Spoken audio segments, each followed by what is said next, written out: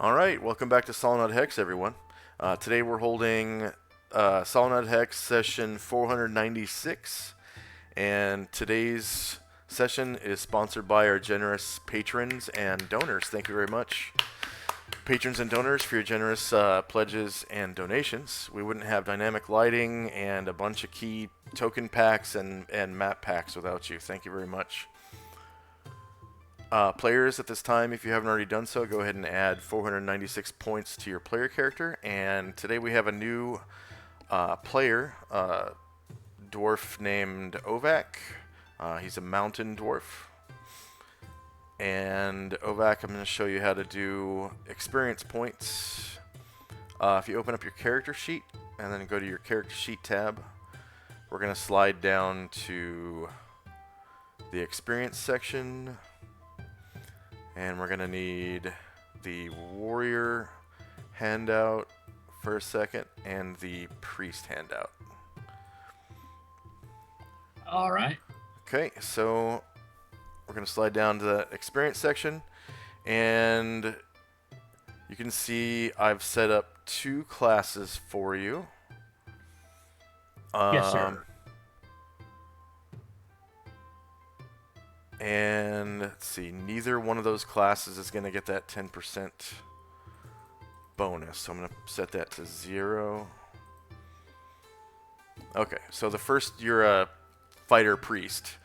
So the top class is going to be gain fighter level 2. And fighters get to level 2 at 2,000 points. So I'm just going to put 2K. So it says gain fighter level 2 at 2K. And then priests get level 2 at 1,500. So, and remember, you're not a cleric, so we have to put priest. Gain priest. Right. Level 2 at 1,500, and then each time you gain a level, you just update the level you're gonna gain and what your goal is.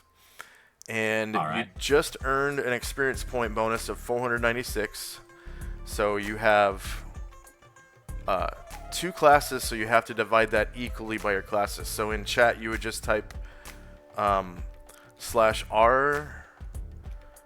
496 divided by 2 with a slash for a divide symbol, and it spits out 248. So what you do in this instance is, see how the fighter one has that 200 times 0 plus 0 in parentheses? Yes, sir. So we're going to copy that and paste it into the priest one, so we have it in both. And we're going to copy that 248 from chat, and where it says 0 in both those lines, we're just going to paste that right in there. Okay. And you can see now you have new XP total of 248 in each of your classes. Yep. And throughout the session, while you're role playing, I'm going to be giving you 200 point bonuses for role playing.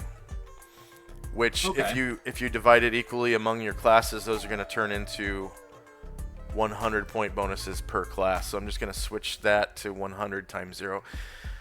So what you do is these zeros, each time you get one of those, you would increment the 0 up by 1. So like for the first time you earn the bonus, you change it from 100 times 0 to 100 times 1, and then 100 times 2, and then 100 times 3. Or you could just keep maybe a piece of paper and a pencil and check off how many bonuses you get throughout the session for role playing, and then at the end of the session you can add them all up and add your experience up. So the experience point tracking I leave up largely to the player. All right. But just know that since you have 2 classes, you have everything that you earn is divided equally between the 2 classes. Okay. So even spell experience, it also goes towards fighter and for priest. Okay. Oh, really? Yeah. Everything, all the experience points that you earn is divided equally between the 2 classes. Okay. So you should never be putting something into one class but not the other. They should always Right. be equal between the 2. Okay. And then anytime your character gets any kind of experience point bonus for anything, even if it's one of your henchmen that does the action, the experience points goes to your player character, not the henchman. Oh, okay. One caveat to that is if the henchman is casting spells, the henchman obviously gets the experience for that. Right. Okay. Or if it's like a warrior henchman and they get experience points for slaying monsters, hit dice or whatever. Yeah, it's a fighter bonus, so it goes to the henchman. But like role-playing bonuses, basically it's there's class bonuses goes to the individual character, and then all the other bonuses go to your player character. There's like individual action bonuses or whatever they're called from the Dungeon Master's Guide. Yes. So player has a good idea, player role plays well, all that stuff goes straight to your player character. All right. Okay, looks like we're ready to jump into the dungeon. So I'm just gonna copy Ovac's token and put it back on his mount. The spot in the dungeon where we're currently at, you wouldn't have your dog with you, because basically you're following the player character through a sewer and then crawling up through a toilet to get into the castle. Oh, Lord. So Okay. when you appear on the map, it will be you crawling up through the toilet, like you climbed a rope to get up. And they're like outhouse toilets, so it's not like it flushes or anything. Yeah. Yeah. Okay. So we're going to go back into Adria, East Coast, in the city of Shidehai, in the castle there. I'm going to put your group in there.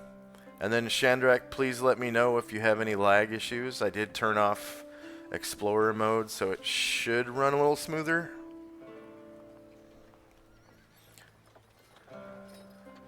And then, Tenzi, could you change that aura, please, to yellow? And then, does anyone remember what this spell AoE was for? Oh, that's that big one in the south is reverse gravity.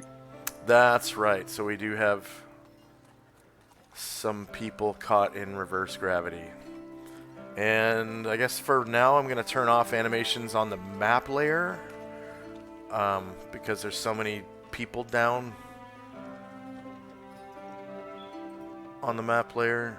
Doesn't make sense to have them moving. Okay. For Astral's aura, it doesn't look like it's one that I set. Oh. Okay.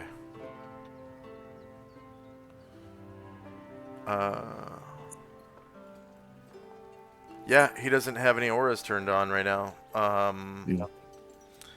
I think there was an issue where somehow Ashriel was copied. He got copied when we came onto this map. If I'm not mistaken. So yeah, there might be another one somewhere. Yeah. Has it? Yeah. It should be in this room somewhere. Can you click around and see if you can find it? If you hit Control A, it will select all of your selectable tokens. And from the blue box, you might be able to extrapolate where the token is.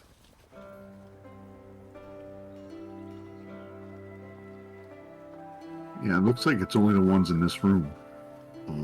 Let's see. Clicking them all to see if one pops up. Nope. I cannot see it in the box. Okay.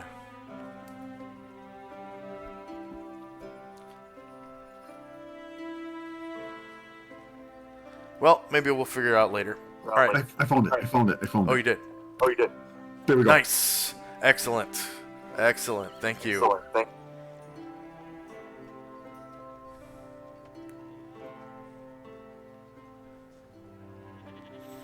All right. So, Ovak, I'm going to put you on the map.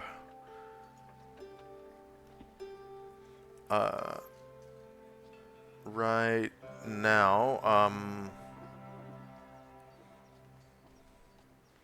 As soon as I can find that latrine.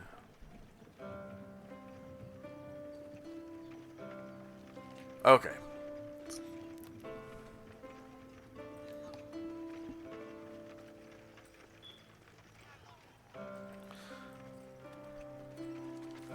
Alright, so Ovak, are you able to see your token right here? Yes, I am. Whoops. Okay. Alright, so I'm going to add you to the turn order tracker. If you could click on your token, Ovak, and then up at the top of the screen where it says initiative. So this is how you add a token to the turn order tracker for exploration mode. Under initiative, if you could, so I think dwarves are medium creatures. If you could scroll down to medium base size initiative or medium creature initiative in the drop down menu and then hit submit. Okay. Medium base speed, that's what it's called. Right. And it's asking for miscellaneous modifiers. Just go ahead and hit enter. You don't need any modifiers right now. Okay. It says attack option now. Just go ahead and keep hitting enter until it spams right through all those options. Okay. And see in chat, it added you to the turn order tracker at a 12.56. So on the turn order tracker on the left side of the screen, if you scroll all the way down, you'll see your character is entered at 12.56. Okay. All right. All right. So combat just ended, so I'm going to sort the tracker. And you'll be able to see all the spells and stuff that we have on the tracker right now. There's Ryer cast Fly on himself, Tenzi cast Vengeful Strike on himself. The Power Chord 3 is Protection from Lightning on Musashi. So these are token markers when they're in all caps like that. Power Plug 1, it's literally a little power plug token marker. It's Protection from Lightning on Luther. St. Luther cast Protection from Evil 10-foot radius on himself. Time now is 8:56 a.m. on November the 27th. The 11th year of the 5th Eon. And Chandrak casts Shield on himself, and Enlarge on Erdrin, and Enlarge on Zalmond, and Enlarge on Moen, and on Chandrak. Chandrak casts Mirror Image on himself, and Enlarge on Tenzi. Ashriel casts Detect Snares and Pits on himself. Chandrak uses Staff to enlarge Ashriel. Ashriel innately casts Protection from Evil on Moen. There's a reverse gravity spell going on. There's a project image. Somebody's still confused, maybe? We'll see. Yeah, Moen and Thalud. Okay. Luther casts Silence 15-foot radius on Erdrin's rifle. So Erdrin's this assassin that's sneaking around with a flintlock musket, and the musket is giving off 15 feet of silence. So he's sneaking around all quiet, even though he's shooting bullets. Chandrak casts Project Image. So there's a projected image of Chandrak somewhere. I did dispel that one, actually. Okay, so I'll remove that from the tracker. Ashriel casts Protection from Evil on Ryer. Luther has a prayer going.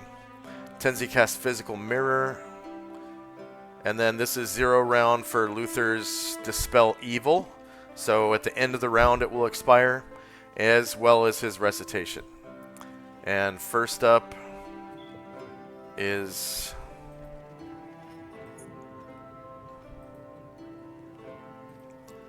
Shandrak and company. Okay. Chai Yai will take a 5-foot step over near Musashi and say, "Oh, poor brave Musashi, here, be healed."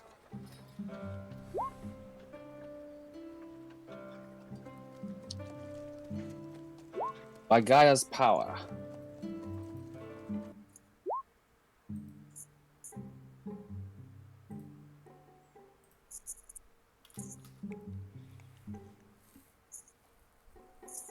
All right. And Musashi Oh. should be fully healed. The heal spell, yeah. Okay. Yeah, Musashi gets all of his health back. He's no longer hovering on death's door status and is able to stand up on Tenzi's turn. Tenzi's move, that is. And then Chai gets 600 points for casting a 6th level spell.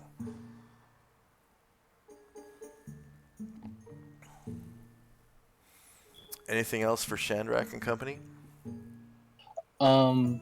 Yeah, so Erdrin is still just kind of holding Moen in place, and same with Ryer. He's overbearing on Falud, and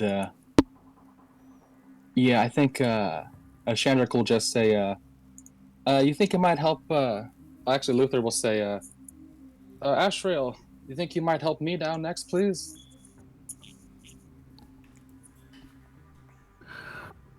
My son, I will help you when I can.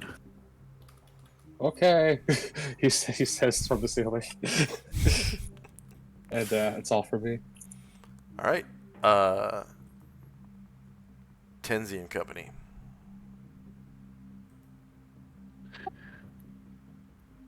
Astro will fly up to get St. Luther, and try to bring him down to the ground safely.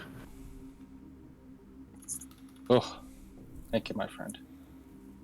And then he should have enough movement to fly up and get Zalmond as well.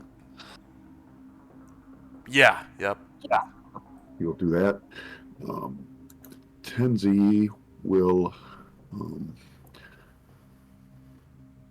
It's going to come back in here. Look around. He'll ask Shandrak, when we were looking at this castle from the hill outside of town, was there more than one tower? Well, I think there may have been a tower in each of the corners. If I remember correctly. And Ashriel does feel like the strongest evil he's ever felt in his life, coming from somewhere, up from where you guys are at. Oh. It's hard to pinpoint exactly where because he kind of feels it basically all around up above you guys. And he'll share that, and Tenzi will say, well, let's try to find a way up. Musashi will get up to his feet, feeling fully refreshed after all that damage he took, and thank Shai. And I think I'm just going to move Tenzi, and everybody else is going to stay where they're at. Okay. He's Now, out in the hallway, looks around. Oh, and I see this is stairs going up over here, up to the north. yes, indeed. Yep. Yeah, and he'll kind of call that out to everyone, and that'll be the end of his turn. Okay. Now, Ovak, you and several ninja and one Yakuza ally. These are good ninjas that are on your side, and a Yakuza that's on your side have kind of crawled up through these toilets with you. And so there's a guy kind of giving you a boost and pushing you up through the latrine, and you're now standing on the like wood bench where the latrine is, where people sit, and there's a Right. door in front of you. What do you do? It smells awful in here. Ugh, this sucks. I'll see if I can pull anybody else up through the hole. So there's several ninjas behind you, and the guy that's boosting you up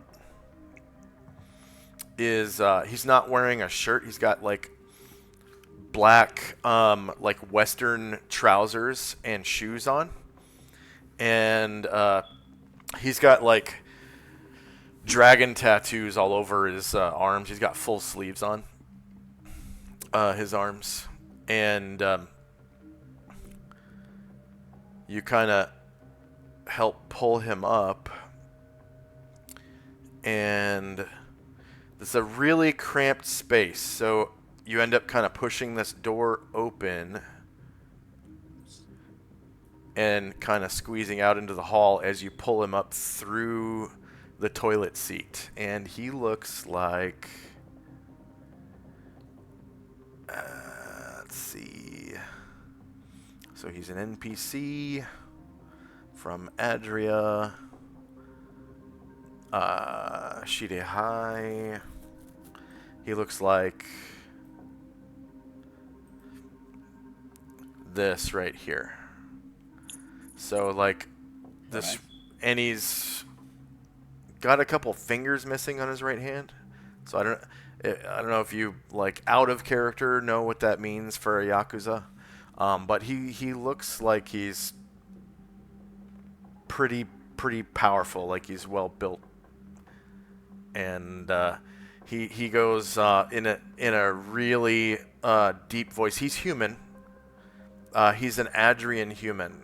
Adrians are like fantasy East Asia people. All right. And he says, "Oh, thank you. What was your name again?" I'm Ovak. Pleased to meet you. I am Kyokai. Sakakibuma Kyokai. Please call me Kyokai. I shall be okay. So glad to have come across you. This is where the Order of the Superior Star has infiltrated. The ninja and I are somewhat slower than they are. They use a magic spell to teleport here.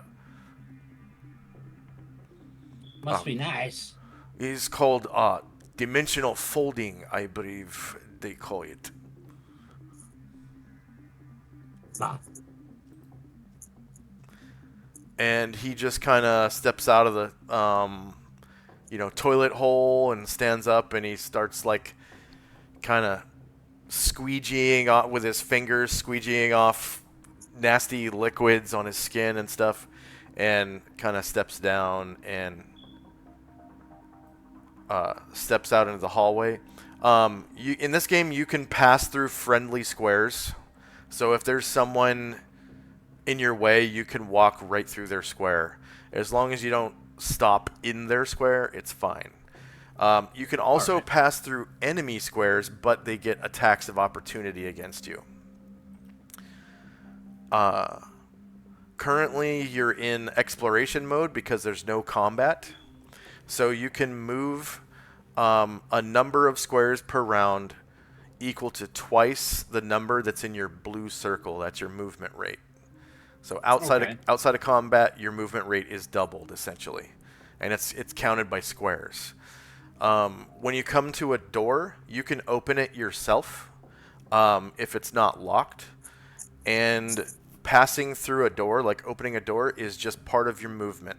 It doesn't take an action to open a door unless the door is jammed and you have to try to, burst it open with your strength. Then it takes an action. But What about to close it behind me? I'm sorry. that's also a free action as well. Okay.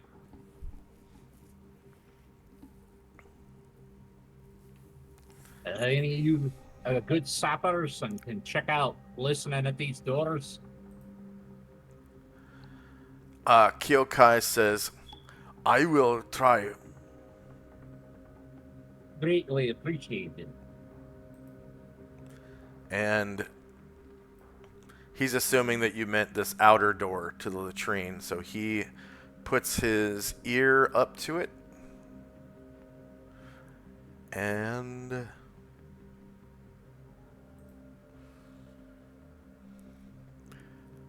actually, I am going to give you control of him for now, because you only have one character currently. So in order to make the action economy a little bit more in your favor, I'm going to give you control of Kyokai and all of the ninja as they come up through the toilets.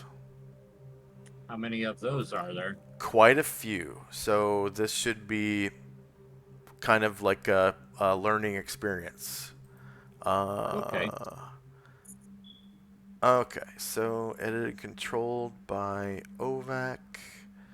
Save changes. Alright, so now from here, 1 second. Alright, you should be able to click on Kyokai's token now. Yes, I can. Okay, so now you were going to do a listening check. So what you're going to do is at the top of the screen there should be a checks button. Yes, there is. And you're going to want to click on that. And then in chat it's going to bring up a checks menu. Yes, sir. And you're going to want to click on thief skill checks, because it's a thief skill. And then you can see it's broken down into 3 different categories. There's 2 skills that all characters have, which is climb walls and detect noise. There's 2 skills that all rogues have, pickpockets and read languages. And then down below, there's 4 skills that thieves and ninjas only have. Open locks, find remove traps, move silently, hide in shadows. So he is a thief thug. So he has all of these skills on here. And you said you wanted to use detect noise. So go ahead and click on detect noise. Any modifier?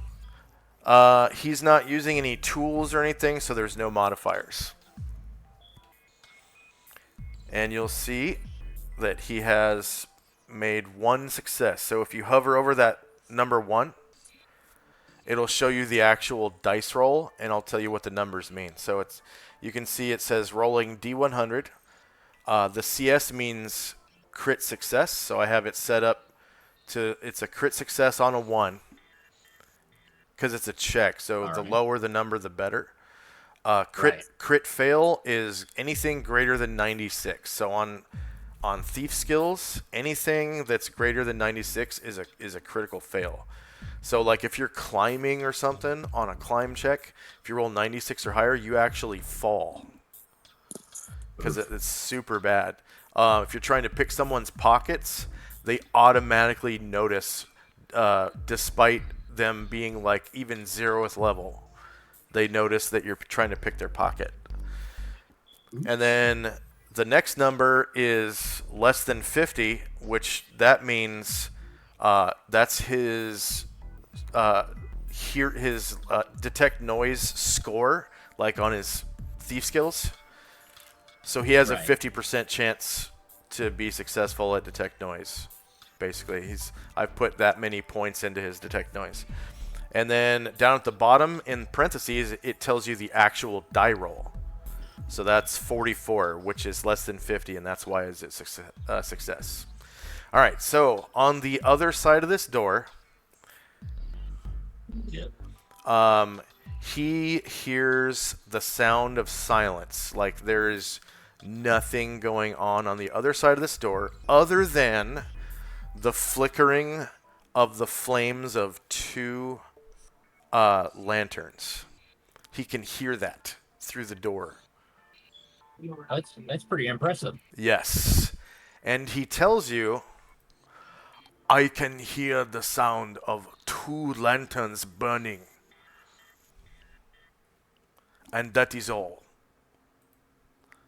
Yeah, but you ears like a cat, don't you?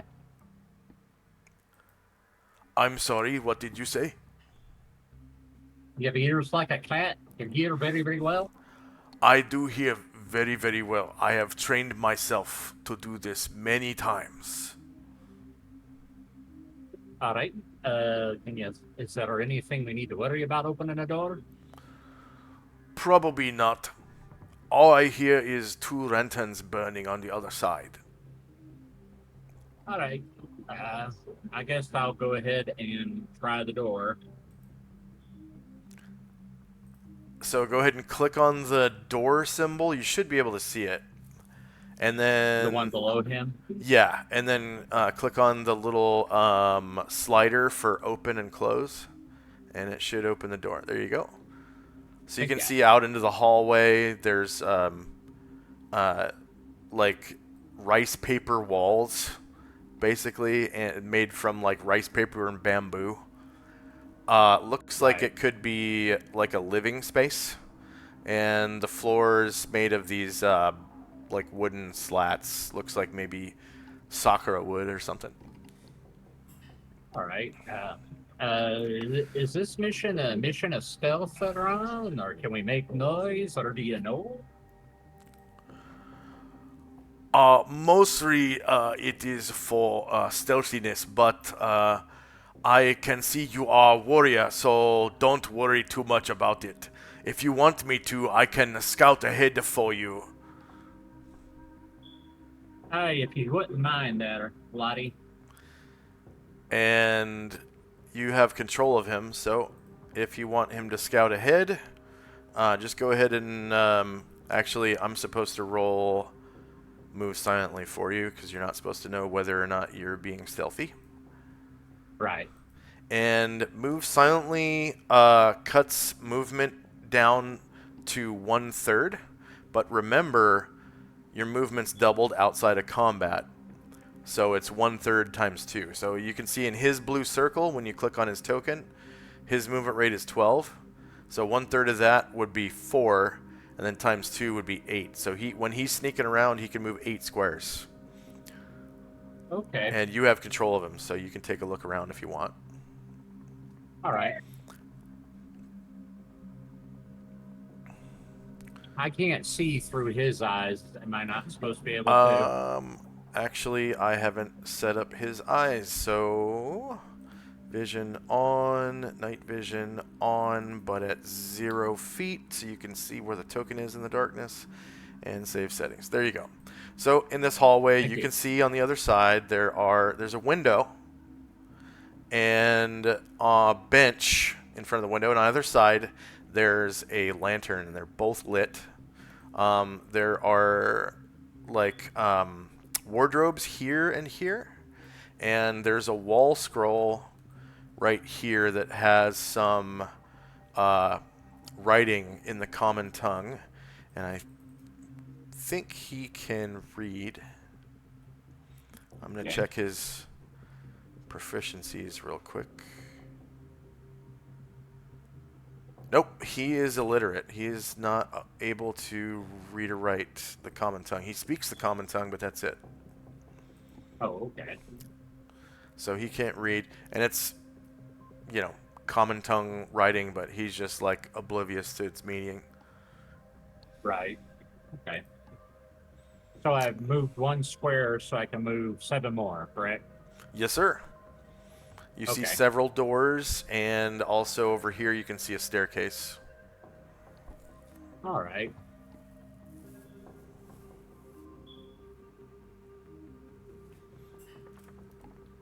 I'll have him listen to that door if I can. All right. He can do that on your next turn. Is there anything else you want to do for Ovac specifically? Because his turn is over now.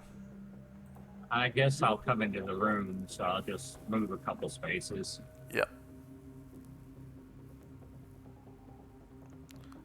And now Ovak can see that wall scroll, and if he reads the common tongue, he can read it. I don't know if you wanted to, but you can if you wish. Yeah, I'd be able to read the common tongue. I'll go ahead and read it.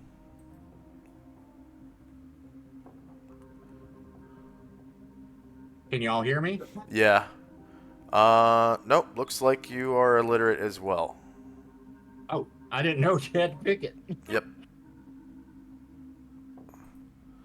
All right, I'll just look at it blankly and Yeah. just move on. Yep. You don't understand its meaning. You do have some more movement if you wish, and then just let me know yeah. when your turn is over. All right. I'll come up behind Kyoke and wait for him to listen or whatever. All right. So that's the end of the round. You can hear some struggling and scuffling behind you as some ninjas come pouring out of the latrine behind you. So I'm going to copy and paste those guys right now. And they were on the rope climbing up right behind you. All right. So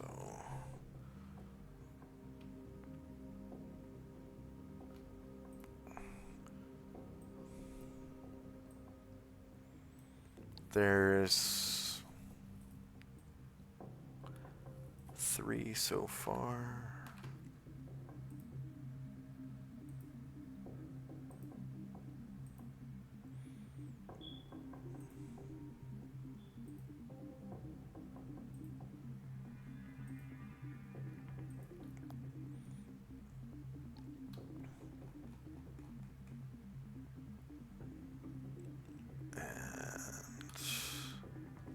I think you were on the second. Nope. There you are. Ground floor. Alright, so they come out of the latrine right here. All right. And it looks like there are 3 of them. So you have basically the ninja lord of the whole clan right here. And I'll give you permission to control him. Thank you.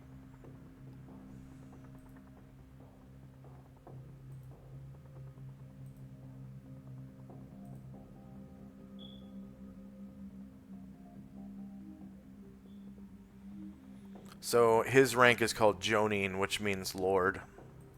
And then behind him, Okay.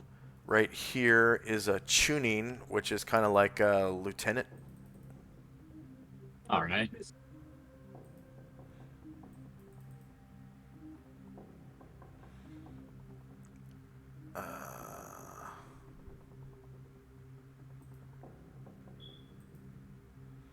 Okay.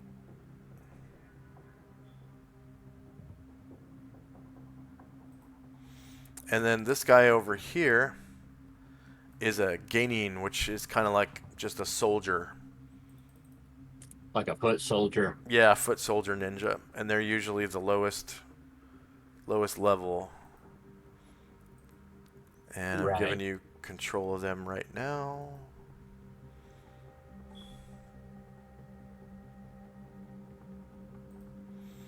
And I'm going to give them all vision, of course. So vision on, night vision on, but with 0 feet. Save settings. And the tuning. Vision on, night vision on, but with 0 feet. Save settings, and the gaining. And you can hear more of them coming. All right.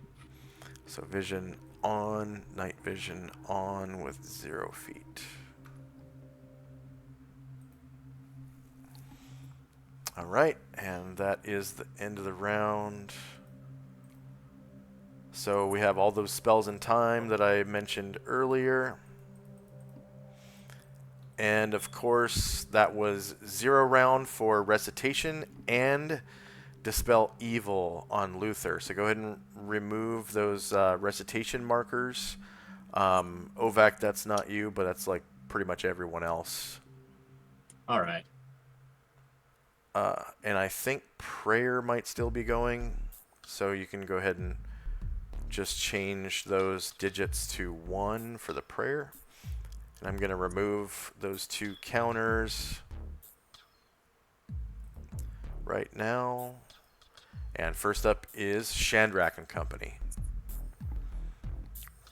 Tenzi, when you kind of came up near Ryer, Ryer is kind of trying to hold Thalud down, being like, "Do you think you can help me hold him down? He's not in his right state of mind, and neither is Moen right now."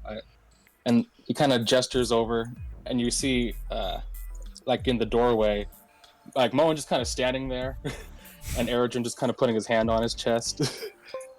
It's like, yeah, Moen seems fine, but Thalud hurt Chai. Could you help me hold him down until he's back to normal?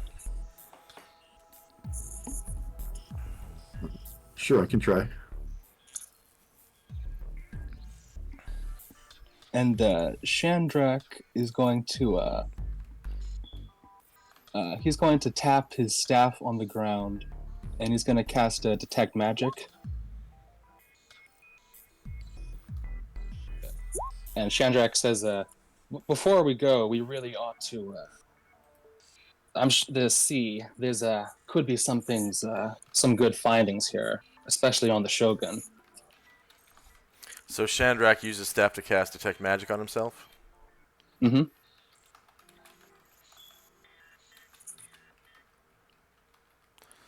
Okay. How many rounds is that? 18.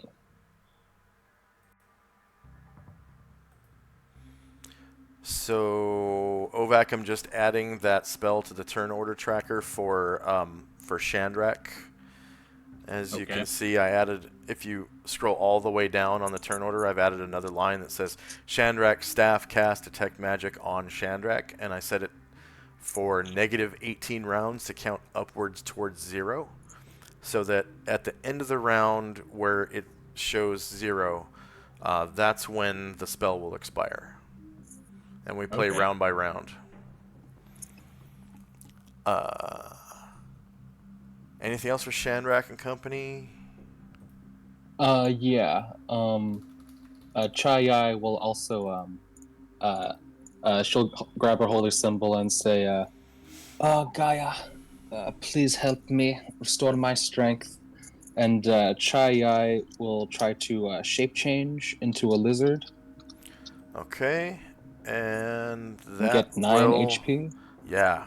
So as she shape changes into a lizard, let's see. Yeah, she regenerates some health as her body somewhat mends itself. Let's see. I need to find lizard token.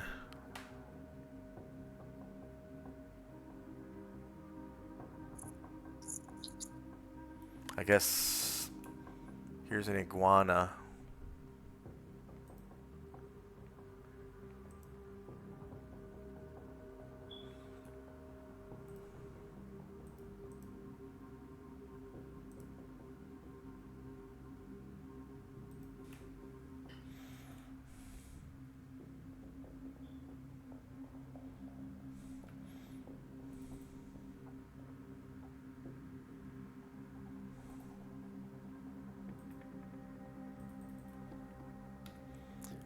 Okay, I'm turning it into Chai Yai's stats. HP, base speed, and AC. And then you can go ahead and put your token markers on her, on the lizard. I don't know if you intended to stay in this shape or not, but... Not for long. Yeah. Okay, And anything else for Shandrak and company? Nope, that's all from me this round. So Chai turns into that. Yeah. Tenzi and company. Musashi kind of jumps back a little bit when he sees Shy turn into the lizard. He steps gingerly around her, make sure he doesn't step on her. Gets out in the hallway so he can check to see if there's any enemies. Tenzi is going to help Briar with the overbear on Falud. All right. Ashriel is going to look up at the ceiling and innately cast Clairvoyance 1 foot above the bottom of the ceiling. All right. I'm guessing I don't need to put that on the tracker because you'll probably dispel it in a minute anyways. Yep. Okay. Let's see. Spell AoEs. Wizard, that's level 3, right? Yep. You want me to do the template for it? Sure.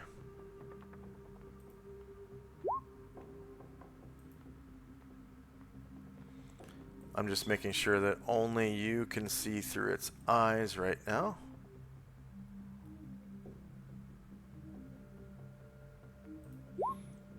And you said 1 foot above the floor over Astriel's head. Yeah, so Okay. yeah, from the ceiling up. I'm assuming it's not thicker than that, but I could be wrong. Let's see. 1, 2, 3, 4, 5, 6, 7, 8, 9, 10, 11, 12, 13, 14 squares up from the bottom of the map.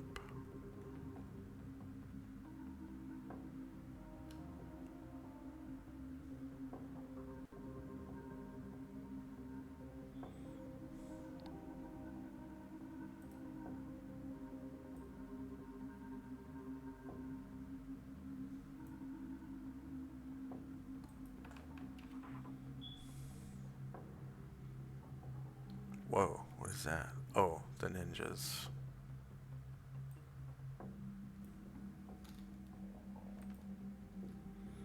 Okay. There we go. So right about here. So it looks like maybe a dojo.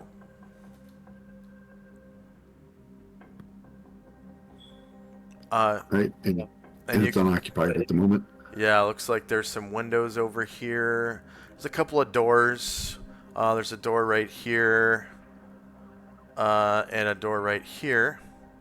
And then it looks like there's a long hallway right here. And you can kind of see another hallway right over here.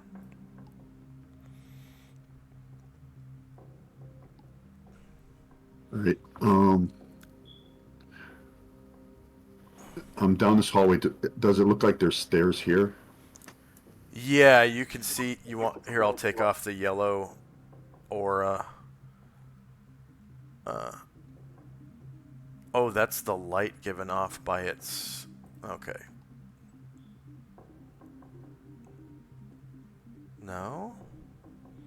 Weird. I don't understand why it's giving off yellow like that. Oh, you can't see that yellow aura, can you? Nope. Okay. So yeah, you should be able to see a staircase right there. All right, I will dispel it. All right. Amand will. He's just going to stand by Shandrak. Kind of. He sees he doing something with the staff, so he's try to protect him in case something happens while he's doing whatever he's doing. All right. And that'll be it for us. All right. Back to Ovak and the ninjas. So these 3 ninjas have they're the ones that kind of helped you find the rope and all that, and you know, gave you boosts and whatnot. But these are from a ninja clan that is apparently friendly, And you can see that they each are covered in a red scarf, even the leader. All right. I'll have Kyoke listen behind this door he's in front of. All right. And I'll roll that for you now. I just wanted to show you how to use thief skills. So now it should be easier if I roll the thief skills for you. Okay. All he can hear is the beating of his own heart. Lub dub, lub dub, lub dub, as he puts his ear against the door. Okay. He can only listen this round, or can he open the door too? Yeah, he still has all of his movement. That was just his standard action. All right. I'll have him. I'll open the door with him. Yeah. So it looks like a big, like, 4-man bathtub. There's a small, like maybe 2-foot tall staircase going up onto this dais that contains the bathtub. And in the corner over here, you can see like a dressing mirror. The room is lit with this lantern. And then over here against the wall, actually hanging on the wall, looks like a robe rack for like kimonos and stuff, gis and whatnot. All right. We're all covered in filth, correct? Yeah, it's pretty gross. And that bath water looks like it's been used, but it's a lot cleaner than what you're covered in. I'll make mental note of it later. Yeah. All right. So he just opened the door, so he could still move, correct? Yes, sir. Yeah, all of your characters have all their movement right now. None of them moved.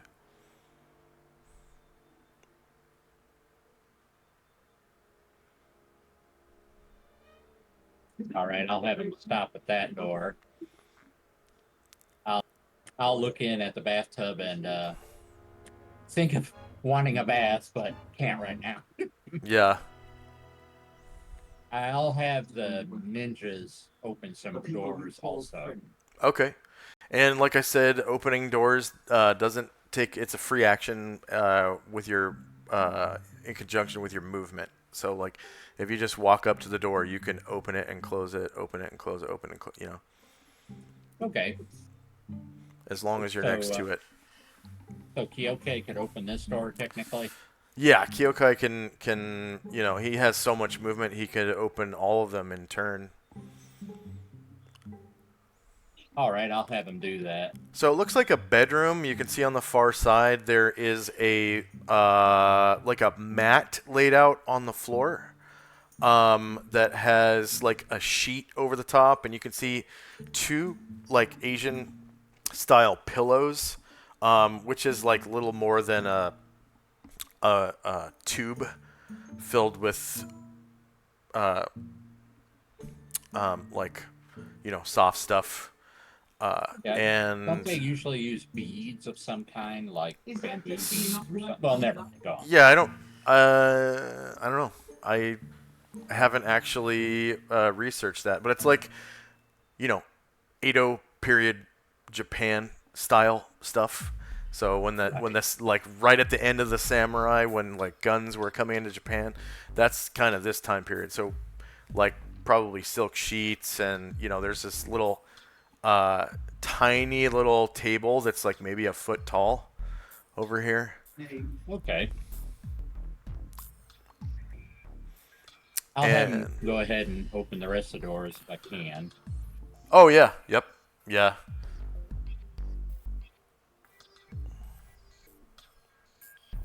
And pretty similar. It's another double bed. Looks like it's meant for like a couple, And then out there, it looks like you have finally found the Order of the Superior Star. You can see several characters.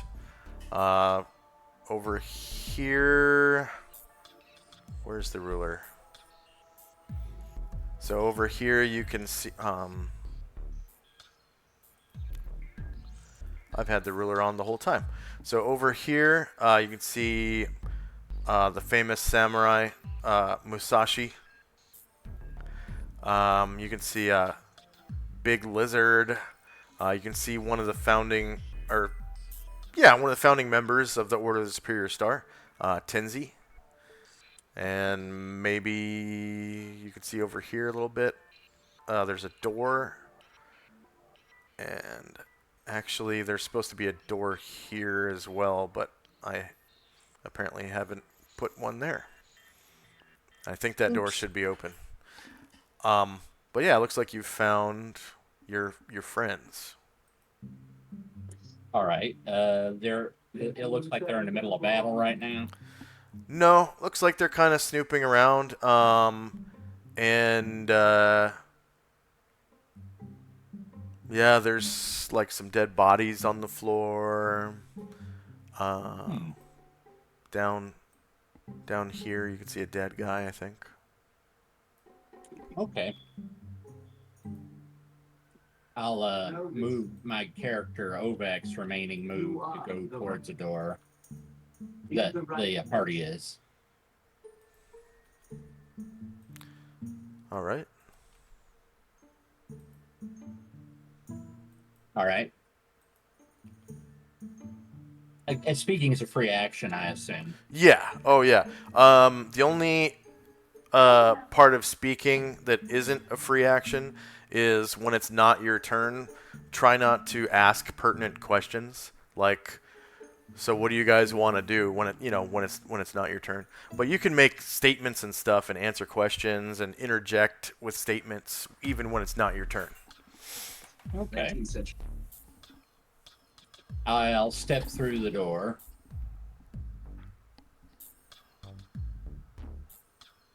Well met. Greetings and salutations. My name is Ovak. I'm in search of you, I believe. So, Tenzi, you can see a dwarf step through this door. On the other side of it, you can see Kyokai standing there. And go ahead and describe Ovak with from your appearance section. Sure. Ovak is kind of tall for a dwarf. He's almost 5 foot. He'll probably say he is, but he's pretty bulky, and he has copper red hair and cerulean blue eyes, and he wears his beard long and braided, and looks like he has some form of jewelry in it. And he's wearing armor that is pretty nice, and it has symbols, if you know, of Mordrin on it. And he's pretty handsome for a dwarf, it looks like. Oh, could you plug in that picture that you found into his character avatar spot on his sheet? It says I'm at my limit right now. I need to resubscribe. Oh, to Roll20? Yes, sir. Oh, okay. Then I will take care of that real quick. You sent that to me in a PM, right? Yes, sir. Okay. Kill the dragon.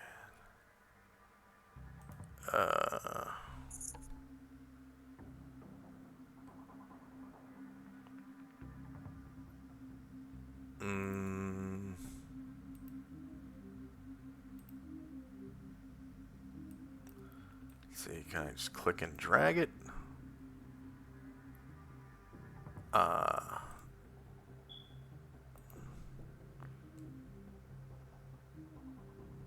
No, it's a web document. I don't know. Oh.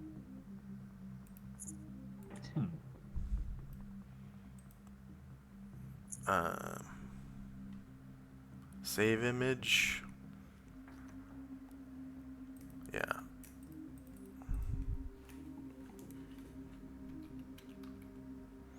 As a JPG on the desktop.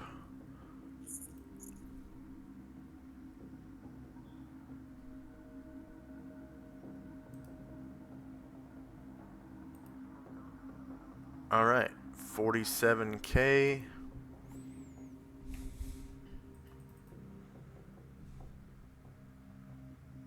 So edit, click to upload. OVAC.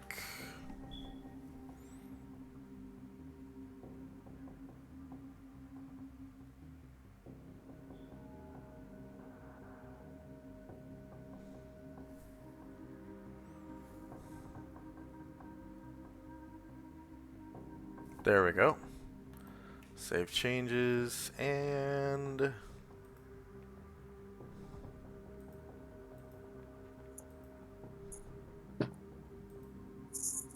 show to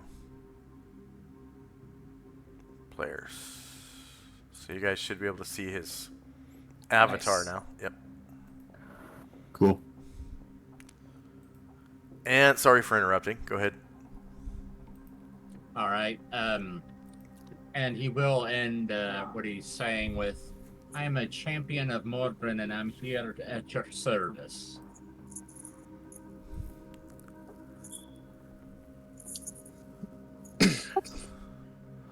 Okay. You- Go ahead. Sorry. Oh, no worries. So, you may have heard of Tenzi before, but you're a little bit shocked since he's nearly 12 feet tall, perhaps under the influence of some spell. And he wears a strange black fur cloak, and it's hard to like really concentrate on where he really is. It's kind of dizzying to look at him. He has a hood covering his facial features, so you don't see those either. He doesn't wear any shoes. He just has wrappings around his feet. And in his hand, there are silver sai in each hand. One is exquisitely made. Very nice. And he turns to you and says, "Champion, I think we are of a like mind then, Sir Dwarf. Be careful. There's much evil here, and we are in search of it." And then just call out, "Chandrak, we have a visitor." Oh. And yeah, you see as kind of a this figure in a dark cloak, and you see a tiefling of a middling height. He has a dark blue cloak, flows over his dark, nearly purple skin. On his right hip, he has a exquisitely made looking long sword, and on his left hand, he's holding a staff, slightly longer than he is, with a brilliant green gem in it. It's like, "Oh, Sakabuma, you caught up. I see you brought something new for the order." Priest, What'd you say your name was? Priest, call me Kyokai. This is Ovak, champion of Moradin. Ovak, nice to meet you. My name is Chandrak. I'm the chief of intelligence among the order, and I will say, a good job infiltrating. That's a good sign that you might just be ready for us. Well met. I'll say is raising an eyebrow and looking at him. Today may be your very lucky day. If you can help me, these fellows here, and Chandrak kind of opens his arms wide, and you see all the samurai that are dead in here. Some of these people may have very powerful armors or weapons. If you help me move these, I'll try to detect if any of them have magical power. And then his armor is good, fits you. This could be your lucky day. All right. That sounds very reasonable. So the way I do armor sizing is just by character size. So armor that fits a medium creature will fit any medium creature as long as the body shape is correct. You know, like if Body it's yeah, it has. I mean, if it's like Thrycreen trying to put on some chainmail, no, you know, Yeah. that doesn't work. But you know, like you kill an evil human that's wearing perfect full plate +5, right? And you're a hobgoblin, you can put that shit right on.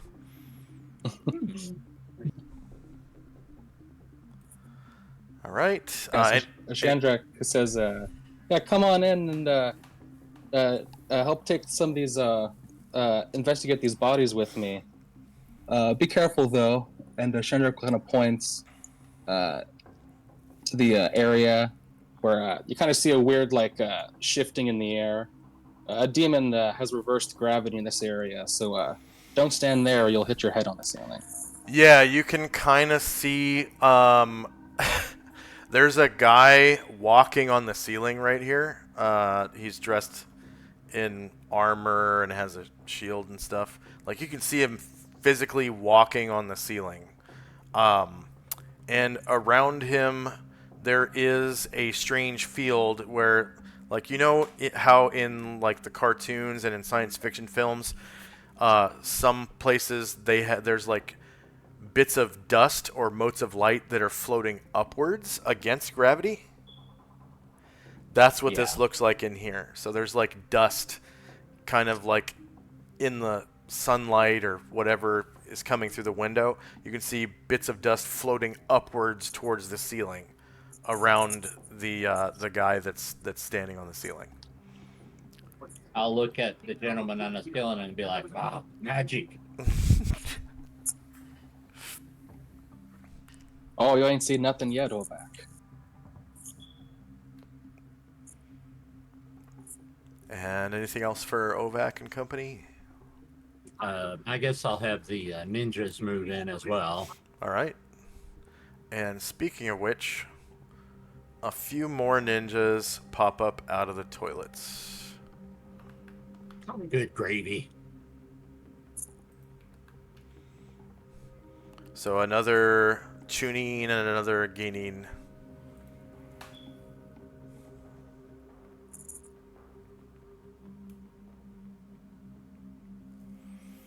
And you should be able to control those. Okay. They move at 12 like any standard human, and outside of combat that's doubled, so they have 24 squares of movement. Okay. When they're not sneaking around, that is. Of course. And anything else for Ovak and company other than movement? No, sir. All right, so that's the end of the round. It's getting pretty close to the hour here.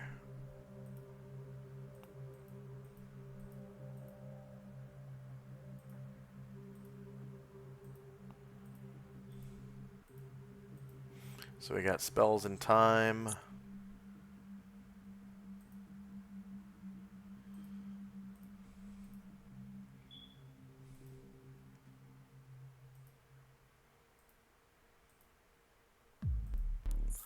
There's a lot of spells that are getting ready to end at the end of next round. First up is Shandrak and company.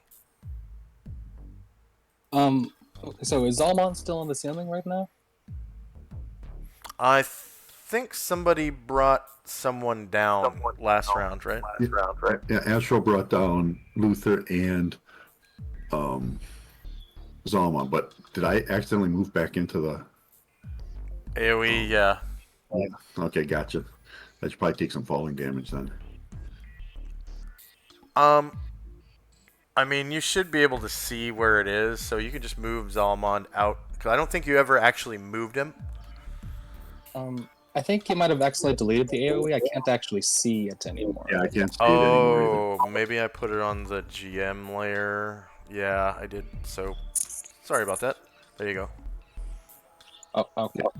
Yeah, Ryer should be, or Luther should be out of it too. Okay, so that's fine then. That's perfect, actually. Yeah. Yeah, you can move him out of Shandrak, it. Shandrak will be like to Luther, hey, toss me down. That's fine.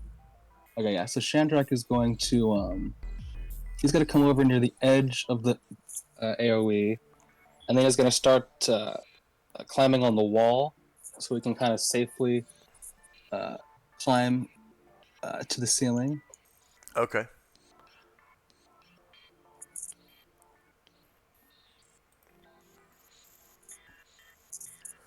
He's going to try to So climb into the AOE. these are. Well, it's not a tree or a bush or a ledge, so yeah, vertical wall or worse. You're wearing no armor, right? That's right. And conditions are dry. You're not using any tools, right? Nope. All right, so you're able to climb up, climb down 10 feet because you're climbing downwards towards the ceiling. And you reach, it's just another 5 feet to the ceiling, so it's like you just plop off. Okay, yep. Yeah. And then Shandrak comes over and starts to investigate the Shogun's body. Oh yeah, with your detect magic spell, right? Well, first I'm just gonna see what he's got on him. Okay.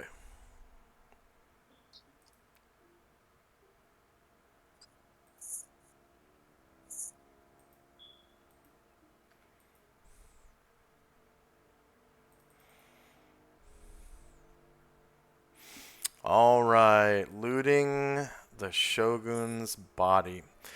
He's got high quality splint mail on. He's wearing high quality cote. He seems to have a potion tied to his belt. He has a high quality katana. And also a set of nunchaku. That's high quality. Right. I think he was holding a daikyu when he died, so that's still kind of in his hands. And he has a typical wakizashi right next to his katana.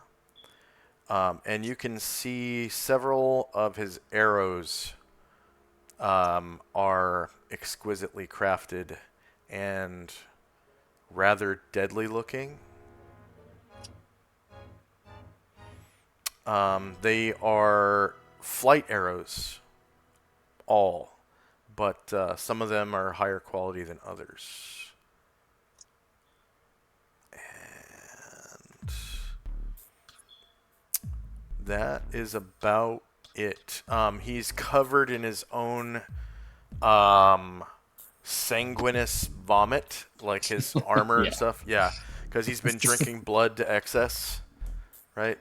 And there's blood all over his lips, running down his chin, and it's like dried in his beard and running down his belly, on his armor and everything.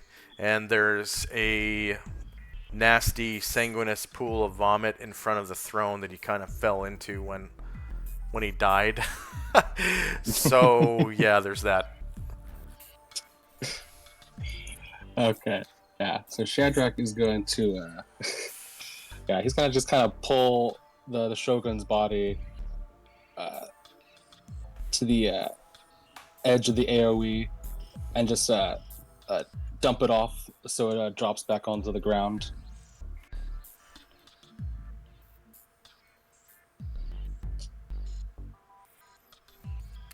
Just right about here, then? Yeah. Okay. So you hear this loud crash. Everyone hears this loud crash as the Shogun's body falls from the ceiling to the floor. And then Shandrak will have Luther. He'll start. He'll pick up those nunchucks and put them next to the Shogun's body. Okay. So they are brilliantly crafted nunchaku.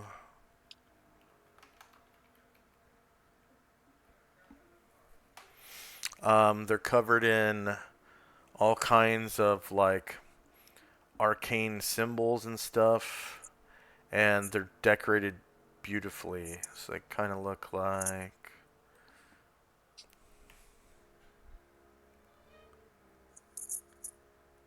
Oh, that picture's broken, I guess.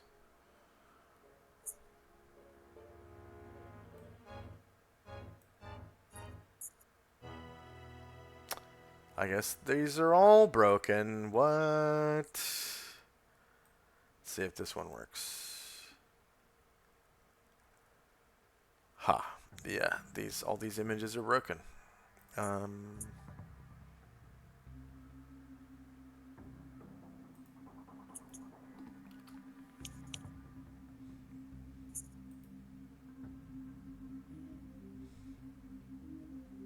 I guess I'll just draw them.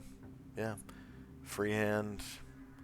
So, yeah, got some sticks like that, and they're connected by a. There you go, nunchaku.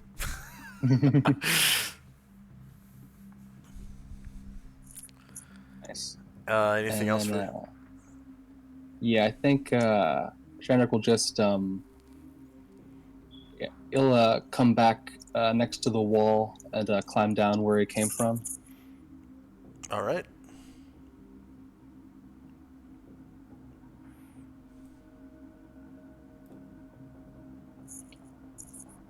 And as he's coming down, he's like, hopefully it's your lucky day too, Tenzi. Might have something real good for you. Tenzi's struggling, trying to hold Falud. Goes, okay. Hopefully Falud calms down pretty soon. I can come check it out. Yeah, don't worry. I'll check it out first for you. And that'll be. I'll actually, before I end, so Ovak, you see the lizard that's next to this man in armor. She shape changes into a raven. Both my eyebrows go up at that, and I'm like, what the? And a raven appears in her place. Vision on, night vision on at 0 feet. And that is Chai. HP. Base. Speed. AC. And you can move her token markers over.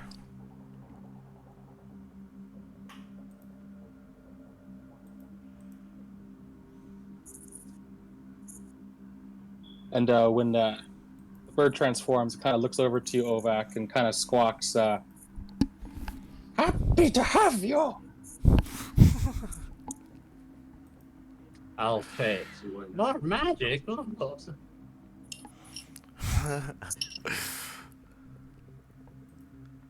That's all for me. Okay.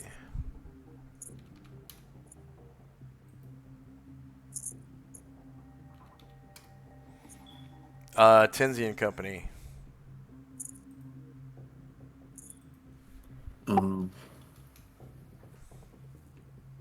Tenzi was continuing to try to hold Falud.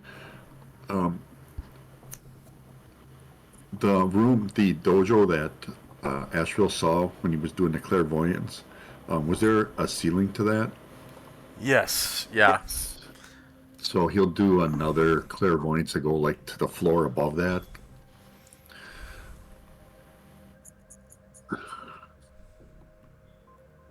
Might just be the sky, but that's what he's trying to determine.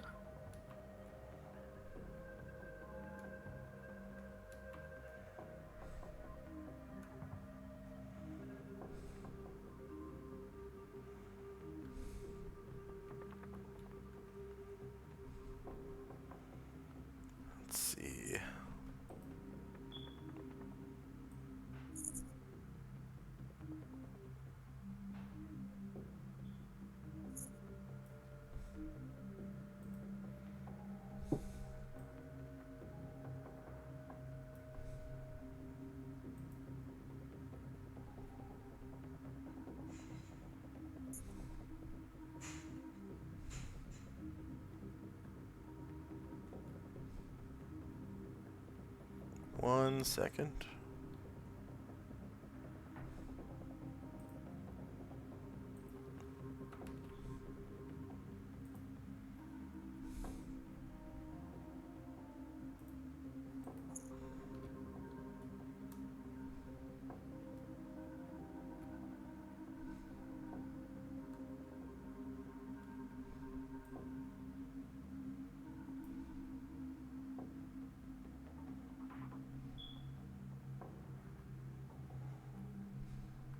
Oh, okay.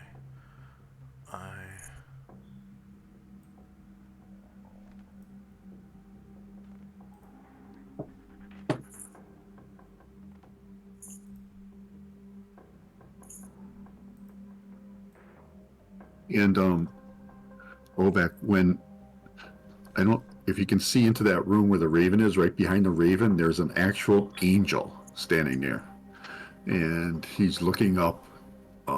Right now, he's like looking up at the ceiling.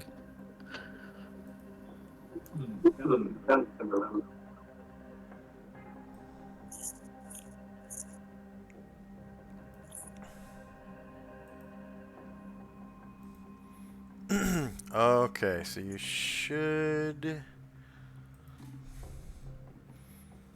be able... Oh, what the hell? Okay.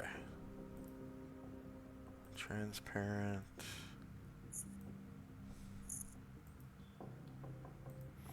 So you should be able to see this.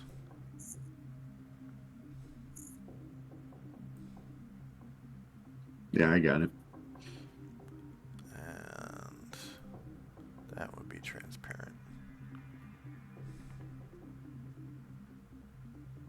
I guess I'm just going to make all these transparent for now, because you're on the very top.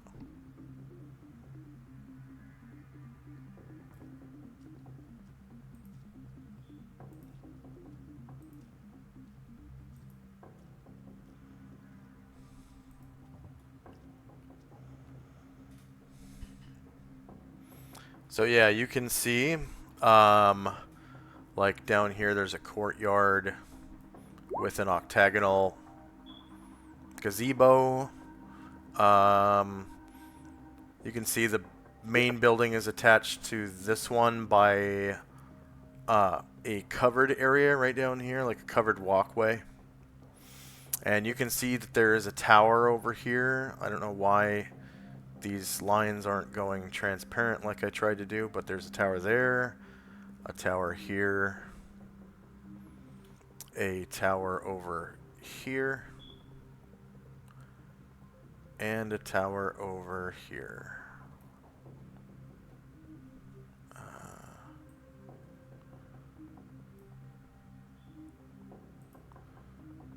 Transparent.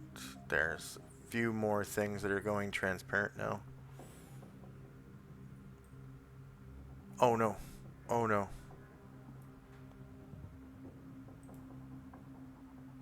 Undo. Okay. Phew.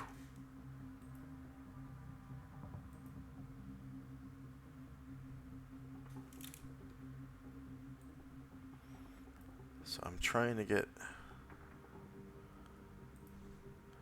this one that's just right next to you to go transparent.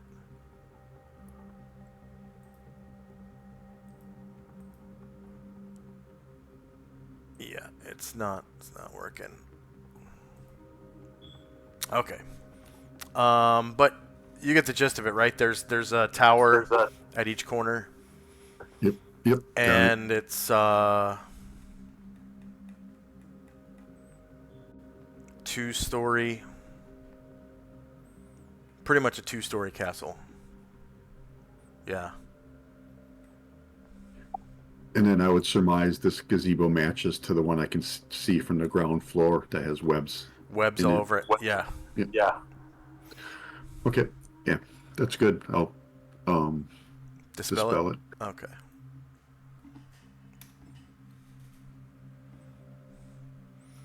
Anything else for Tenzi and Company? No, I think that's it. Thanks. All right. Ovac and Company. I don't know if he's still here. He said he wanted to slip off in Discord. Maybe it's a good time for a break. Oh yeah, let's take a 5-minute break. We'll be back in 5, starting now.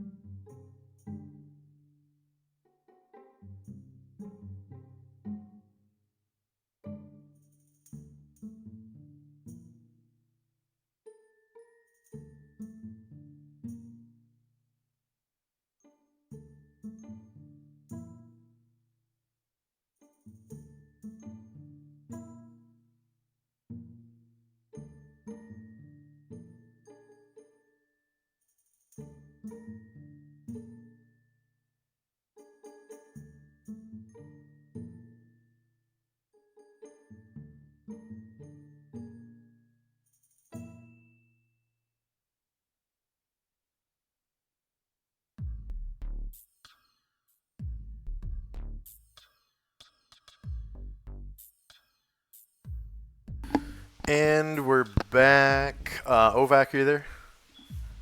Yes, I'm back. All Thank right. you. Yep. And then Shandrak and Tenzi. Yep. Yep. Right on. Yeah, I'm here. So it's now Ovac's move. And his company as well.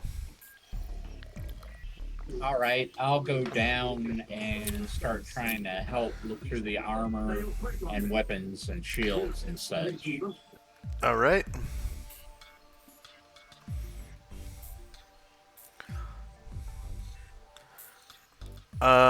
So you come across these so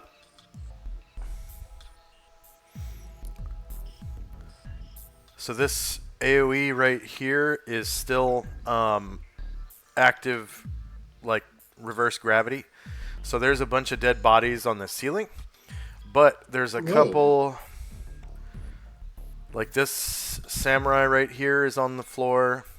The shogun right here is also on the floor. And then you can kind of see around the corner right here, there's another dead samurai. So these samurai are wearing an Eastern type of armor called oyori, which is traditional samurai war armor, right? Okay. So it is splint mail, but it's like special shape made out of bamboo and silk and rope and stuff like that. All right. And then also each of them is wearing these armored sleeves that looks like they're made of silk, but they have like almost like chainmail woven into the silk.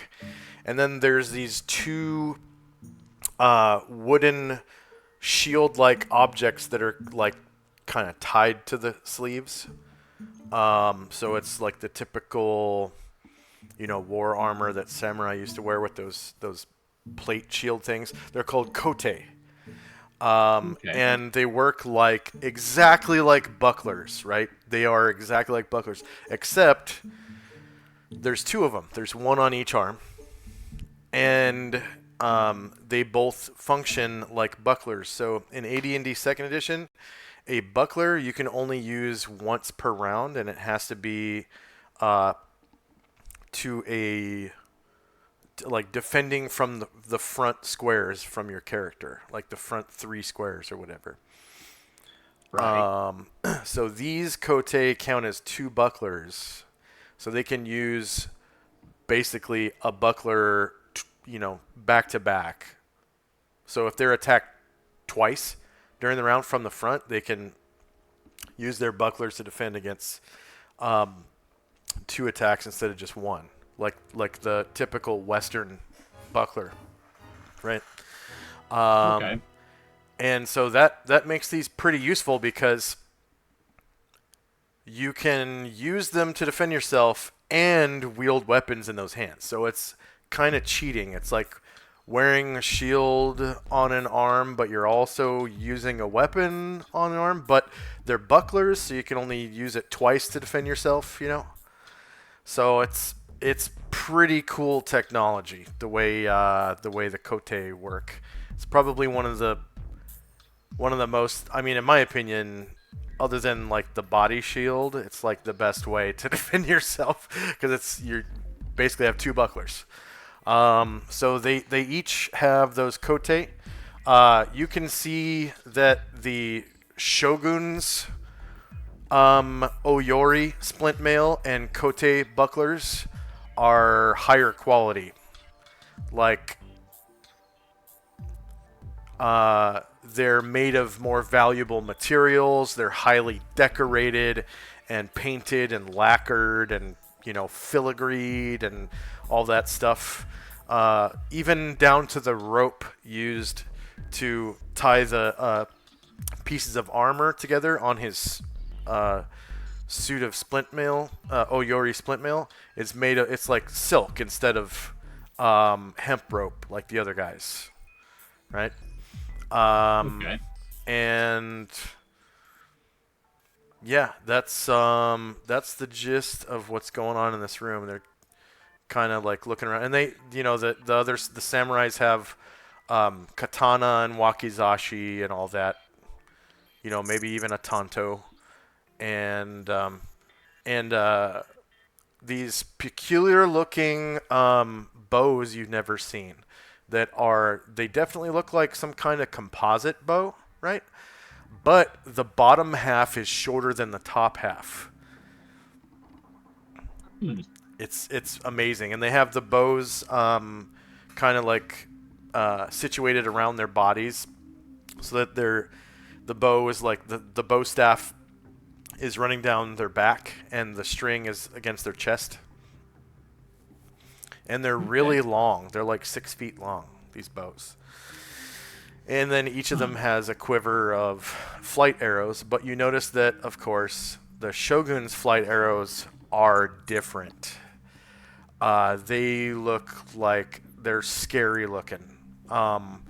They're still flight arrows, but the construction is completely different. They're covered in like weird symbols.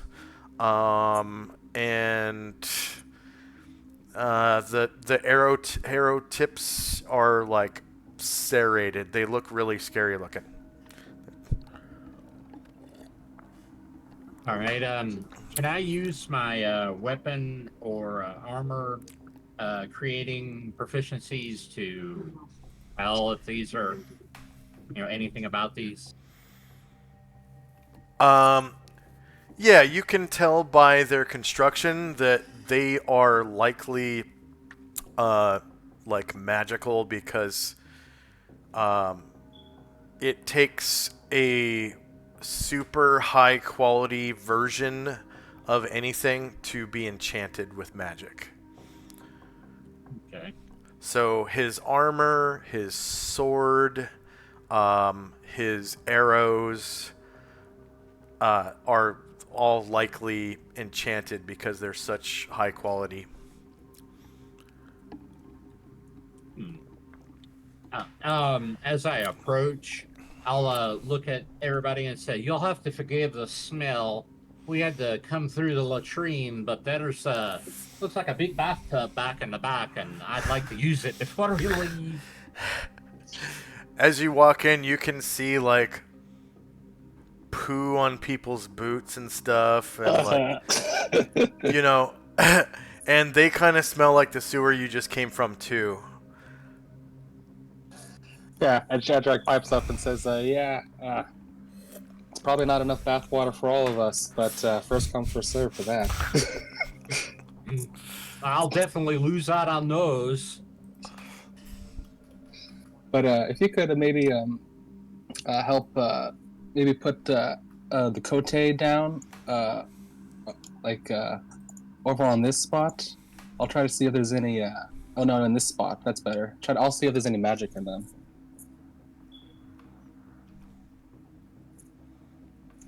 That cote is its that armor that's on the Shogun's arms.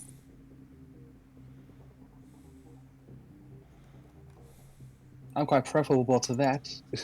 And you see he's not wearing any, but he kind of nods, looks over, and you see the next to Tenzi is a half elf, all dressed in black, and he also. Oh well, I'm sorry. I'm brain farting. I forgot what I was gonna say. but you see a half elf dressed all in black next to Tenzi. Also wrestling somebody underneath them. He's I forgot what I was somebody. gonna say. Yeah, it's this big blue guy. It basically looks like the genie from the Disney Aladdin movie. I'm just gonna raise both my eyebrows and be like, well, "What's going on? What are you doing?" It's kind of an everyday thing here. There's a lot going on. I understand. Sometimes things just have to come down to the good scrap.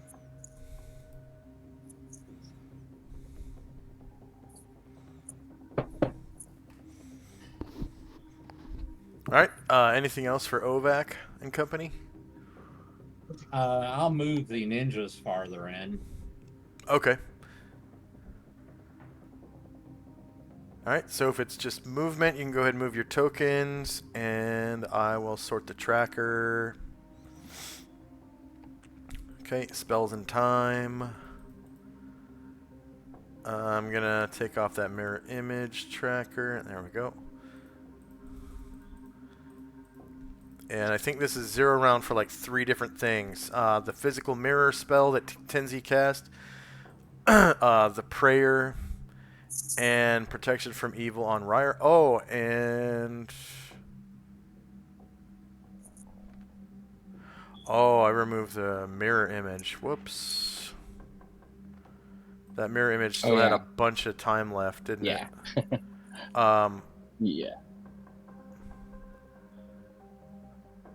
Sorry, Shandrak. Let's see. So Shandrak, he'll kind of come over and kind of step over the Shogun for a second. And Shandrak kind of looks over and he tries to detect magic towards the Shogun's nunchucks. Okay, so you already cast Detect Magic a couple rounds ago, so you're concentrating using, because now it's an innate spell-like ability, now that you've already cast it. And from that direction, go ahead and roll the spell template for me for Detect Magic.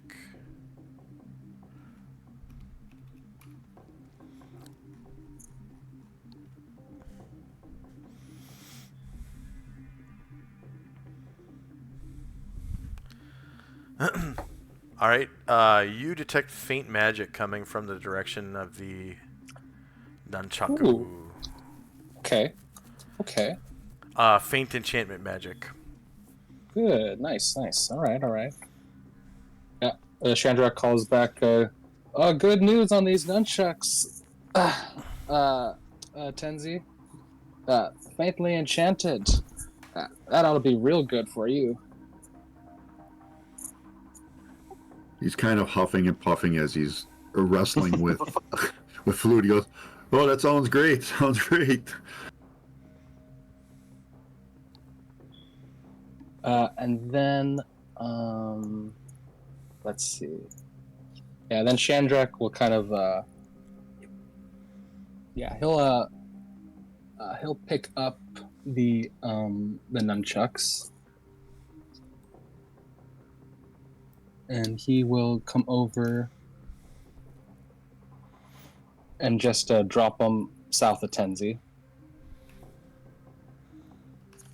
And then Luther will try to put the katana down, of the Shogun's katana down in the in that spot where the nunchucks used to be.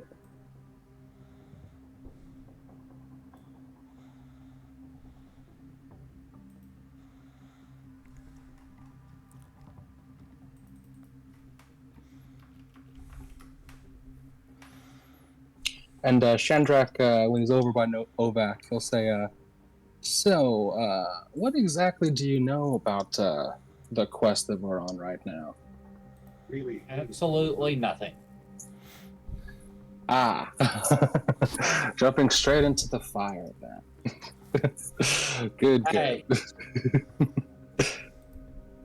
Well, as you may have seen while you're sneaking in here, this whole city is infested with fiends from the lower planes. In fact, that shogun we just killed was possessed by a real powerful, real strong Baelor, stronger than usual.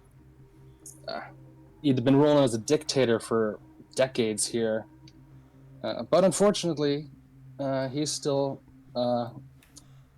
he was only a pawn himself. And Chandra kind of he'll go over in his backpack and he'll pull out this very strange, kind of evil looking book. And he'll say, this has been our quest. This is called a Demonomicon. What are you gonna do with it? Well, our plan is to destroy them all. Oh, that sounds like a good one then. Yes. We've been on a pretty good roll so far. But unfortunately, yes, these are, and he kind of shows you the covers. Like, this book has terrible lore about fiends of the lower planes. Oh, there it is. Which has been useful to, learn some interesting things. Unfortunately, if you have two of them together, the dark secrets in them can truly be unleashed, which is what we're trying to prevent right now. Unfortunately, our enemy, Tenebris, managed to snag a second copy not too long ago. And if we don't stop him, he's going to use the book, and he's going to become a even more powerful. He's going to become what was it? His true form is called Orcus. You ever heard of that? Maybe. Something to do with orcs? Roll a religion check. Ovek. All right. To do that, you click on your token, and then at the top of the screen, you click on the checks button. And then in chat, you click on proficiency, and then there should be a drop-down menu for the first 8 proficiencies on your list, and I think religion is going to be like maybe the third one, second Yeah, or I have third. it selected. Okay. And then there shouldn't be any adjustments because you're not using any tools or anything like that. So it's just going to be based on your character's knowledge of religion in general.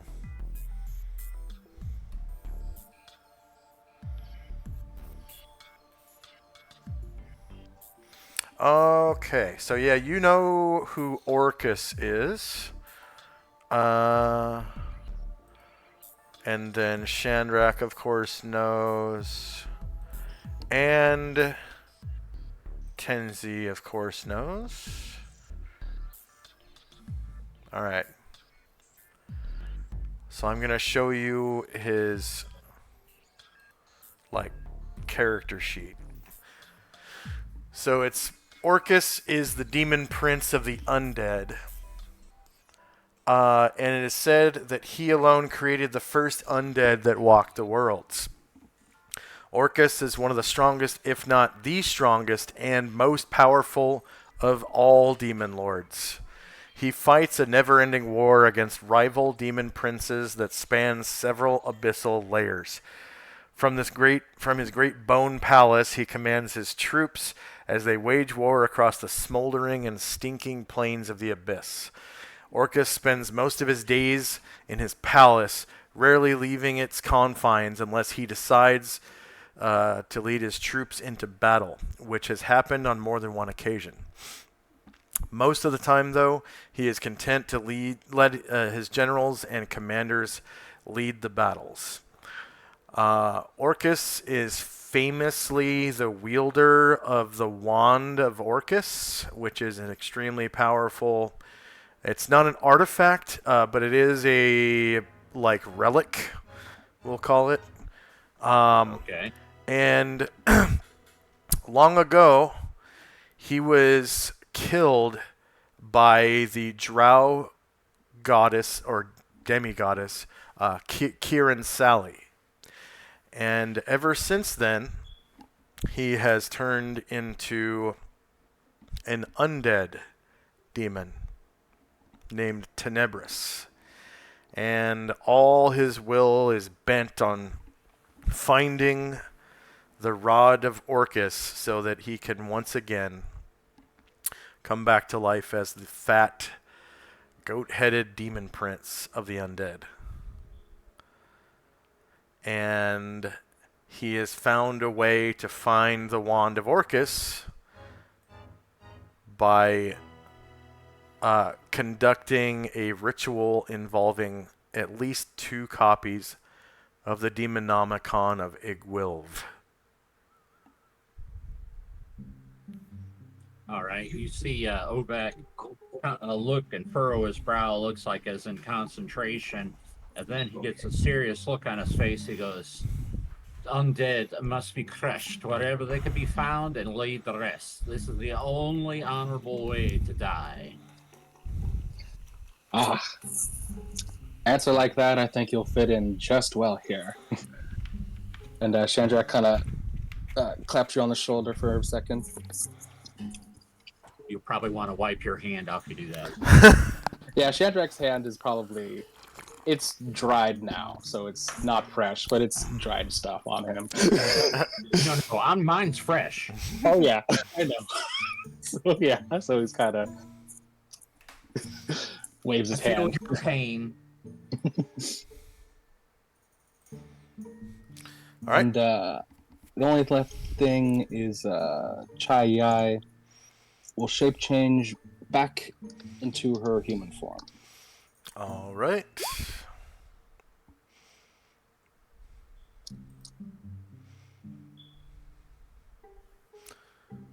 One second. Order the Superior Star. Shandrak. Chai. There she is. Boom.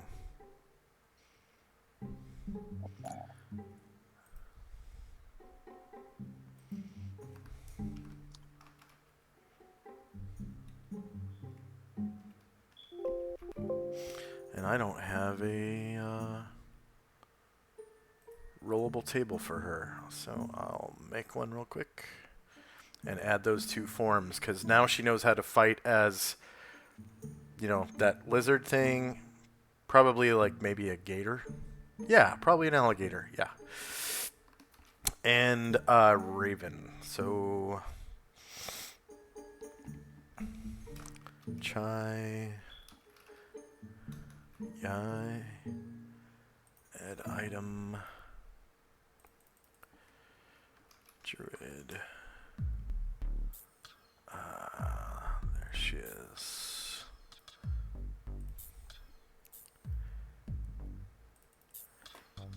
Gator.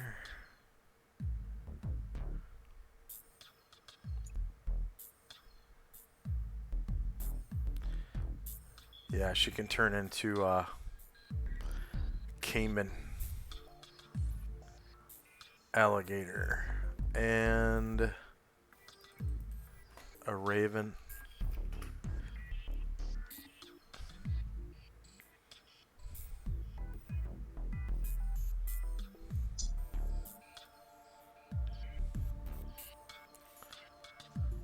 All right. And I'll rework her token later. Okay. Anything else for Shandrak? Luther says, some of our people are still hurt, but if you give us time, Ashriel, I have a locate object, which Luther is spending the rest of this turn looking at the Demonomicon.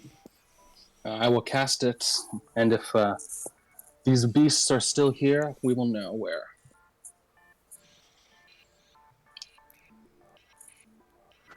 Very well, my son.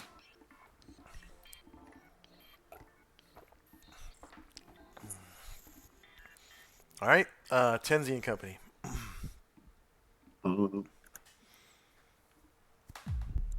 Ashriel will innately cast Cure Moderate on Luther.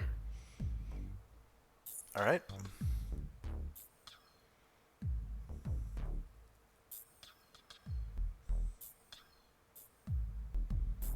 Nice.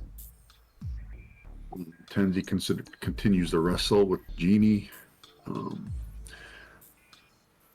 Musashi and Zalma just kind of stand out and are like guarding, make sure nothing comes up from one of these other Chandra, calls. just say, feel free to take those arrows, those gnarly ones from the Shogun. Yeah, you remember those ones, right?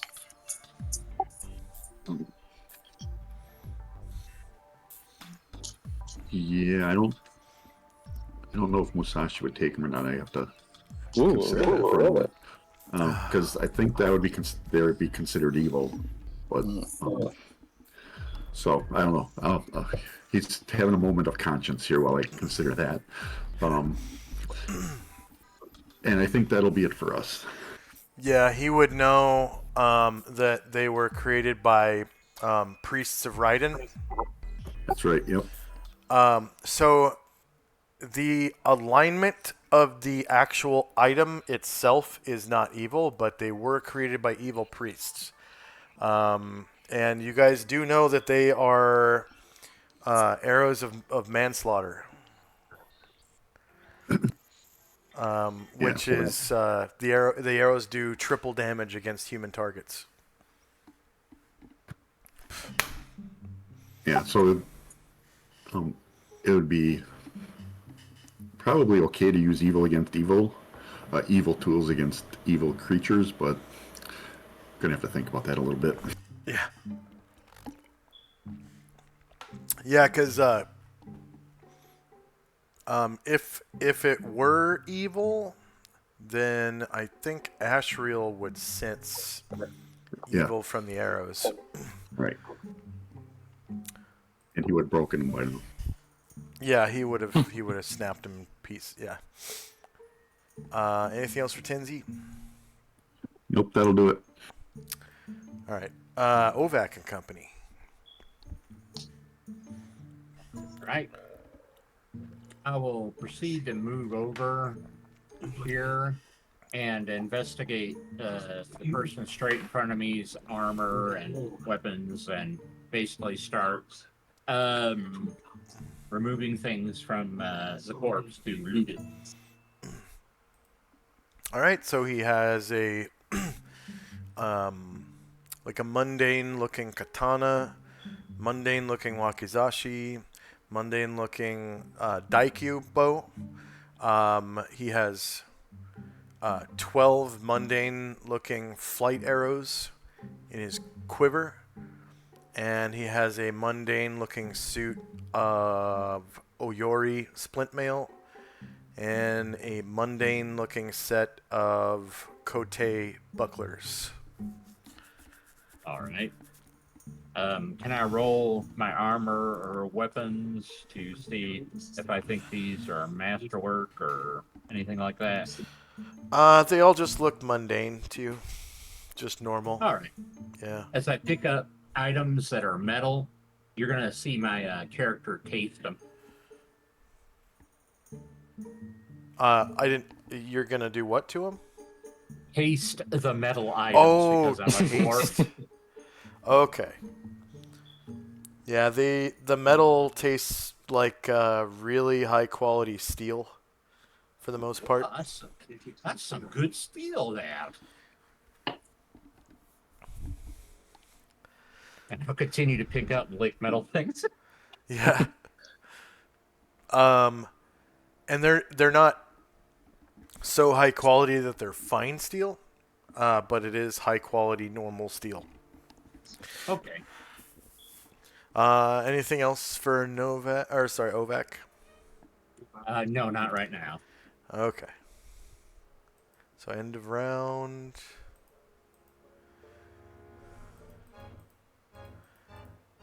And we got spells and time.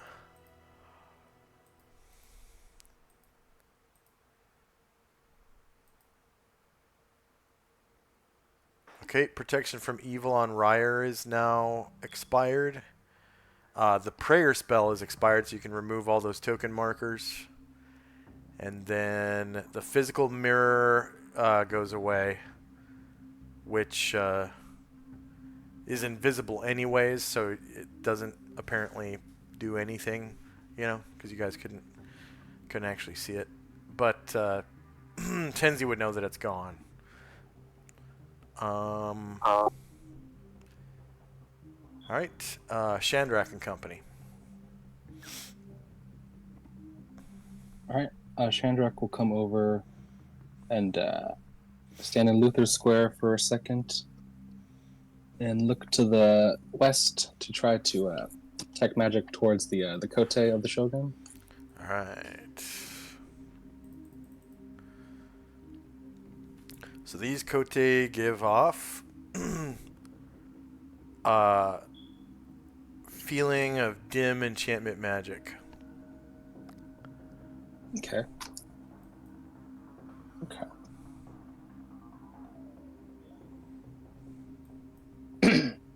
Shandrak says, magical, but only just. And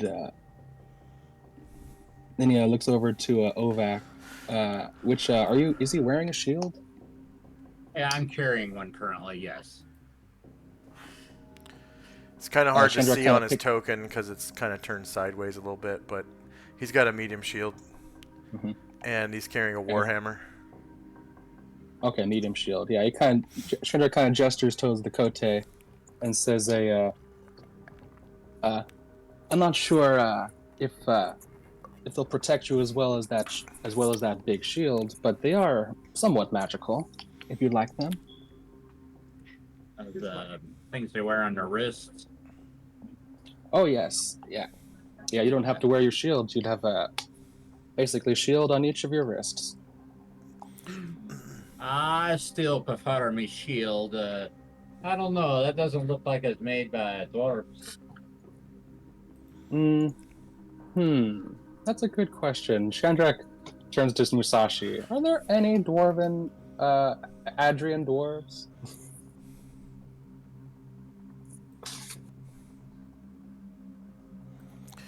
There I are don't know. many short people that live in Adria, but not of the normal dwarf race that you are familiar with.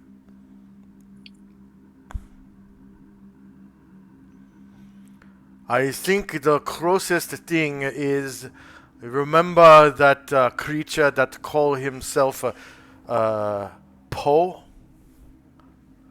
Ah, yeah. We come across it several times. I think that is probably the closest thing to a dwarf in Adria. Hmm. That was rather vicious. Nowhere near as charming as you, Ovak. Oh, thank Yes, you. I'd appreciate that. not friendly at all. Well, that could be a typical dwarf.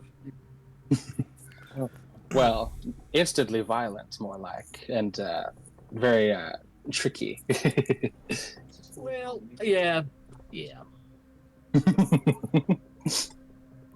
Well, all right then. Shandrak will come over and he'll just put this set of kote in his backpack.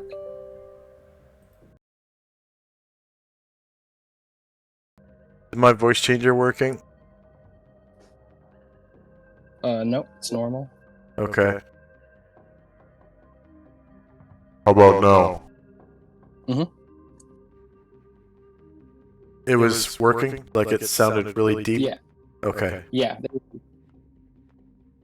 So, This is how Musashi sounds.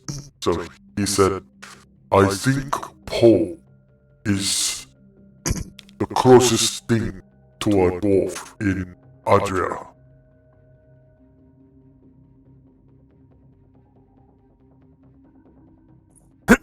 excuse me. I thought I had the voice changer on the whole time. So anything else for Shandrak and company? Yeah, since Ovak says no, I'll just pick up and put these kote in my backpack for now. Okay.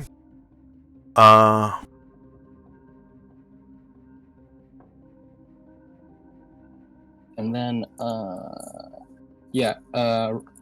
Luther will try to, Luther and Chai will try to get the Shogun's armor off.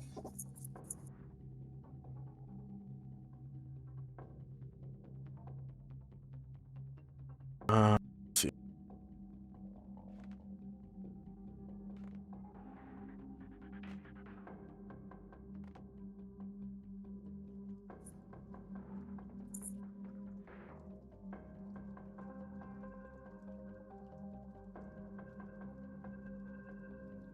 How much do kote weigh? Aren't they like a pound? Should be on Musashi's sheet.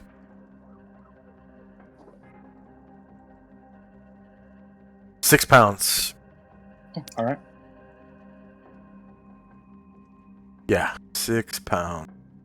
And you can take oh.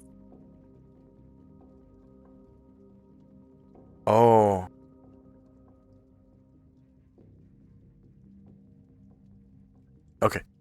Yeah, sorry. Never mind. Anyways, anything else for Shandrak and company? Yeah, he'll just put those away, and Luther will try to get the Shogun's armor off and put it in the same spot that the kote was on.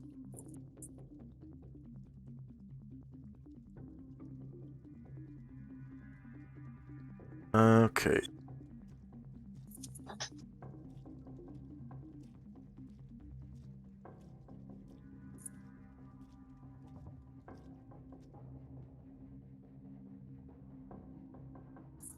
Anything else for Shandrak? That'll be all for now. All right. 10.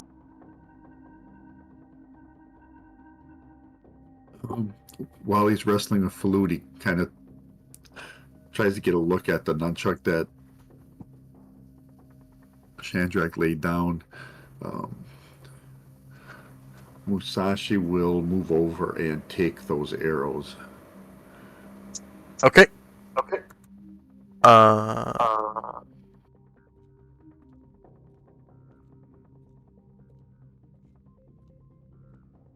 So the special looking arrows.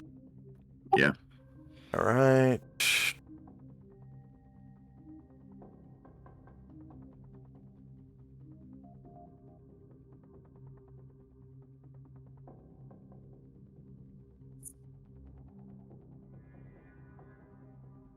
I don't even think that he got a shot off, did he? Oh yeah, he for 1 round. Okay.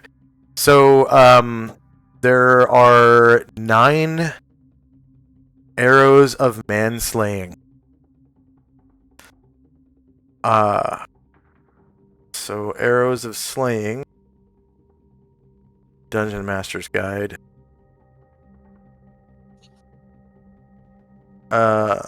Treasure tables.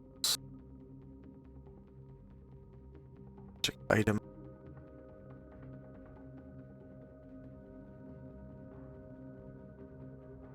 Magic weapons, okay. Arrow of slaying. So they're arrows plus 3. Like, you guys already know that from the lore that these are arrows of slaying. They're arrows plus 3 with unusual physical characteristics, a shaft of some special material, feathers of some rare creature, a head of some strange design, a rune carved on the knock, etc. These characteristics indicate the arrow is effective against some creature type. If the arrow is employed against the kind of creature it has been chanted to slay, the missile will kill it instantly if it hits the target creature. The following list comprises only a portion of the possible kinds of these arrows, and human is not on there, but these are a special kind of this special type of this arrow. Develop your own types and modifier limit before going as fits your campaign. So we'll say that the arrowheads are serrated and they're like stylized with skulls etched into them, and on the knock of the arrow there's like thunderbolt symbols or lightning bolt symbols, because they're made by priests of Raiden. And where the arrowheads attached to the dowel, there's a so you guys know what the yin yang looks like? Yeah. So imagine yin yang, but with 3 circles instead of 2. That's the symbol of Raiden's drum, and it's his unholy symbol, and it's emblazoned. It's like etched into where the arrowhead's attached to the dowel, so you can tell it's from the priesthood of Raiden. So it doesn't technically make these arrows evilly aligned. It's just they were made by evil priests. Priests of Raiden are all bowyers and fletchers, and when they make arrows, every year or whatever, there's like a 10% chance that they create an arrow of manslaughter, and that's what these are. All 9 of them. So you can slay men with them. I thought they were supposed to do triple damage, but apparently no. It's like save or suck. You shoot the enemy, it does the d6 damage. Well, depending on whether you're a grandmaster or not, it could do it at d8 damage. And then they save or suck. Save versus death magic or die. That's what the Dungeon Master's Guide says. The missile will kill it instantly if it hits the target creature. I mean, of course, I'm going to give you a saving throw. obviously. But there's no magic resistance. It's just save or suck. So you have some pretty powerful arrows when it comes to shooting humans, and it works on humans only. It's they're manslaughter arrows. Okay. Anything else for Tenzi and company? No. All right. Ovak. And it's my supposed to act again. You said something about an axe? No, I'm sorry. I said it's my time to act again. Yes. Yeah, you and the rest of your company. All right. I will go over to Go over to what? this body right here, and I'll check it over for weird things. Okay.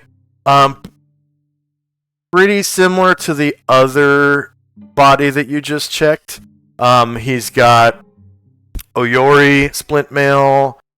He's got the Kote bucklers, katana, wakizashi, some like 12 flight arrows, and the Daikyu composite longbow. All right, it all looks mundane. Yes, sir. All right, I'll remove the articles. Is he wearing? Are any of those two wearing like a belt pouch or anything? Oh wait, did you point to this guy right here? Yes, I did. Okay, so no, I'm sorry. That guy is he's got a potion kind of tucked into his belt.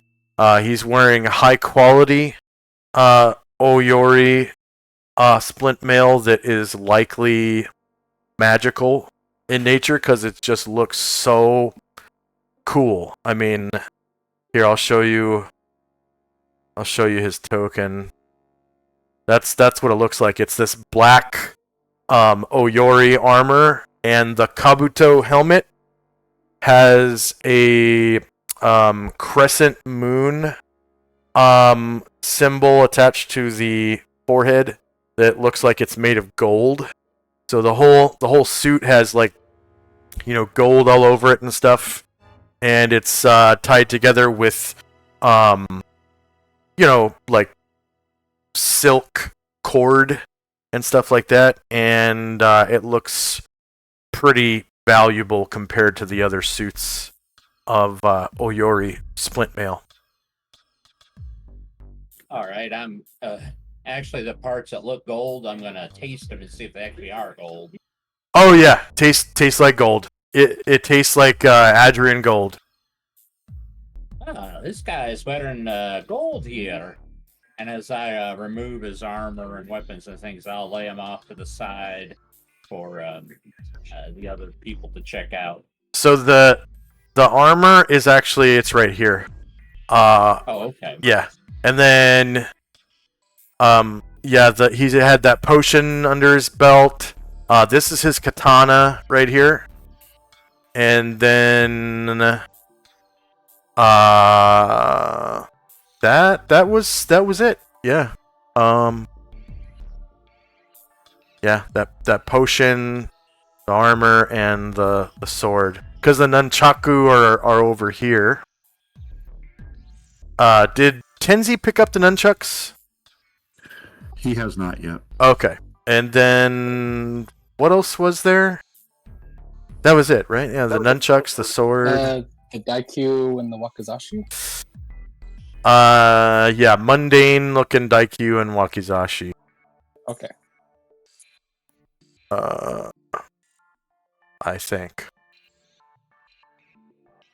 Yes. Mundane, Wakizashi, and Daikyu. Anything else? Did Ovak wanna pick anything up? Like I said, I was gonna lay it to the side because I'm not sure if it's any type of enchantment or anything. Yeah, it's right here. It's already been laid over to the side, and it does look like it could be possibly enchanted because it just looks so cool. Got gold and stuff all over it. Shandrak will say, I think you can maybe set that potion down right south of me. You want me to set it down? Oh yeah, I need things to be separated in order so the magical energies don't all overlap. Oh, all right. I'll lay it down where you instructed me. All right. Kind of looks like this. Like this. Yay. Okay. And I'm not sure about the ninjas alignment, but when they heard the one fellow say first come, first serve, I would think maybe one or two would slip off and try and use that tub. Yeah.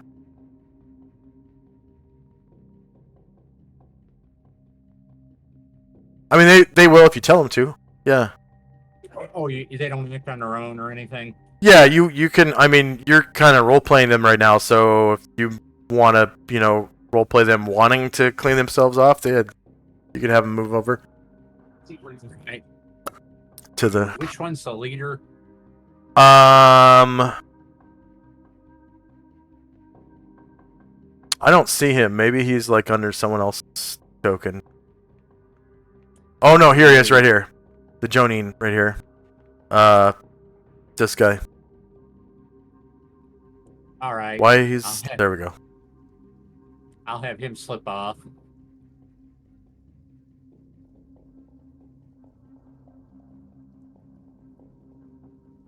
All right, that's my action for the round. All right. So end of round. And they're humans, so they have 24 squares of movement, so you can make it all the way to the tub if you want. Okay. And then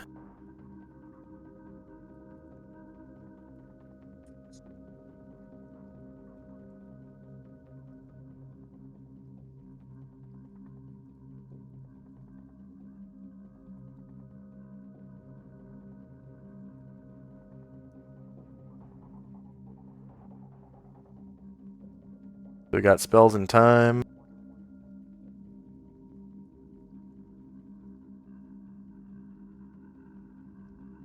Alright, this is 0 round for the silence spell on Erdrin's rifle. And first up is Shandrak and company. Shandrak will take a 5-foot step and try to detect at the Ashokan's katana. Alright. Moderate magic. Moderate enchantment. Ooh, nice. Got a real good one. Shandrak calls out. And then,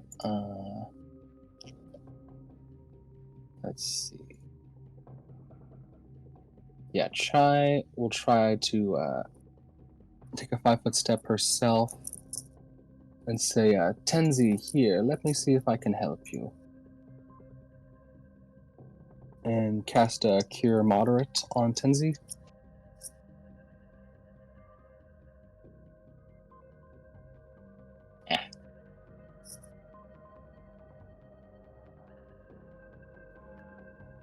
Thank you. Okay, I just had to step away just for a second. What does Shandrak do? Sorry about that. Oh, Chai just gave a little healing to Tenzi. Okay. And she Moderate. gets 200 points. Anything else for Shandrak and company?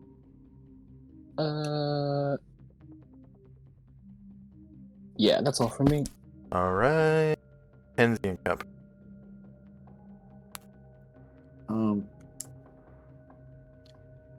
I'm going to do a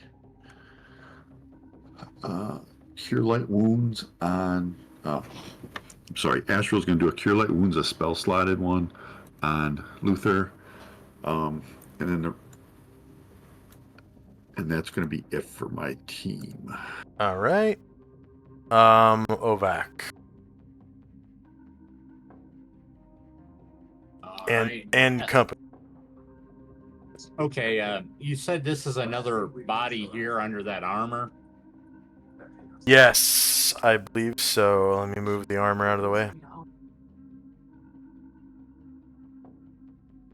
Yeah, so that's the samurai I thought you were looking at. So he's got the mundane Oyori splint mail, Kote bucklers, katana sword, wakizashi sword, tanto dagger. They're all mundane. Mundane daikyu and 12 mundane looking flight arrows. All right. The mundane stuff, I'll go around and collect it because I was asked to help carry. So Okay. So you're actually gonna like put stuff in your backpack? I'm going to try and find like a piece of rope or something, and I will tie like a lot of it together where it could just be picked up by like one or two hands and carried more easily. Yeah. So if we do ensuing combat, I can put it down. Turn it into like a bundle or something. Yes, that's what I mean. Yeah. You can see on the floor that there are these rugs that could be kind of tied together at the corners, turn into like a large sack, probably. And you could put probably. I'll do that. Okay. So the whole thing weighs a lot. It's probably going to encumber you. Yeah. So you'd probably have to drag it, which would reduce your movement rate by half. Oh Lord, if they're gonna wait for me, it's gonna take forever. Yeah, Chandra kind of seeing what you're doing is like, what you doing, Ovek? What's going on? I was asked to gather and help Kitty. Oh no, I'm sorry. I didn't mean for you to carry them. I just wanted to look at the things that looked extra good, just to see if there's anything magical. Those things look a bit, they don't look as high quality as the sword and armor. You don't have to carry those for us. Oh, all right. And I'll just drop the bundle. It just unfolds. You were like tying it together or whatever. It unfolds and there's just a pile of crap in it. Okay. It looks like the Shogun had magical things, so I should be done detecting in just a moment. All right. Okay. New nickname, Kleptovac.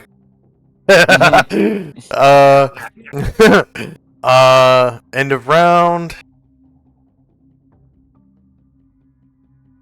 And we got spells and time. And first up should be Shandrak. It looks like. Oh yeah, you dispelled this thinking about a long time ago. The silence on Erdrin's rifle is gone, so you can remove that green aura on Erdrin. Okay. And then this is 0 round for the confusion spell, so it's about to wear off. First up is Shandrak and company. Shandrak will temporarily step kind of over in Luther. No, I'll step over in Shogun Square and then try to detect at this armor.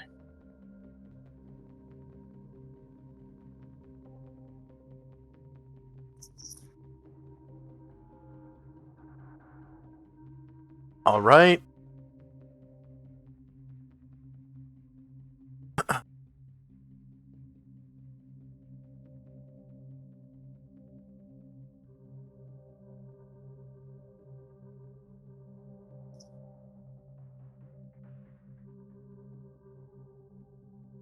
All right, so the Oyori Splint Mail gives off the same enchantment as the Nunchaku did, which was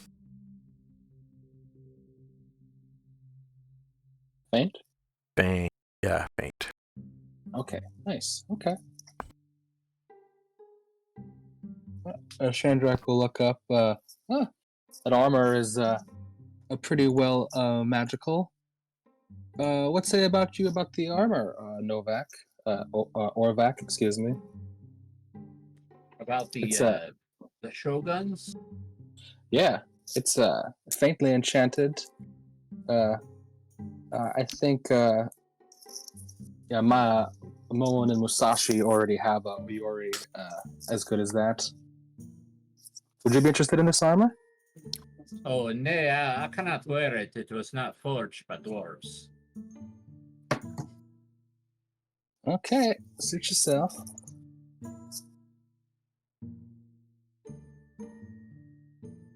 And Shandrak will try to put that splint mail in his backpack. All right.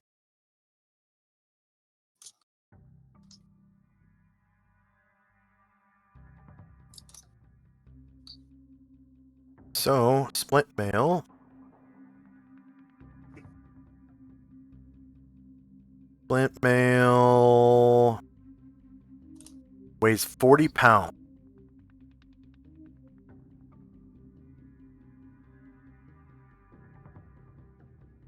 Okay. I'll give you a minute to calculate encumbrance. And anything else for luckily- Shandrak?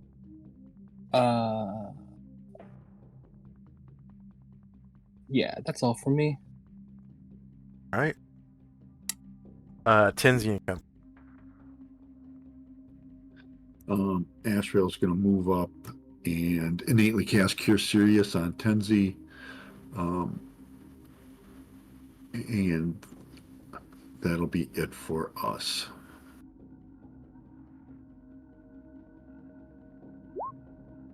All right. Ovac and company.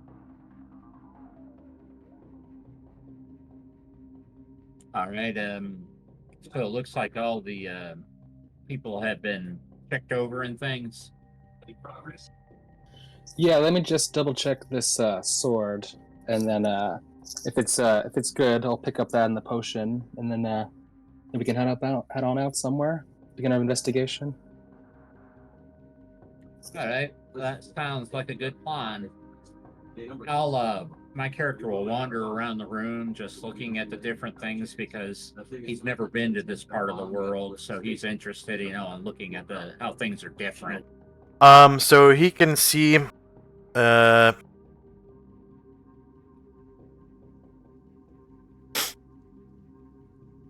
throne is kind of up on a dais, like it's 5 feet higher than the rest of the room.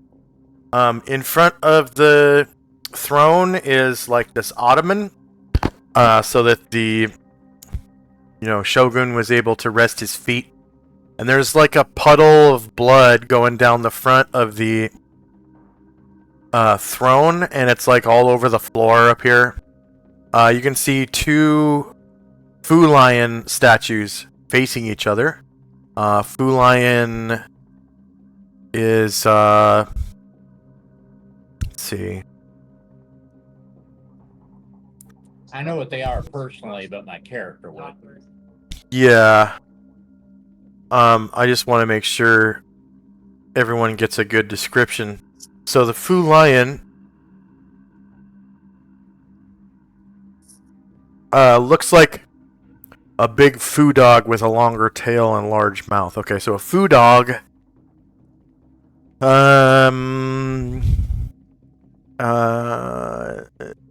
have short, bush-tipped tails, long floppy ears, and broad noses. Their fur is typically golden or black, but also maybe white, green, violet, or gray. And then a Fu Lion looks like a Fu dog with a longer tail and a larger mouth. Shaggy manes encircle their necks. Sometimes the manes are entangled with peony flowers. Fu Lion's fur may be a variety of colors, but is mostly commonly black, orange, or gold. And these are statues of Fu Lion. So, yeah, that's what they look like. And then there's, of course, this red carpet up here. So the blood just kind of basically like melds right into the carpet. It's like, yeah, it's whatever. And there are kind of dead bodies strewn about, but they're on the ceiling. And I guess the throne would be too. Throne would be on the ceiling. The ottoman, the food lion statues, and the carpet. Sorry about that. That's all right. Does the blood look like more than a body could hold? Yeah, it looks like the you can tell by the blood that's running down the Shogun's armor that he had been like drinking blood to excess before he died. Like he had been drinking so much blood that he was vomiting blood and then drinking more. And there's just this big stream of, blood, and it makes the room kind of smell like rotten meat because that's just kind of how blood in that volume smells. I'll look and be like, what was he doing with drinking all that blood? What kind of blood is it? Blood of Adrians, blood of criminals, blood of people that entertained him, blood of whoever came through this door and he decided he wanted to drink their blood of. Okay, I've heard of drinking dragon's blood, but not just regular old people blood. No, we actually, Tenzi magically scryed on here before we came here. And yeah, we saw it was a pretty nasty sight. It was, he killed a couple of the bards that were entertaining for him and started filling his half-drank cup with their blood. Was he some sort of undead? Oh, yes. All of these samurai have been possessed by lower planar fiends. Okay, that makes a little more sense then.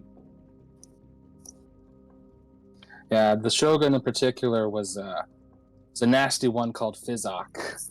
He was a Baylor that was a cut above the rest. That doesn't sound good. Nope, but he's dead again.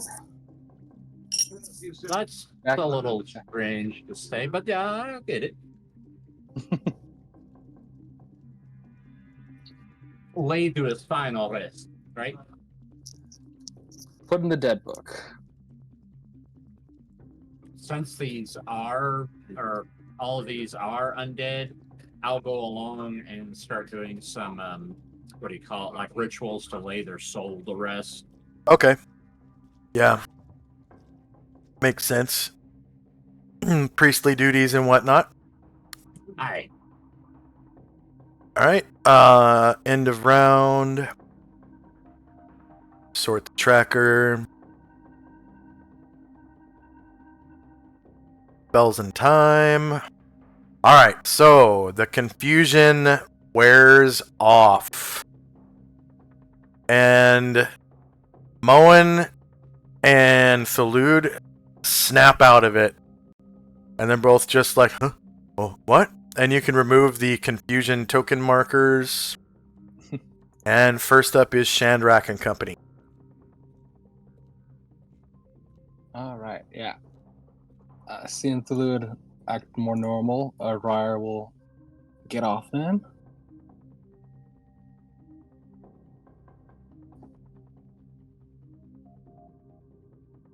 And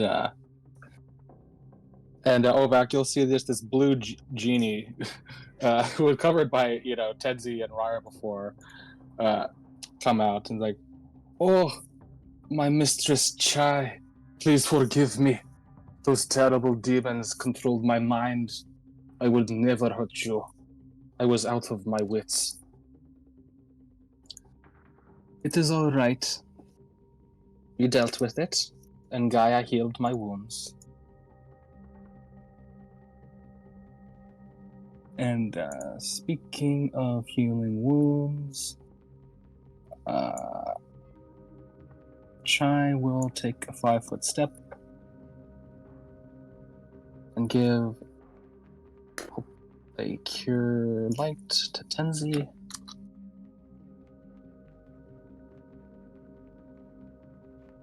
Nice.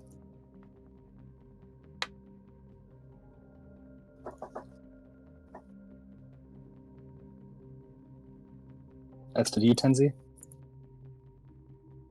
Thank you.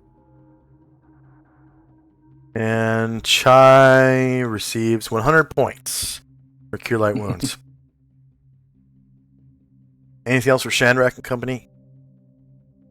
Yeah. So from kind of the west side of the room, I see a man come out, dressed almost totally like Musashi in a split mail and cote, but he's an Adrian man, and he's kind of rubbing his head. He's Panoplian. Panoplian, right? Yeah. Right. That's what I meant. Yeah. That's what I meant. Instead of Adrian. Yeah. But he's holding this beautiful, fantastic two-handed axe in his hands. Wow, that's pretty nice right there. Is that dwarven craftsmanship, I think? I don't think that's what our Identify said. I don't think so. Actually, no. I don't think we've even identified this. We knew about this. This was an exceptional magical item that we were questing for, and through some powerful magics, we were able to get our hands on this.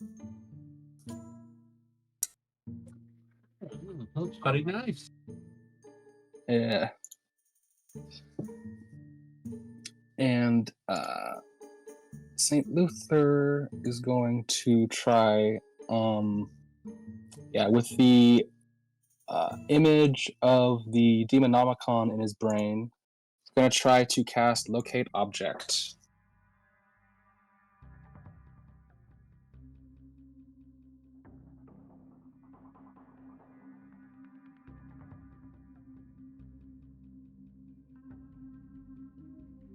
Oh, dang it. I forgot that I had a casting time that long. All right, go ahead and give yourself a yellow 480-foot aura.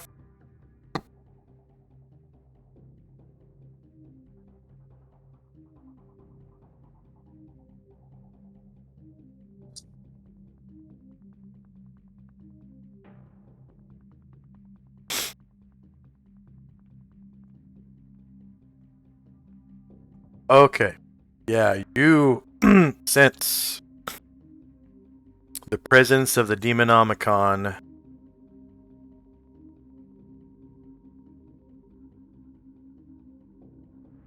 right over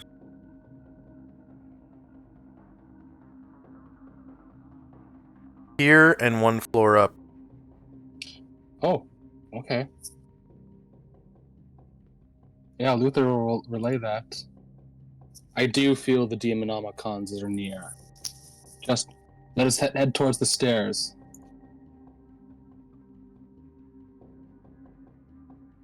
They're just on the next level.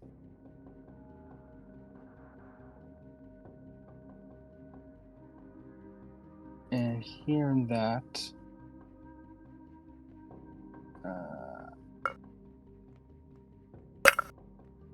Shandrak will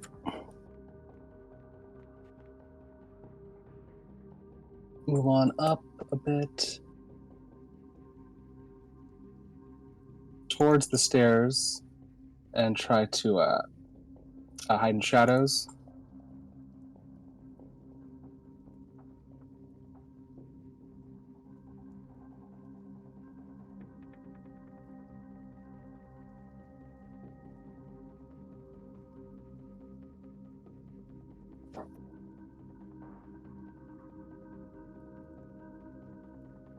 All right. And anything else?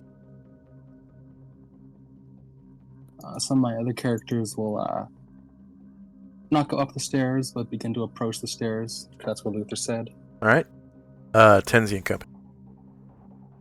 Tenzi will turn, pick up the nunchaku, and put him in his backpack. And then he will start heading towards the stairs. Stopping there. Zalman will just stop behind him. Musashi will go. Did anybody pick up that potion? No. Didn't detect magic on it either. Yeah, Musashi will. Yeah, Char Musashi, says it's still there. Musashi will go and pick that up, so we don't forget it. It is 1 pound. And you can call it Shogun's potion. Nunchaku weigh 3 pounds. Okay. Ashriel, does St. Luther point in a direction? Yeah, he'll point as to his best of his knowledge is up the stairs and directly towards where he's at.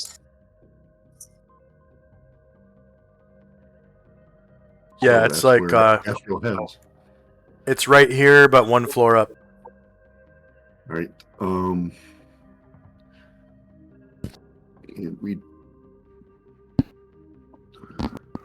So there's no door here. No, the flight of stairs is split in 2. You have to go over here.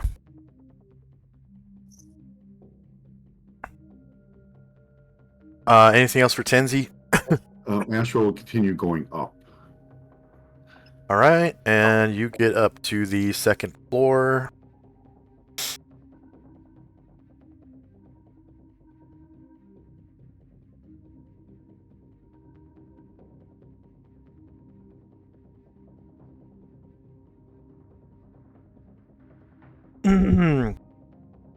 And you get up to this area at the top of the stairs. You can see a hallway to the south. There's like a den almost over here. Nice carpet, some benches really to sit on. And you can see out the window there, and there's a see, this wall is made out of like bamboo and rice paper, like really thin. And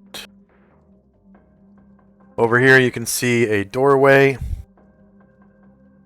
and then at the end of the hall you can see this like dojo area.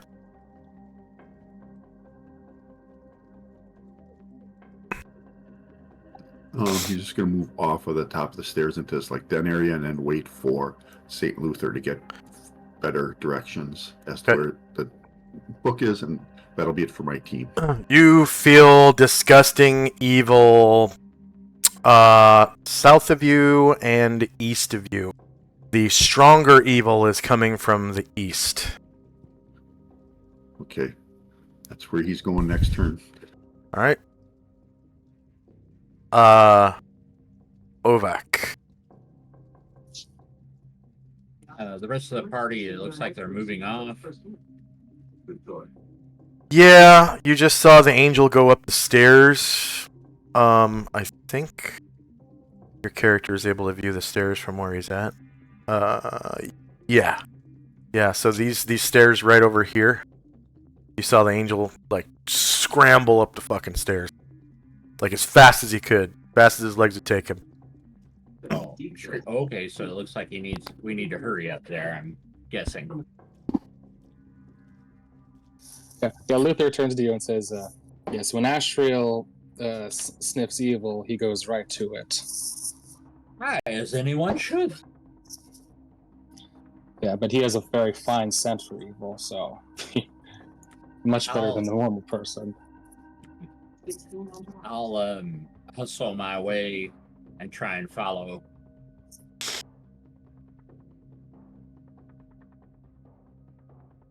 You said I can move 6 or 12, I forgot. Outside of combat, it's twice the movement rate in your blue circle. All right. And then in combat, it's just the movement rate in the blue circle. But combat hasn't kicked off.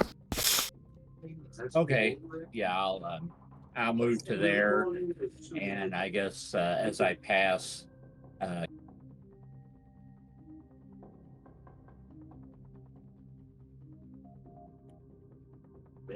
You broke up as you pass what? excuse me. You broke up. Oh, I'm sorry. I was gonna say as I pass the ninjas and Kyokei, I will motion for them to follow. Oh, okay.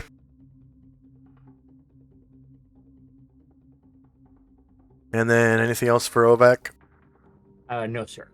All right. End of round.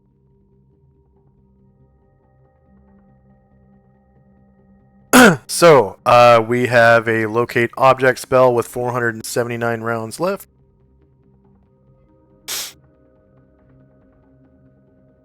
And then there's the other spells in time.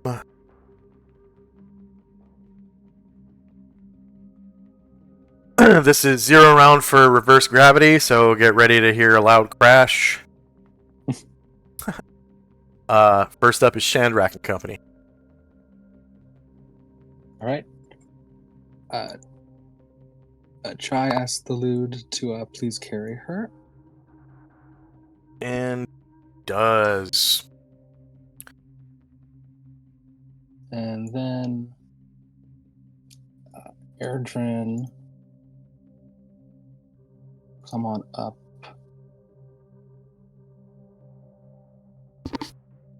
Near the stairs. And he'll try to kind of stop before the last flight and hide there.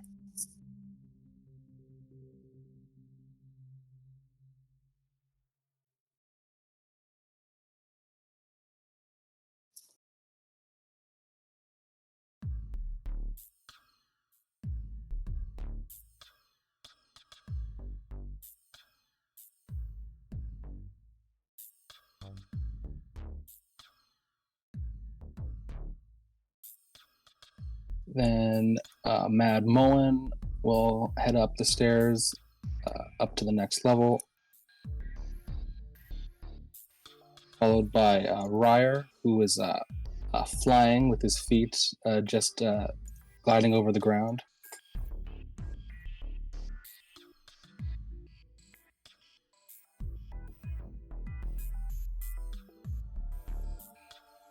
Followed by Thalud and Chai.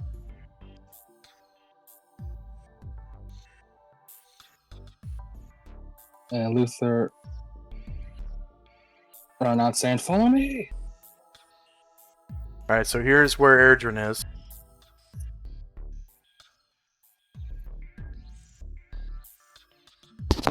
Okay. Oh, I apparently haven't put a dynamic lighting line next to the stairs here.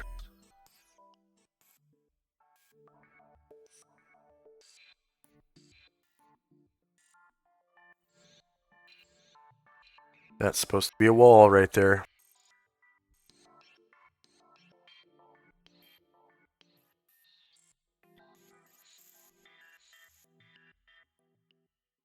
Oh, you know what? Actually, that is not a wall, that's a railing.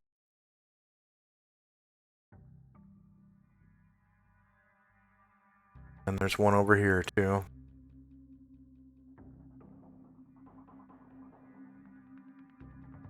So...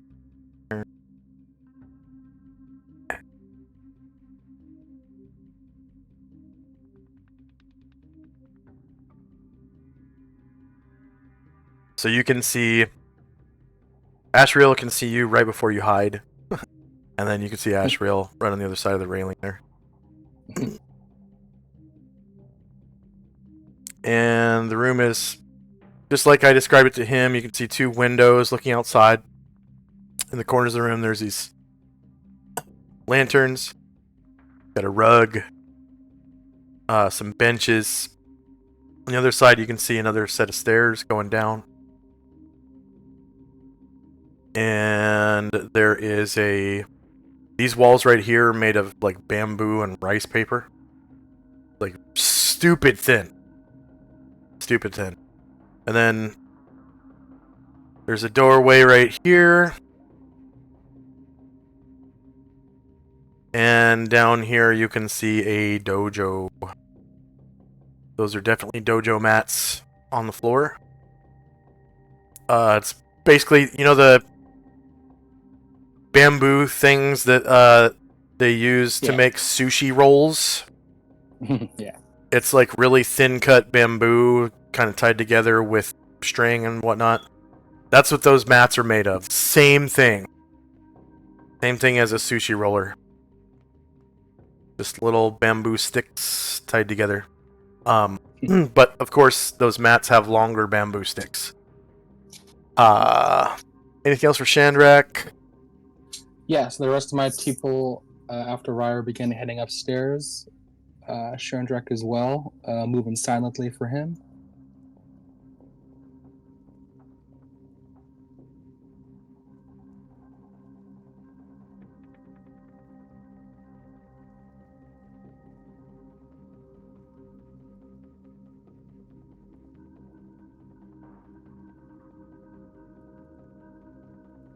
Alright, you're not moving anything right now, are you? Not anymore. Okay.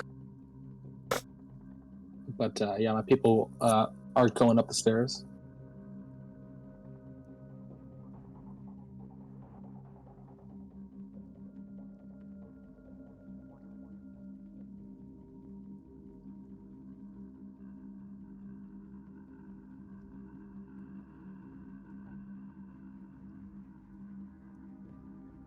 Oh, yeah.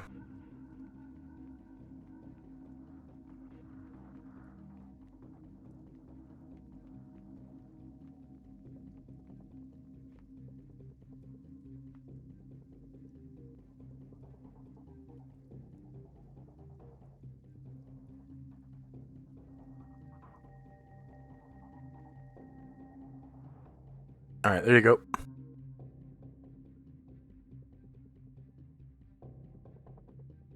So you just gotta move Moen out of Ashriel Square. That's all.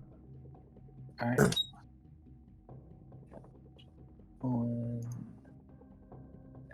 Further down the hall. And Shandrak also continues his moving silently further up here. It took 7 to get to the top of the stairs for him, so 8, 9, 10, 12, 13.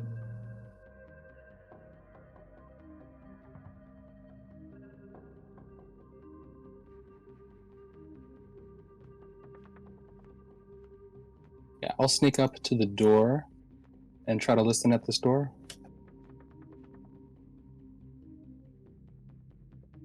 Alright.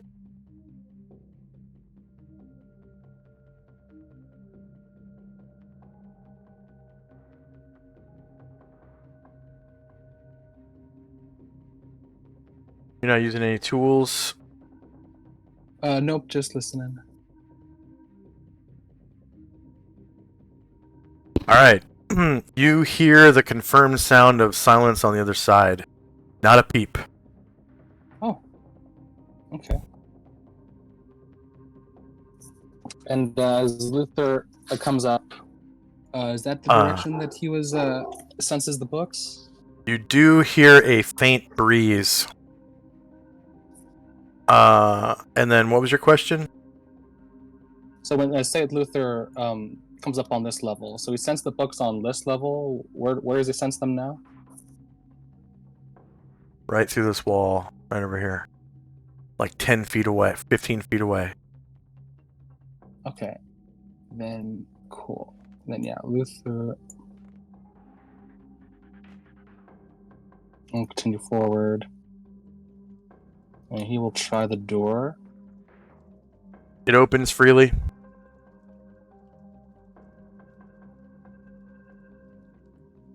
of course, another door. Inside, you see a library. Oh, goody. And Shandrak, you hear the sound of a slight breeze coming in from the opposite wall.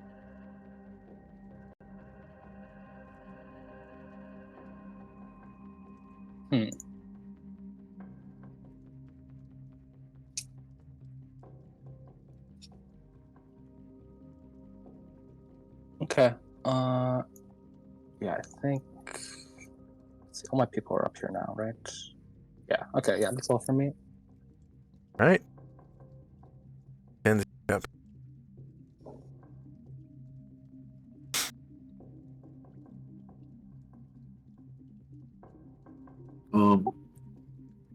Tenzi and company will come up to the second level. Okay, go ahead and move your characters onto the staircase.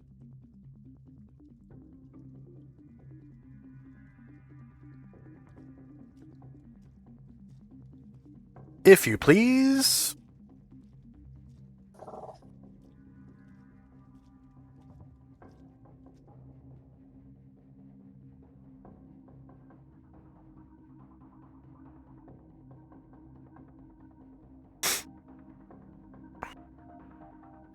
There you go.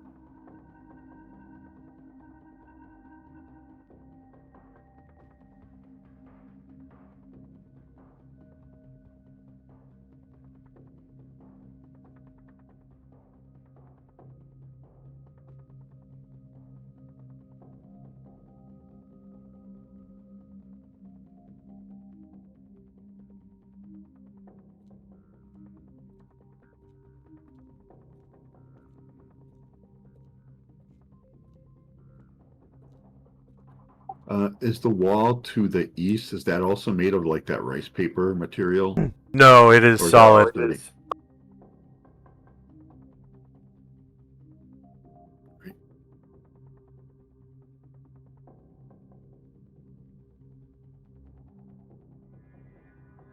You move there. And you notice the most serious look you've ever seen on your father's face, looking right at that wall. Yeah, he's. Musashi will move into here to make room. And that's those three guys.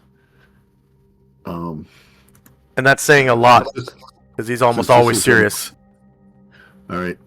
If that's so, then he is going to teleport without error to that spot. Just on the other side of the wall? Yeah. Where he said, if St. Luther said it was 15 feet from where he was standing, that's exactly where he's going to head for. Alright. You teleport into the next room. And you come to a table. And you are surrounded by these figures. Tenebris, There he is. Baphomet, Oh, fuck. some other demon prince you've never seen, and Yezun. And you catch them with their pants down because it looks like they're conducting a ritual. They're concentrating on Tenebris. Okay? And the table has two copies of the Demonomicon, and it looks like they're all concentrating on the Demonomicon and channeling power in Tenebris. And it looks like he's starting to change form. His belly is starting to bulge out, and his head is starting to reshape into a goat-like skull-looking thing. Like the skin is tearing away, and his skull is starting to protrude. And it looks like it's starting to grow horns. But it's like slowly happening, not quickly. And he looks like he's in a lot of pain. And your feet are like just above the pages of the Demonomicon.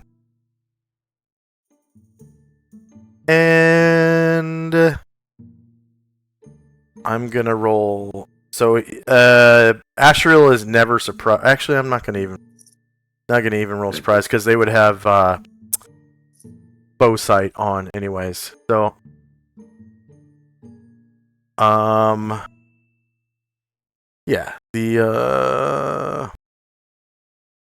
we're now in initiative phase. Lottie dottie everybody. Change. Go ahead. Ash will cry out, "My children, I have found them."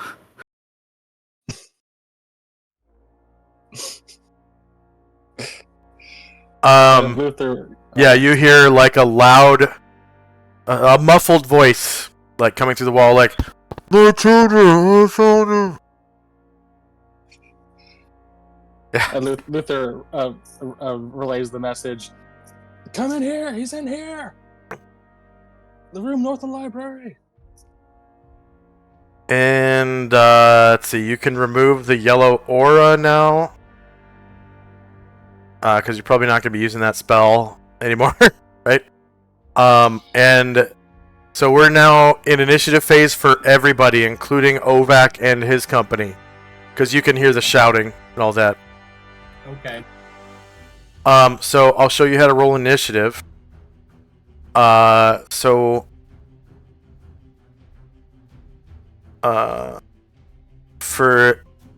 Ovac, like, what do you want to do with Ovac? Do you want to, like, run in with your hammer?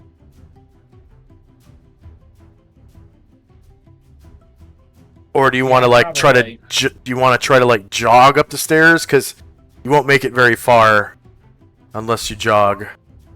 Yeah, I'll jog up the stairs. Okay, so what you do to jog is you click on your token, and then you push the initiative button, and then you, for the drop down, you go down to medium base speed, because because you're a medium creature is a catch-all for anything else that's not on this list. Okay.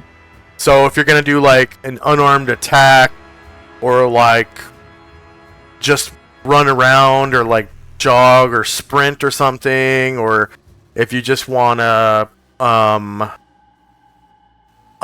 don't know, take a look at something or inspect something during combat, then you just roll medium base speed. That's your catch-all for your character's size. And then you can see everything else on the list, right? There's like, if you wanted to use a magic ring, you would click on ring. If you wanted to drink a potion, you'd hit potion. If you had any innate spell abilities, you'd click on innate spell-like ability, etc., etc. And then all your weapons and stuff are near the top of the list. So you got your touch attack. So like if you were gonna see, touch attacks is like, no, because then you would actually cast the Cure Light Wounds spell. But let's say if a wizard had cast Shocking Grasp on you, and you wanted to touch an enemy with your Shocking Grasp charge to shock them, you would roll touch attack. And touch attack is the same thing as medium base speed. It has a speed of 3. So you can use those interchangeably if you want. Like if you wanted to save time rolling initiative, you could just roll touch attack because it has the same speed as medium base speed. So that's up to you. And then so you can see your roll in chat after you finish. So go ahead and click on medium base speed. And then just spam through everything with enter, because you don't have any special modifiers or anything, like you're not hasted or any of that stuff. Alright, I did that. Oh, okay. Gotcha. Ovac. Alright. And you can see touch attack. It gave you 7.8 on the initiative. So if you hover over 7.8, it shows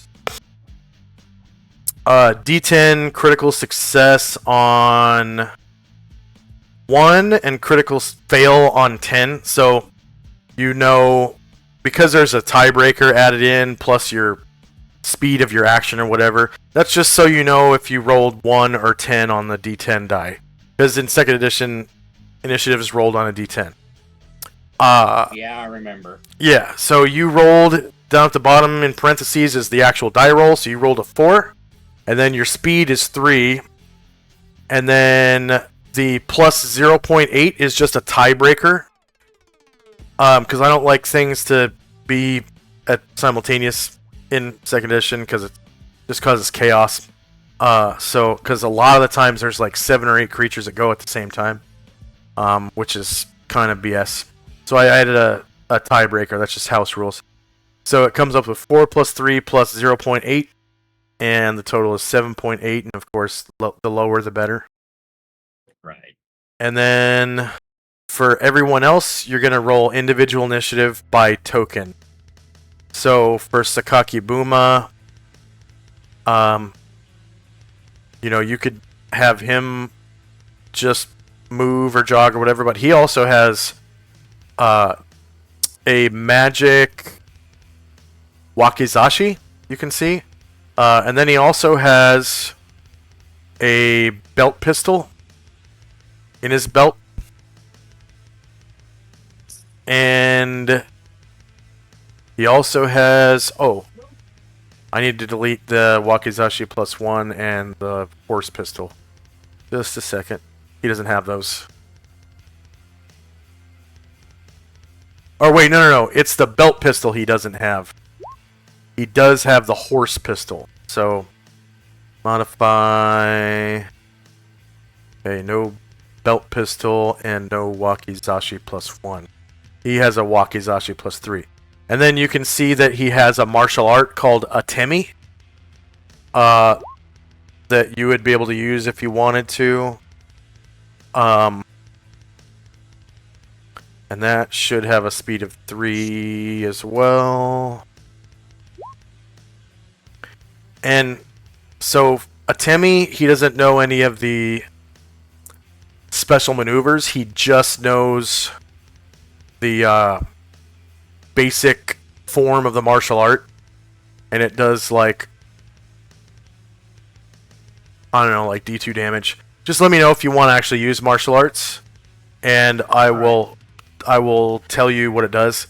But he, in combat, is probably going to sink into an Atemi stance, and it's going to change his armor class by...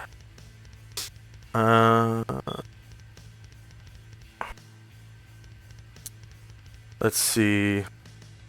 Oh, there it is, martial arts.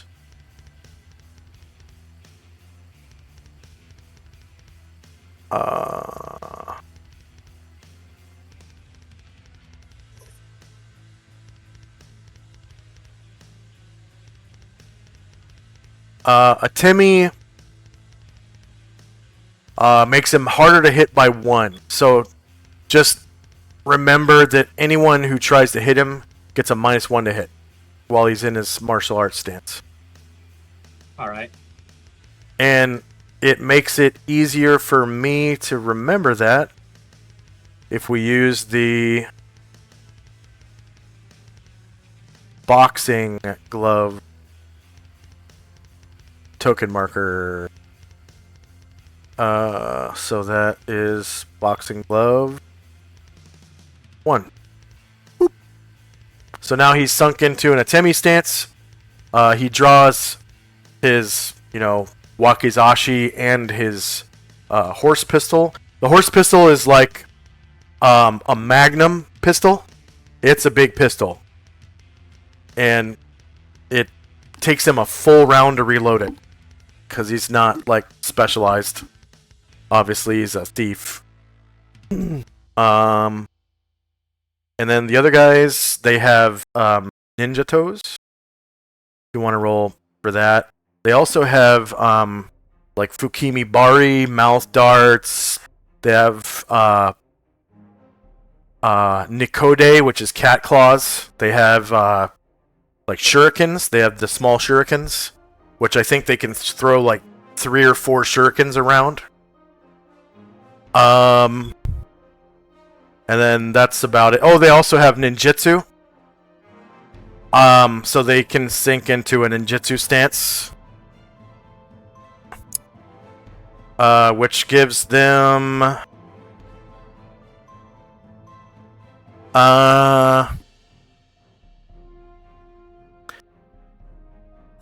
when they're in ninjutsu stance, everyone has a -2 to hit them.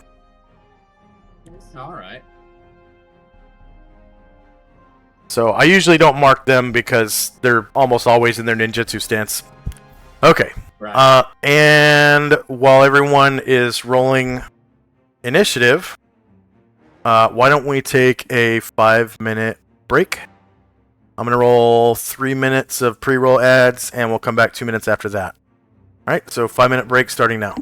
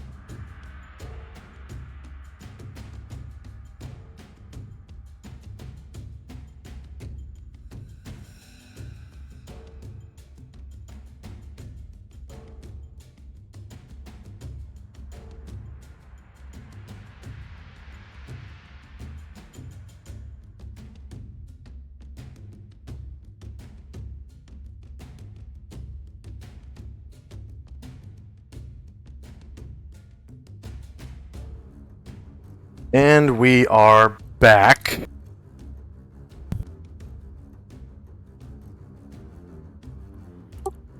Multiple attacks. Yes. So that's what That's Ashriel, Ashriel 1, Salmon. Salmond 1, and Tenzi 3, and Musashi's not going to be able to make it, so I just rolled for movement. Okay. I gave him 2 anyways. Thanks. Yeah, I'll make it easier next time.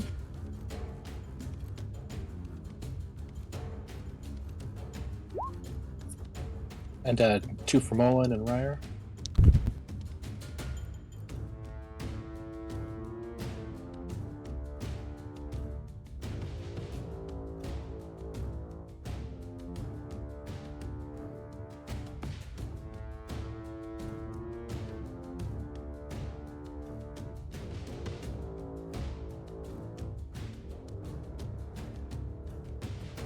Okay, 2 for Moen.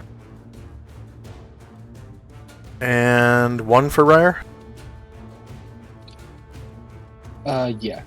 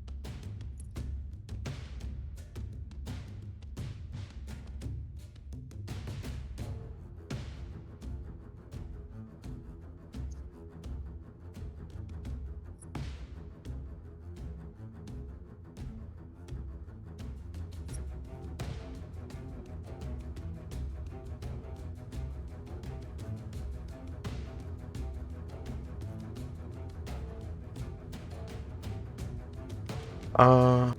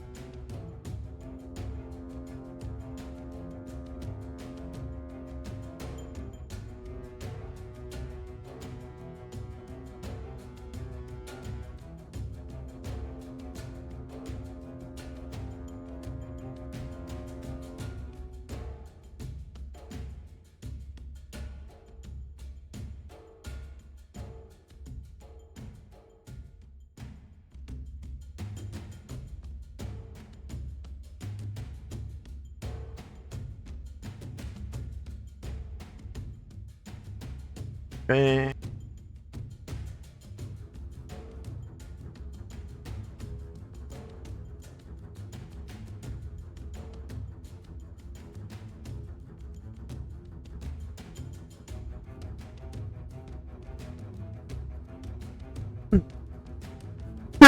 And let's see. Yezun, the Wujen.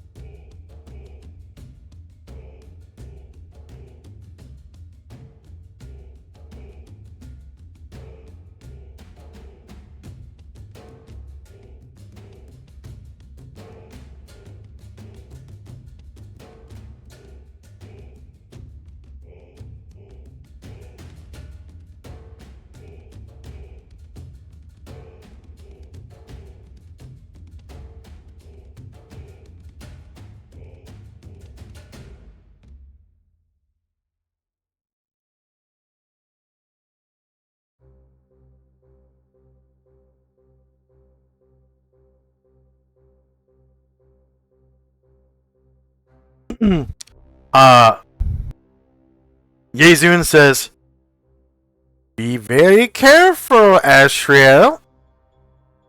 You are surrounded by most powerful demon lords. You risk your immortal soul." And this guy, whom Ashriel knows as the Demon Prince Grotst, an Abyssal Lord,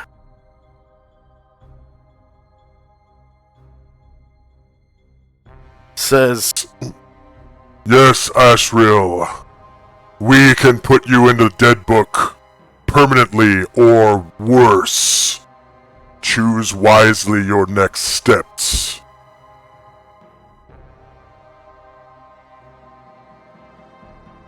A smile comes across his normally serious face as he raises the two swords and the sword in each of his hands.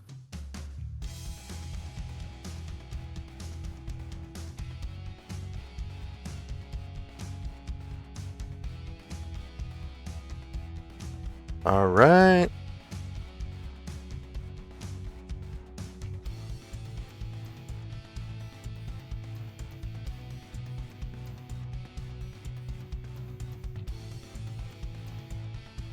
So, we got spells in time.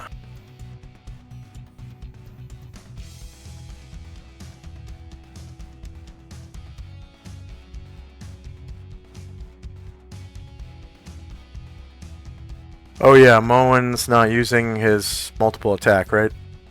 No, that's sorry, that's one extra. Okay. And then the reverse gravity ends, and those dead bodies come falling to the ground. So you hear a loud thuds, that is. And then first up is Ashriel.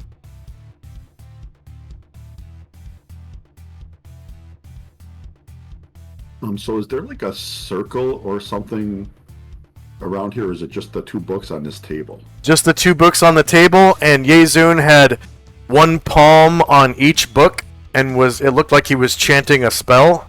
And then the other two demon lords, or demon princes, or whatever, are in the corners of the room, with like one hand pointing to a book, and one hand pointing to Tenebris. And they stopped doing that, and are now, fighting you. So the Demonomicons are both within reach.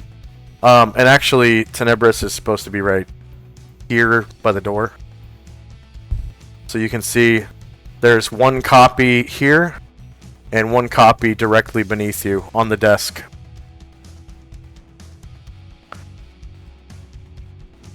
Well, the wise thing would be to grab him and fly, but that's not what he's going to do. You could easily slash through them.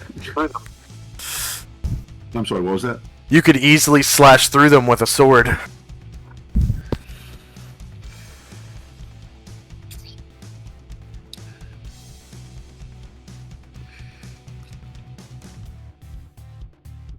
He will do that with the one right under him, and he'll use the other sword attack on the demon prince in the corner.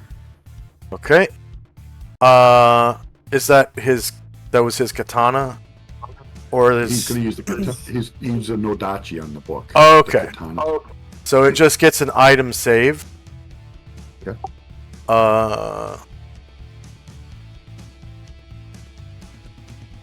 It's gonna save as paper.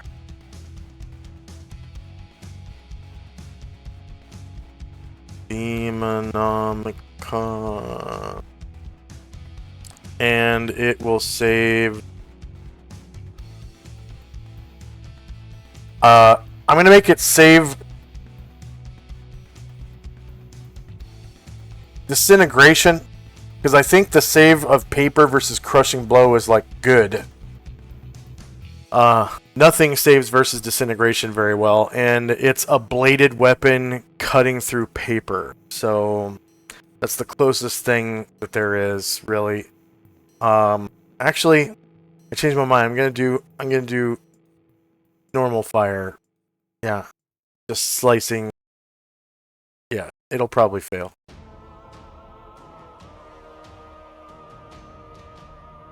Okay, yeah, it fails.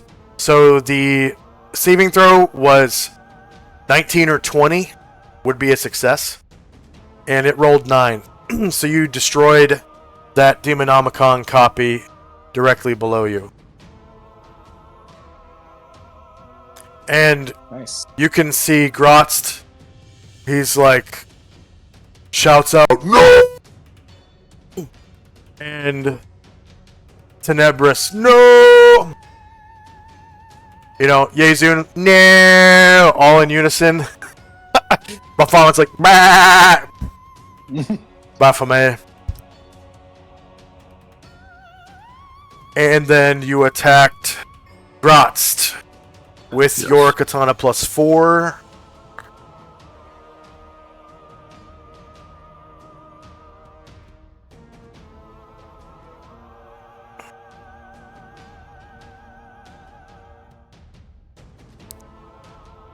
Alright, he's shieldless, 0 versus AC -9 hits. He is a large creature. He stands 8 feet tall. So let me describe him to you.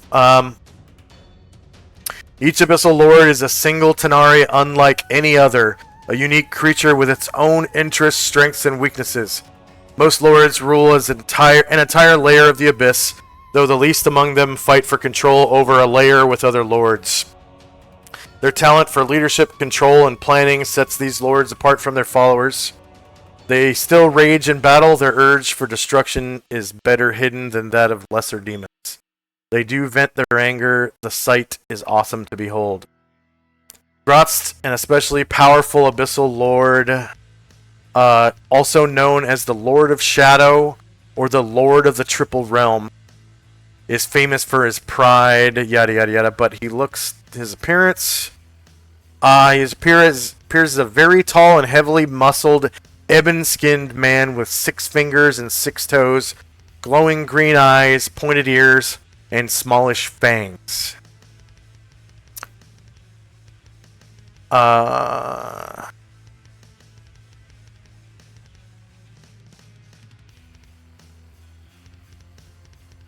Yeah, that's about it for his appearance. And he looks like that.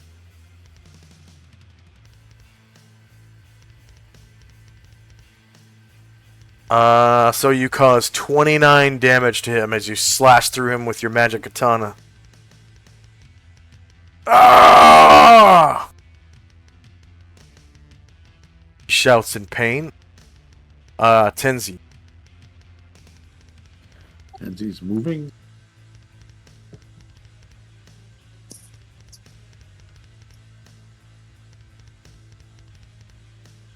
Oh, what do we got here? And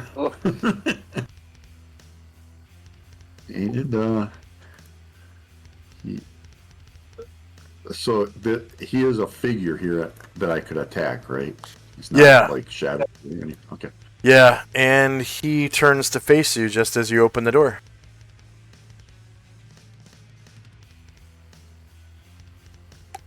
Do Silver Side from my right hand, the Silver Side of Disruption. Alright. Here's the D100 saving throw. So he passes.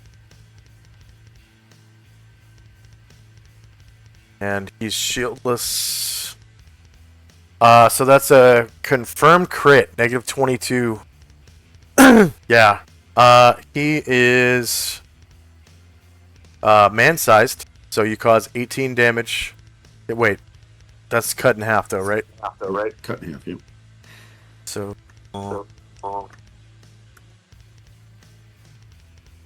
yeah, -9. Wait, did you say it was a crit?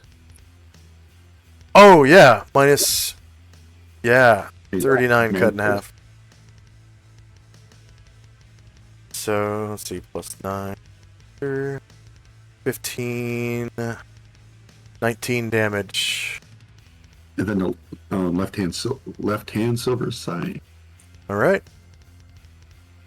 That is a hit, and you cause another 10 damage. Ah! Ah!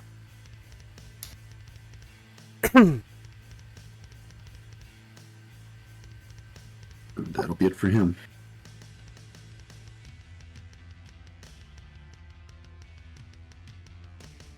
St. Luther. Hmm.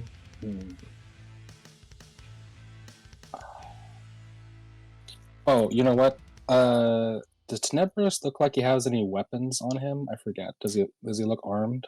Let's see.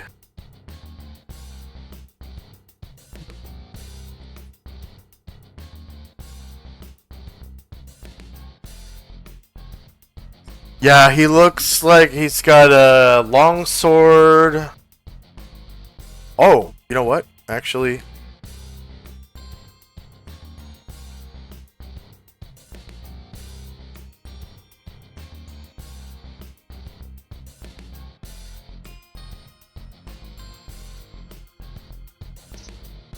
what is that?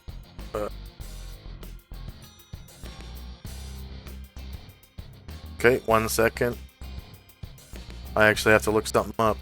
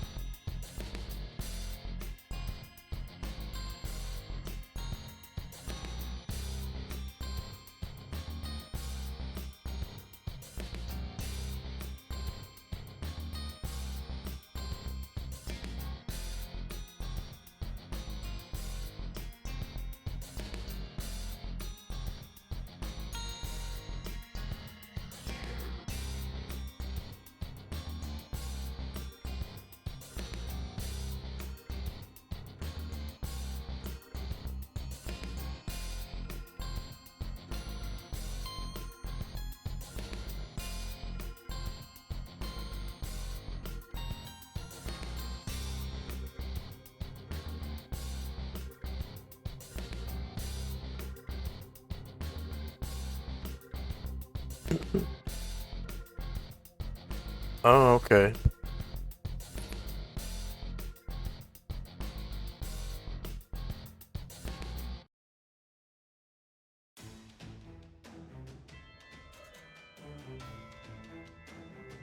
Alright, he has a sickle in his hand, but it's no ordinary sickle.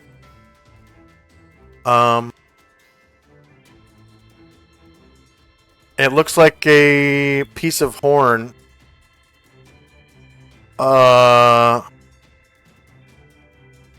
Half a foot to a foot and a quarter in length, set in some sort of handle or a grip. Okay. In that case, Luther will try and come up and flank Tenzi from the left. And can he try to attack through the door from here at Tenebris? Yeah, with a -4 for 50% cover.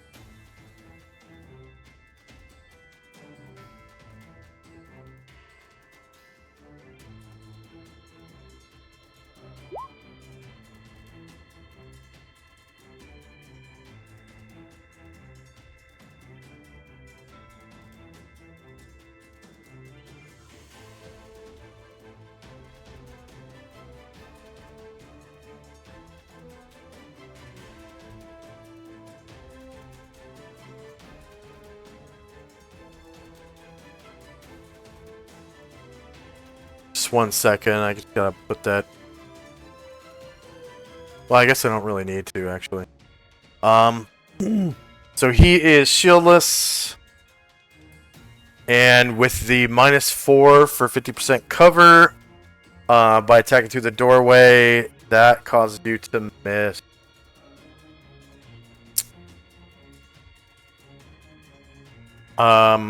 Zalmond. Solomon comes down the hallway.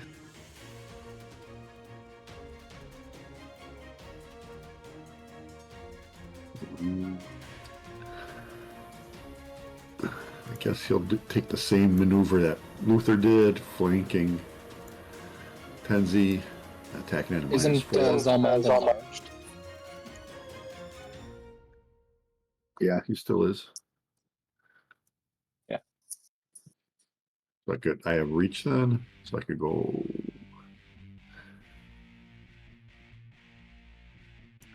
Yeah, he'll go here. Okay. Let's.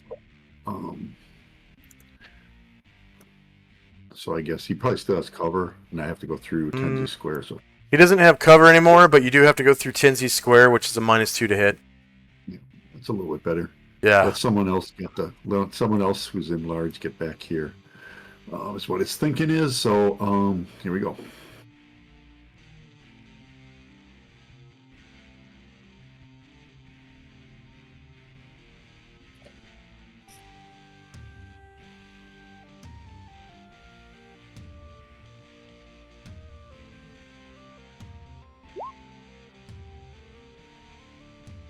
Alright. -3 does not beat his AC. Sakaki Buma Kyokai. Probably running up the stairs, right? Yes, he is. Okay. So that's 1, 2, 3, 4, 5, 6, 7, 8, 9.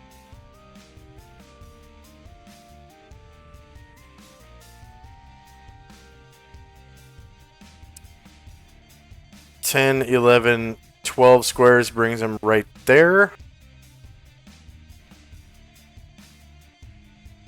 And then Right. that's all of his movement. Unless he was jogging. I don't remember what you rolled. Yeah, I rolled for I rolled touch. Oh, touch attack? Okay, yeah, that's the same as jogging. So he has 12 more squares once he gets to here to move. If you want to move him further. All right. That's up to you. He can also, like, hide in shadows and use his, like, deep skills and stuff to stealth himself. Instead of, dashing further. Right. Yeah, I'll have him hide in shadows. Okay. So I roll that, but what you do to the token is you right-click. Oh, I don't have it set up for that. Okay, just for now, we'll give him this ninja sneaky token marker to show that he's sneaking around. Then I'll roll his check for hiding in shadows. And of course, I'm not supposed to tell you whether he succeeds or not. Right. Okay, Shandrak. Chandrak moves silently into the room. And yeah, once he can see what's going on, he is going to try to go past Tenebris. And Chandrak is going to try and see if he can kill Yezun. Typical backstab.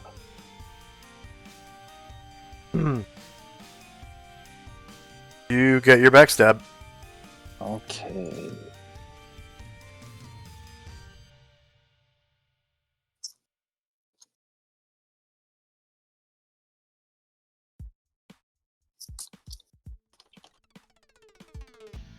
Get him!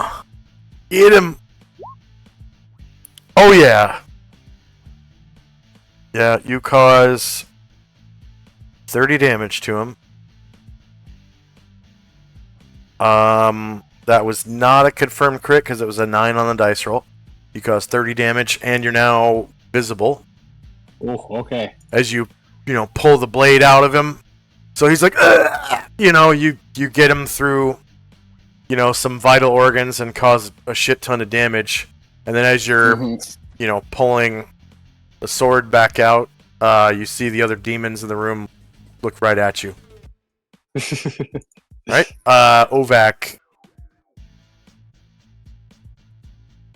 All right. I will also move up the stairs. All right. So that's 1, 2, 3, 4, 5, 6. Right, I'll stop there. Okay. Musashi. Musashi is going to jog in.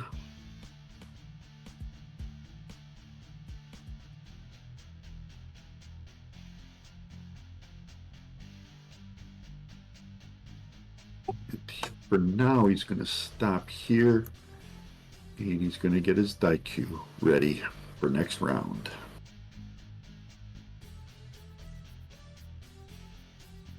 Good old Grotst.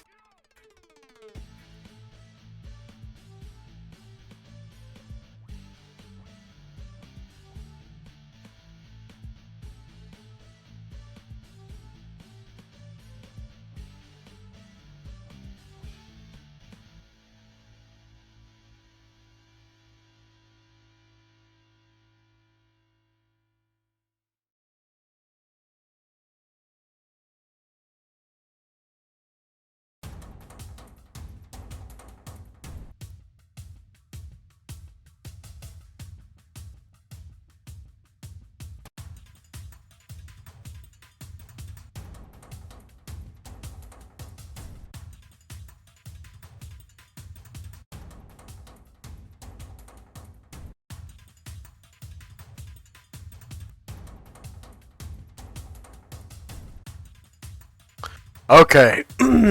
So, Grotz reaches out his hand, and inside his hand you can see a small onyx stone. And he says, "Trap the soul of Ashriel."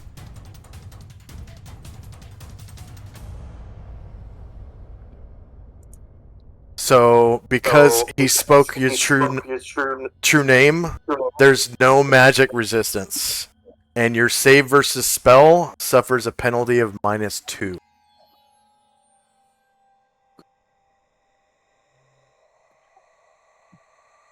So, okay, just a second.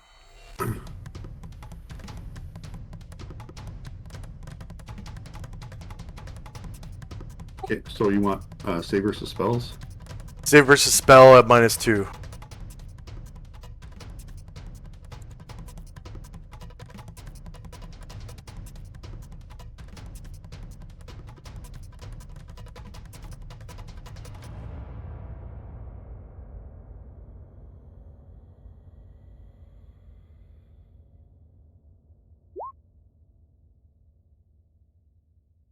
Exactly, you saved. Your target number was 7 or higher, and you rolled 7. So, the onyx stone in his hand shatters. And he says, "No!" as he wastes his Trap the Soul spell. Alright, one of the Chunin. Ovak, the way you tell which Chunin it is by hovering. So over on the turn order tracker, you hover over the entry for the Chunin, and it shows in a gold box on the map which Chunin it is. All right. So it's that guy's turn. All right. He'll head up the steps as well. All right. And then, have I shown you how to use the movement ruler?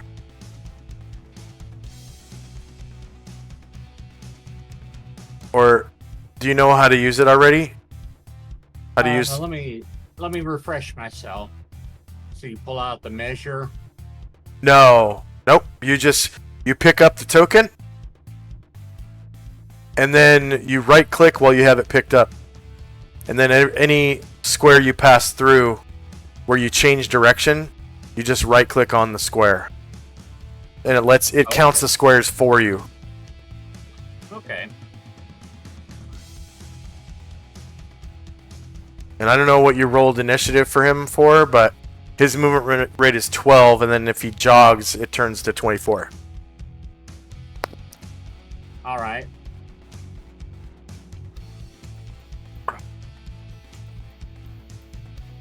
Which button did you say to hit first?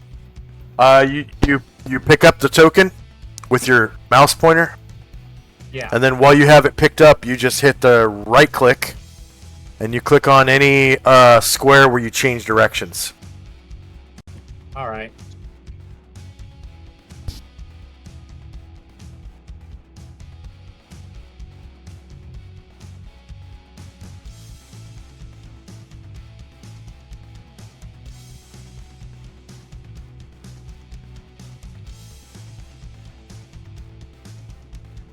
There you go. I got there with 11. 11.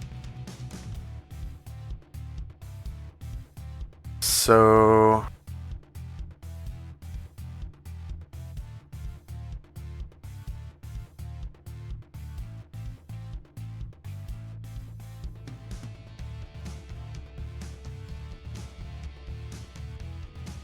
you get to right there with one square left, so you could hop over the railing right here. All right, I'll do that. All right. Go ahead and roll a dexterity check for him. So you click on his token, and then the checks button at the top. And then in chat, there's going to be a little checks menu. You want to click on ability scores, and then dexterity, or ability check and dexterity. Okay.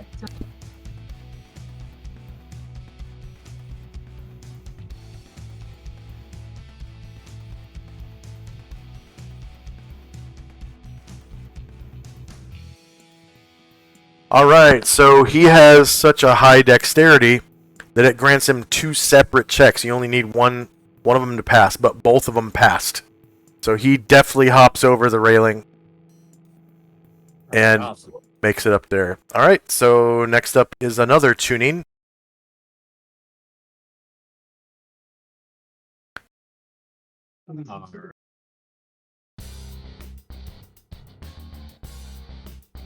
So that's that guy in the middle there.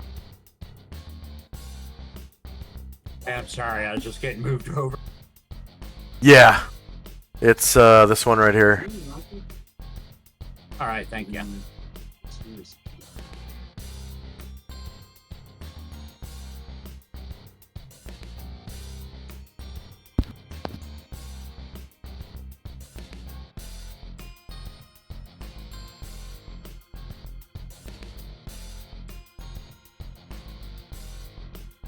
So you just want to stop there? Yeah, it's that's 12 there. I don't think. Let's see.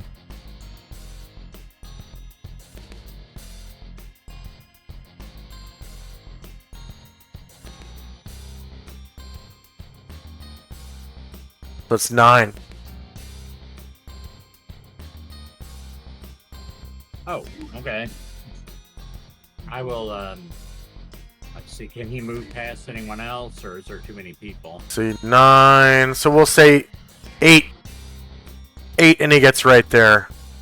So he can hop over the railing too with a dex check if you want. Okay.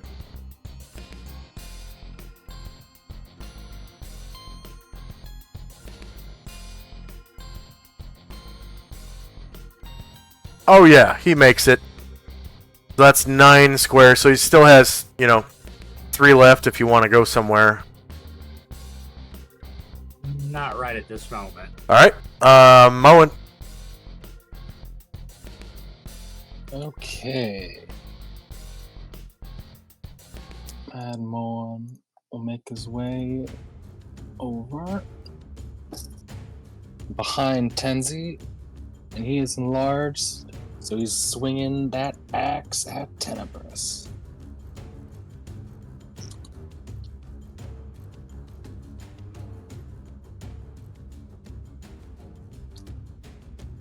Okay, -2 to hit, just because you're attacking through a friendly square. It looks like you applied the -2. You were planning ahead. Outstanding. So that's the shieldless line. And as you can see, the -5 does not beat -8, so that's a miss. Now we have Ryer.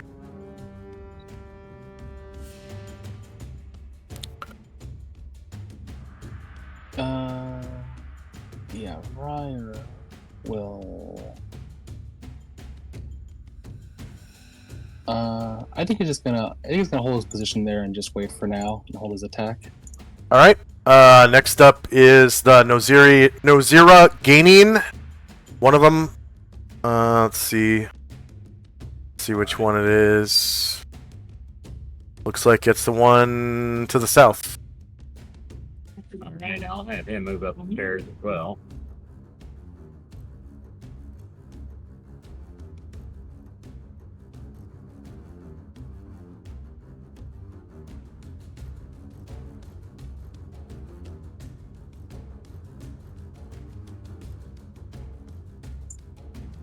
Alright, so 10 squares gets Yes, him sir. to the top of the stairs. So up on the Can he next jump over floor. He's right there, so that's 10 squares, so he has 2 squares left, and yeah, just to check. 10, 11, 12. Yeah, all it takes is a dex check, and he can hop over.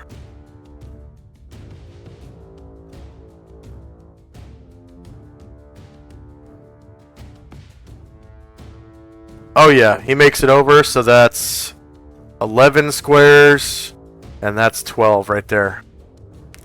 All right, thank you. Yep. And then the Jonin, the boss, he's in the bathtub over there. Maybe would he hear the sounds of combat begin? Yes, indeedy. Well, I don't know how modest he is. I'll have him jump out of the tub and run or grab and go.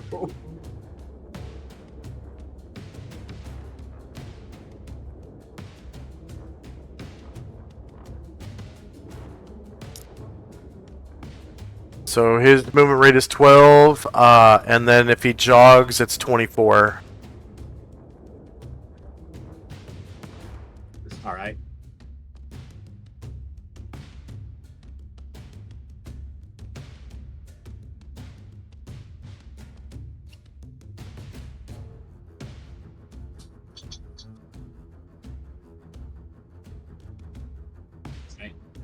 Okay, so he started right here. Kinda ran through the door, upstairs. Got to right there, so that's 10 squares. Okay, and that's the wrong stairway.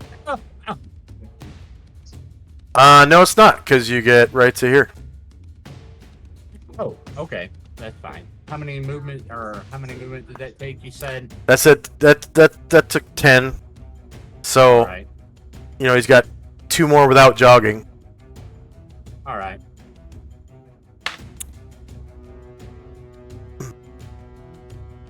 I'll have him jog.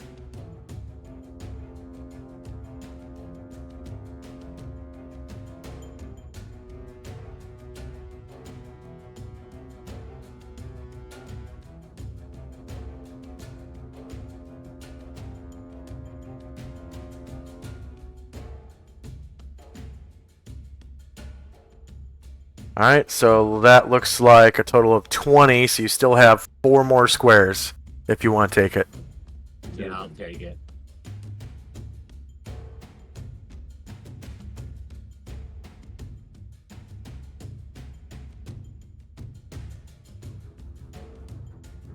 All right, that's his movement. Alright, next up is Tenebris. Alright, you guys hear an audible. And then another. And he appears right there. And he grabs the Demonomicon off the table.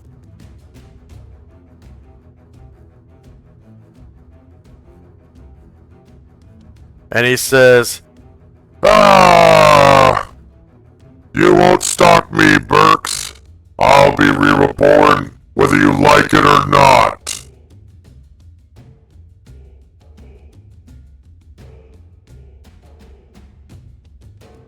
Airdrin. Airdrin sneaks forward.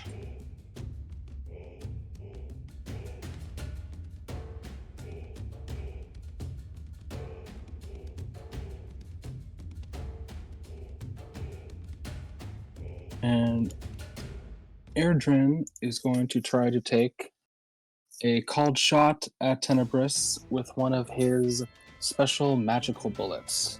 Of what? His +5, one of his +5 bullets. Alright. And...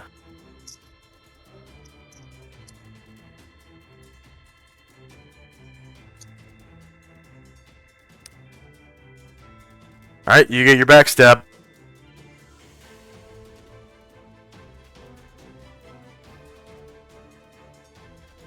AC 1 versus -8. A loud report echoes through the house as he shoots his flintlock musket at Tenebris, missing widely. Alright,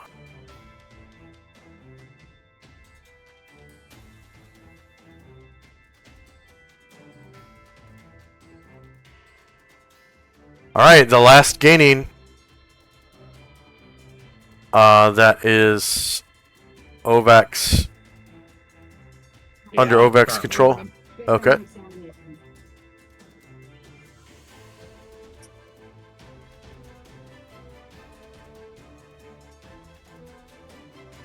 All right, that's 8 there. If you could move him to the next level. please. Yes, sir. Alright.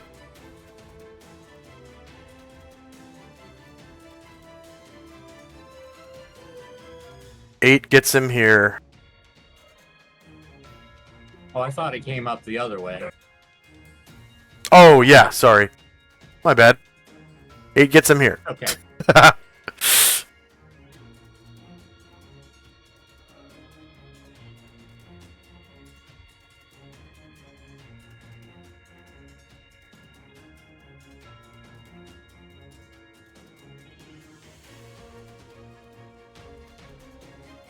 Did you want to go anywhere else from there? You can hop over the railing. Oh, he Yeah, jogged. yeah. Okay. I jogged with him. Okay, so that is 18 so far, so you should have 6 more squares. If you want to take them. Can I throw a shuriken from here, or? Let's see. Depends on his line of sight. So it looks like you can see Baphomet in the corner right there. He's not gonna have any cover from your shuriken. You're just like kind of arcing it up over a bookshelf and a couple of people's heads and getting him from there. And then you can see Tenebris over here, who has like, maybe you have like a -1 to hit him from just a tiny little bit of cover. All right. Let's see, can he sneak attack? Sorry, backstab. You are not hidden, so you would have to hide first. So that's 7 squares and 7 squares. I'm not sure you're within range, actually. What is the range on the shurikens? 3, 6, 9. So yeah, you're within range, right? That was 7 squares away. Yeah, it'd be what? Long far range. Long range. Okay. I'll have him move up a little more, and he will hide in shadows. So next round. Yeah. Oh, he also has a Hankyu, which is a composite short bow. All right. I'll still have him move and hide at the end of his movement. Okay. So you can go ahead and move him, and I will roll his hide check. And then just give him a token marker that looks like a ninja head. Okay.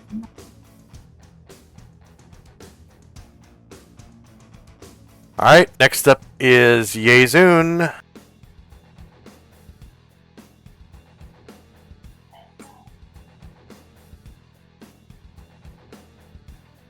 Oh. I guess he would have to be here, not there. Because Yezun's in this square right here. And he... Oh, that's right.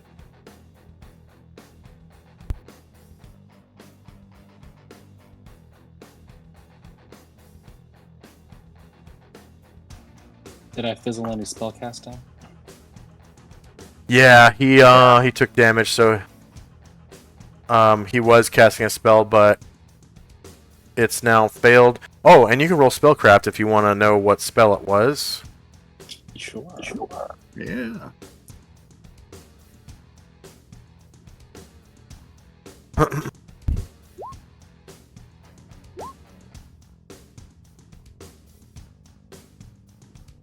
It was temporal stasis, no saving throw on Ashriel. So that's why you go for the wizard. Yep. Alright, Baphomet.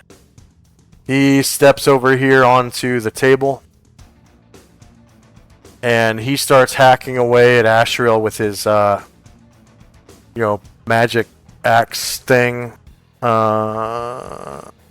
It is called a Bardiche of Baphomet. And it goes right through Ashriel's weapon immunity. Yeah, figured. Is there any stone skin left on him? I don't think so. No. Gonna sting. So that was Ashriel's shieldless flank, unless you turn to face him. So that's a natural 20. Yeah, I would have turned. So yeah. Okay. That will be... Oh yeah. Shieldless. That's natural 20. So he takes 25 damage from a gargantuan-sized Bardiche of Baphomet that does special damage. Ashriel.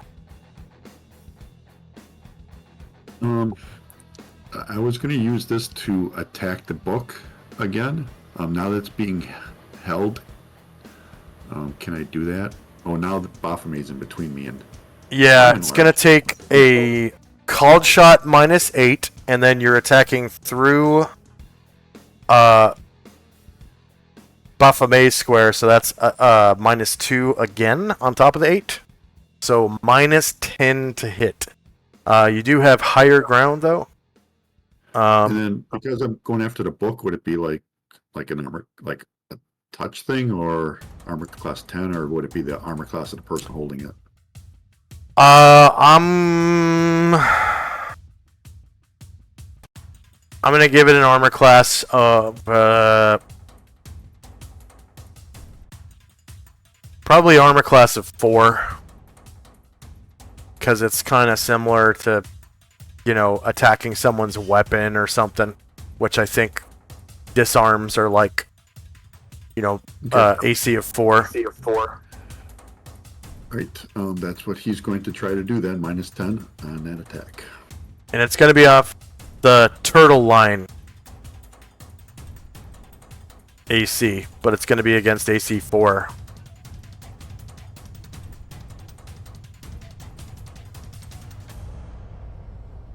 So AC turtle, and it's going to be -10. But it's only against AC 4, so you might get it.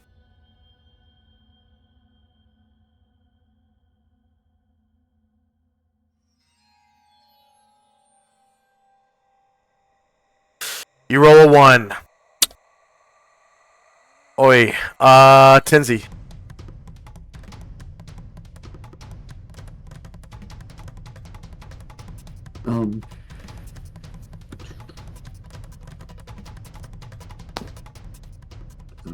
I guess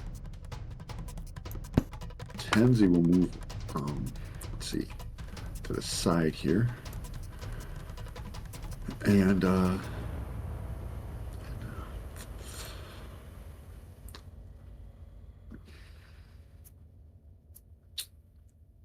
guess I will try the same thing. Okay, it's going to be the same chances, same turtle line thing, except the item saving throw, instead of being against fire, is going to be crushing blow because I'm assuming you're using your psi. Yep. Okay, and I will also let you Mace of Disruption. So disrupt it. It'll have to make a disruption saving throw. Because technically it's not from this plane, it's from Greyhawk. From Earth. Yes. Because it's the Demonomicon of Igwilv. Igwilv is like a witch that became a night hag or something in Greyhawk. I don't know what the lore is. Her father was a half demon. Yeah.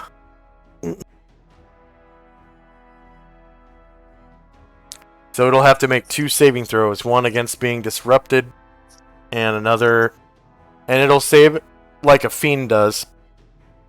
So 95%. All right, -8. Yeah, you hit. Nope, you have to re-roll because you didn't give yourself a -10. I did -9 because I had Hero's Feast. Oh, Hero's Feast. That's right. I forgot about that. Okay, good. And you rolled 15 on the die, so yeah, that hits. So here is a D100 roll to see if it's disrupted. It passes the save, and then the item save.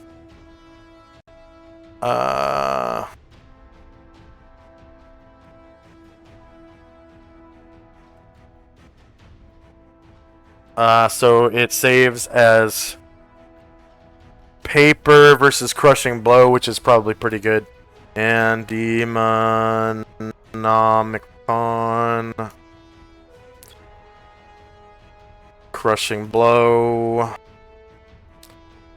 Holy crow! It fails. The save is not very good for crushing blow. It's actually 17 or higher, and it rolled a 3. So pages go everywhere, and Tenebris is like,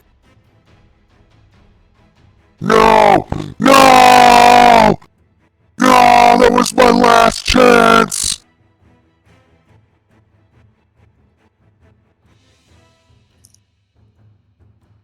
and Tenzi gets that. Thank you. Zalmond. Solynod had one more square, so he can still go right here, and with reach. Oops.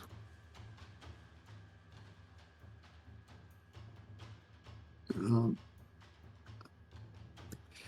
think he's going to go after Baphomet because that way he doesn't have to go through a square.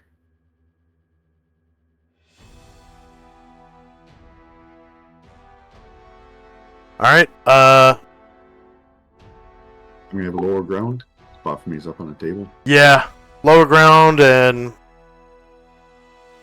that is pretty much it. It's going to be from the front.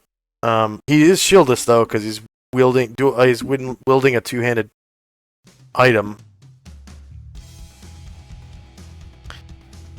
That's a natural 20. You cause 31 damage with your longsword plus 3. Yeah. Mowing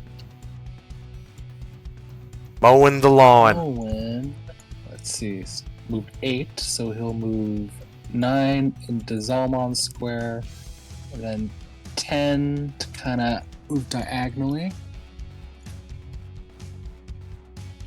Then he'll turn and face and try to hack away at Tenebris. Okay. You You're not really attacking through enemy or friendly squares to get to Tenebris, so no penalty. Nice.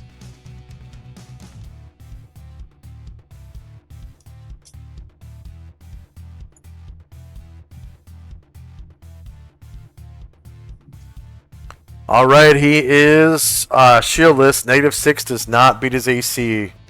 Ryer.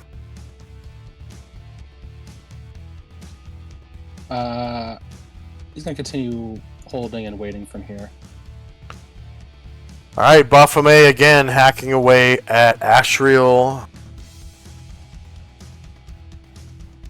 Who is off balance? Who is off balance, so this is +2 against his surprised AC. Shorter melee, same elevation, +2.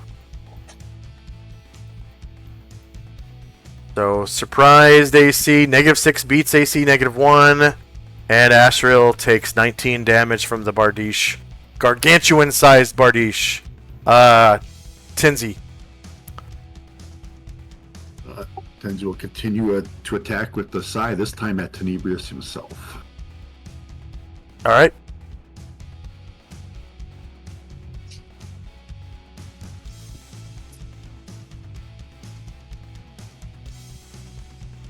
Tenebris is shieldless. That's a natural 20. And he's a medium creature, so that's 31 damage. Sigh of Disruption save. He passes and takes, let's see, 31. Cut in half round down would be 15.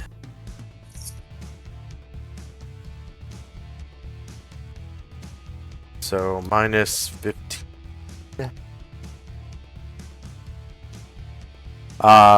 Baphomet again hacking away at Ashriel.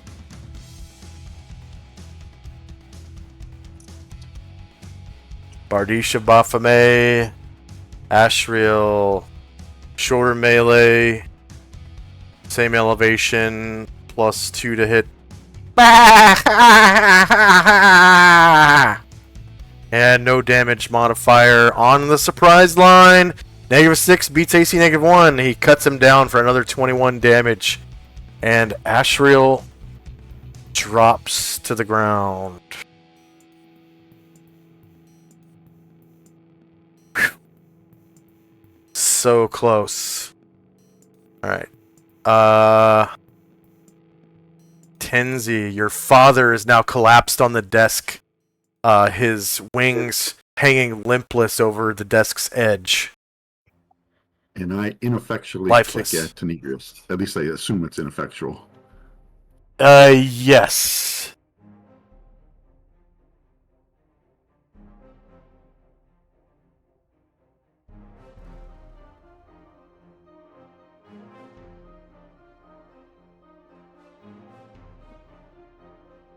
Chai Yai was casting a spell.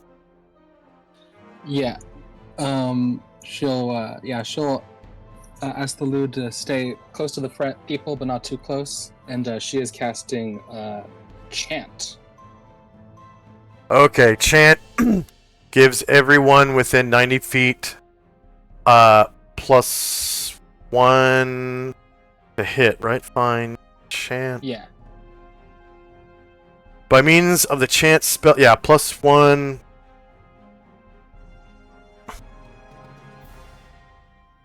And -1. The bonus penalty continues as long as. Okay, so it's.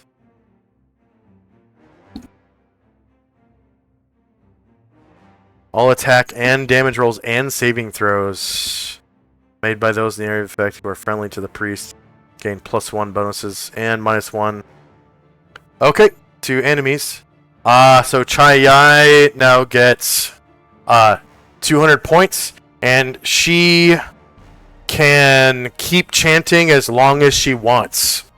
There's like no duration to it. Yeah. And Thalud has been waiting, so he will, with her words, come closer to the allies. Yeah. I mean, so it's a 30-foot radius. Could you give her a 30-foot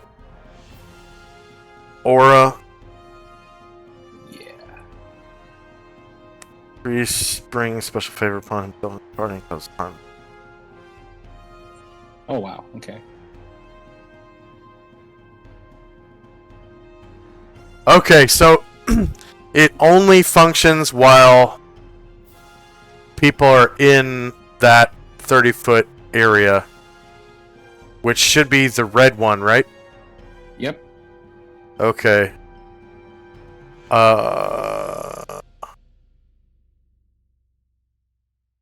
And is everyone able to see that red area? Nope. Okay. Nope.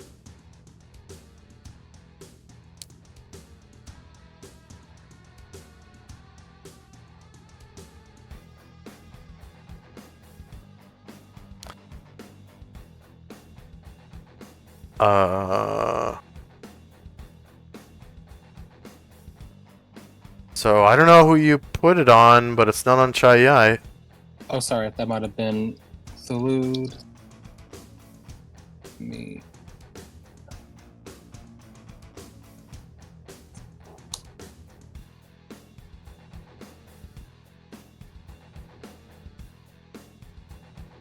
Okay. Now can you guys see it? Yeah. All right. So that represents the field where she can be heard. So anyone that is in that red, anyone that's in that red field, gets a +1 to hit and damage. That's cumulative with prayer and recitation, and I suppose the bard, if he was to, bolster people, that would be cumulative with it. But not the bless. The bless is not cumulative with any of that stuff. So the bless effect from Hero's Feast is basically it's overwritten for now. Mm-hmm. So it does But it not is, stack with it. Yeah. Fine, but it's still a -1 to all the other guys. Yeah, -1 to hit and damage.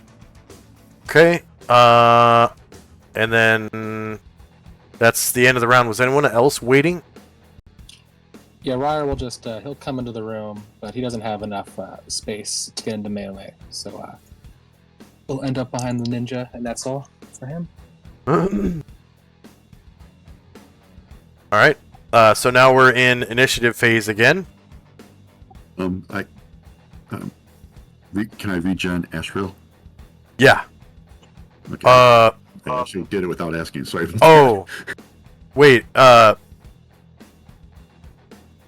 No, because that would. No, that would save his life. This regeneration is not supposed to do that. So he's still at -9. Okay. Maybe one of our helpful viewers will rescue him. Yeah. Oh, that's another thing. Ovak. So we're broadcasting on Twitch. Oh, look at that. Yeah, watch your pants. 4 minutes ago, watch your pants. Cast heal on Ashriel. So, our viewers on Twitch can participate in the battle, and they can buy by using channel points. They can buy heal spells for the party. They can buy wish spells for the party. And they can buy magic items for the party. But they're really expensive. Like, the wish spell and the magic items cost like 50,000 channel points. Good lord. So you have to, watch the channel for, probably about 50 hours, to get that. Right. And then that accelerates for people who subscribe to the channel.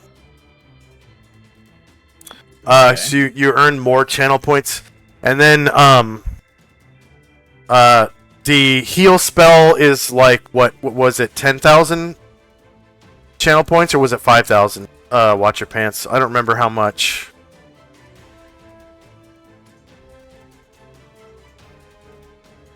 Five? Okay.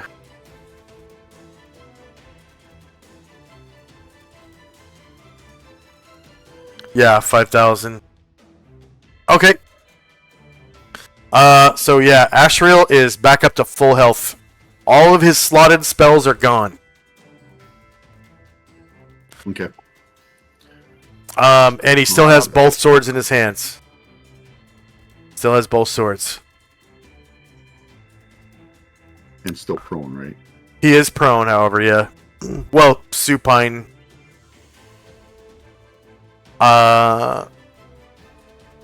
So, yep.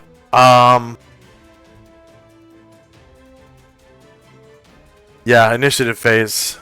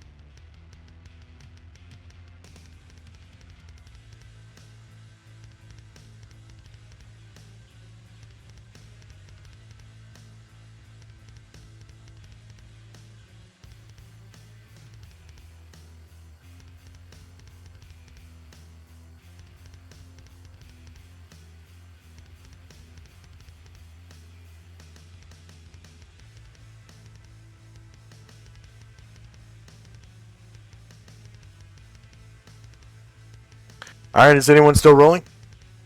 Yeah, I am. Okay.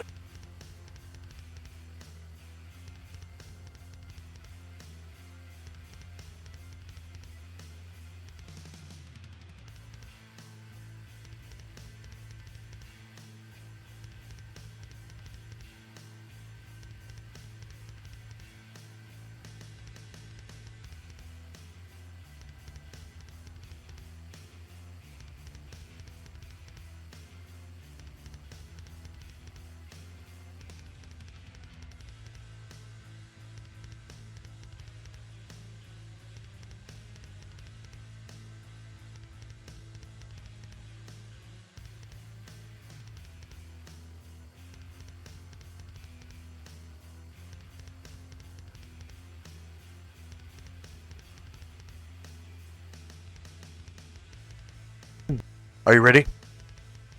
No, I got it. I had it. Sorry. Just Yeah, took it still from me look. too.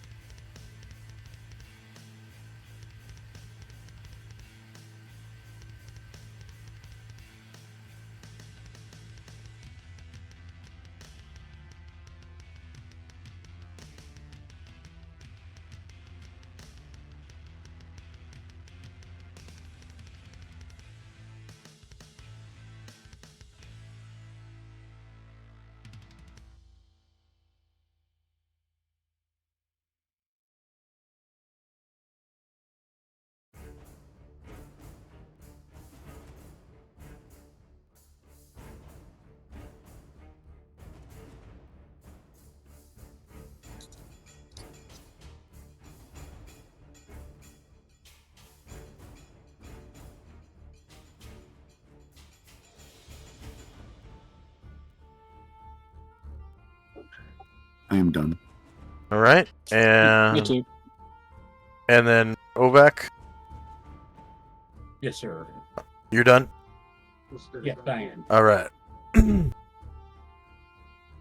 All right, so we got spells and time. And first up is should be Shandrak, right? Oh, Moen.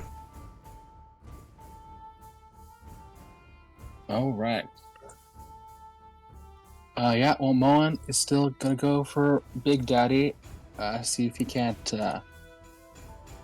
slice and dice Tenebris. All right, no penalty.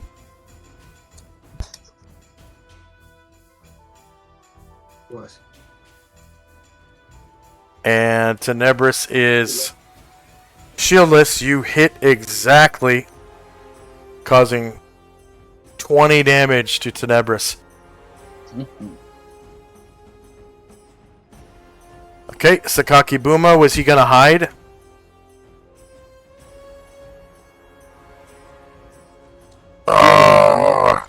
Yes, he's already hit. I was Okay. gonna have him move around and get That's into a right. position. You said while you're in a I sleeping thought- mode, you can only move a third. Yep, I thought he was already in the room though. No. Oh, that No, was not the yet. that was the gaining. Okay. Yeah. So yeah, while he's sneaking around, he can only move 4 squares. All right.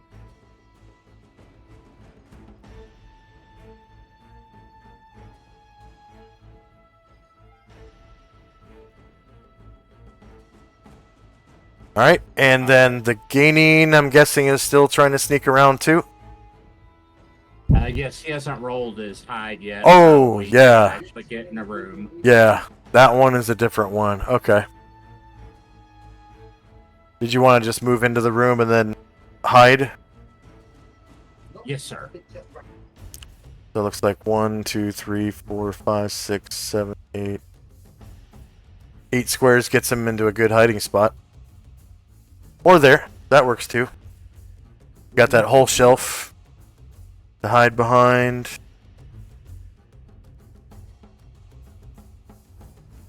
Alright.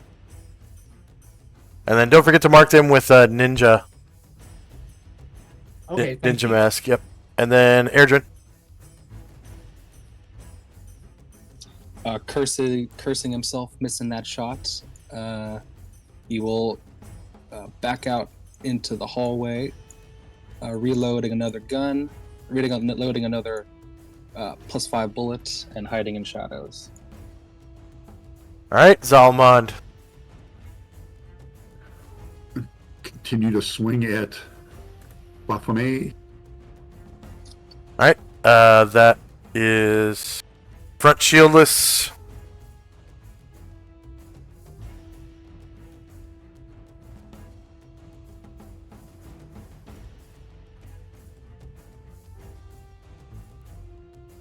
-11 beats AC 0. You cause 34 damage to Baphomet.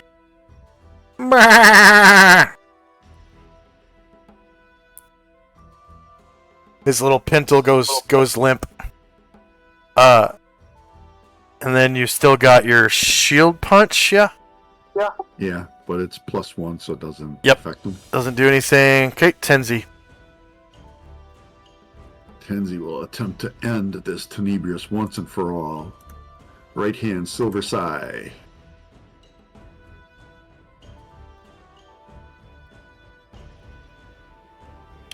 Alright, D100 roll for the save. He makes the save.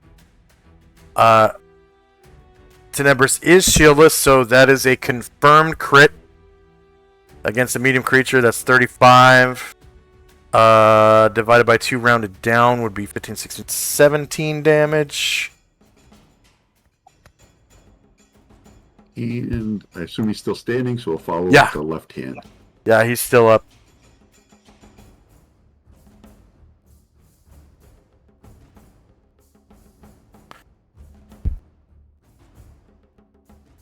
And again, a confirmed crit against a shieldless armor class, causing 22 damage.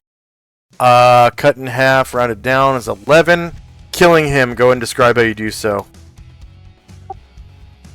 Puts the side goes right into that shadowy face, and as he pulls the side back, Tenebrius is sucked away in the opposite direction. No, he actually just dies right there. Oh my gosh! Yes. Yeah. Oh, sweet. Yeah. So those are those are his remains. Yeah.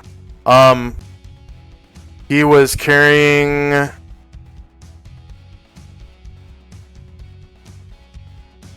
that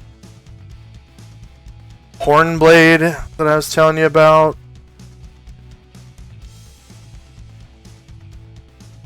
And then he also had a halberd. And And then he was just wearing clothes. He's wearing like a black slim suit type thing. And black boots, black gloves with his cloak over it. And he kind of looks funny when he falls to the ground. He looks like a weird alien looking thing. Next up is one of the... Actually, that's the big boss, the Jonin. Alright. I'll have him move up behind Solynod. Okay.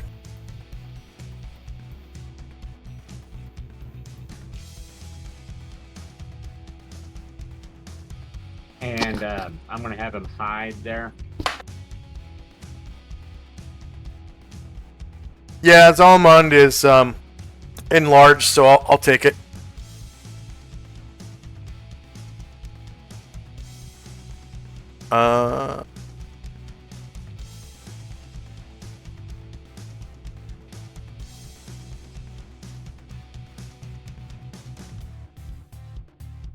And then go ahead and mark him with a ninja mask. Okay. And next up is Ashriel. Thanks to chat. Thank you, Watch Your Pants. Yeah, thank you. Watch Your Pants. Appreciate that. As Ashriel looks over at Baphomet and picks himself off the table, much to the Demon Lord's chagrin. No! Got to give him his points. And he will swing the Nodachi on him and the katana on... you know what? He needs to finish this guy off. He's going to swing both of them at Baphomet. There you go.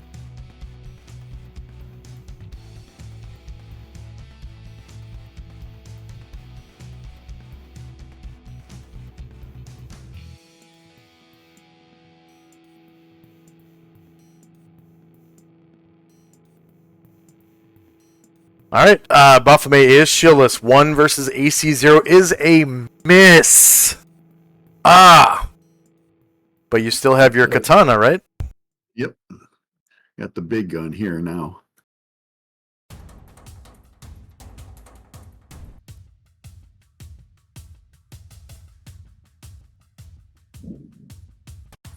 Oh no, and he rolls another one. Shandrak. Shandrak looks between UZ and the two demon lords and says, "Don't go anywhere. I'll be right back." And he withdraws between them. All right.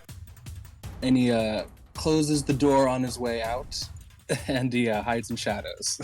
Okay.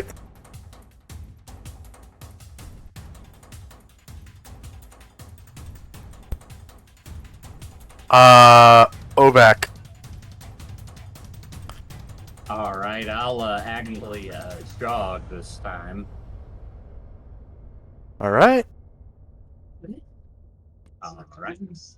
So before you move, I'm just going to put you onto the next map. That way you can move completely on the map, because that flight of stairs that you're on is on the next map as well. So. Okay. All right. So you are right there. Okay.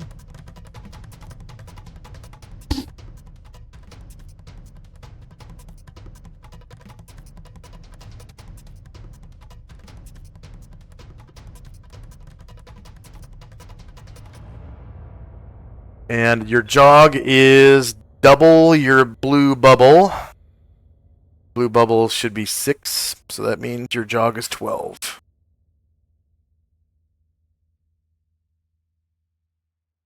Yeah, that's 12. All right. And let's take a 3-minute bathroom break. All right.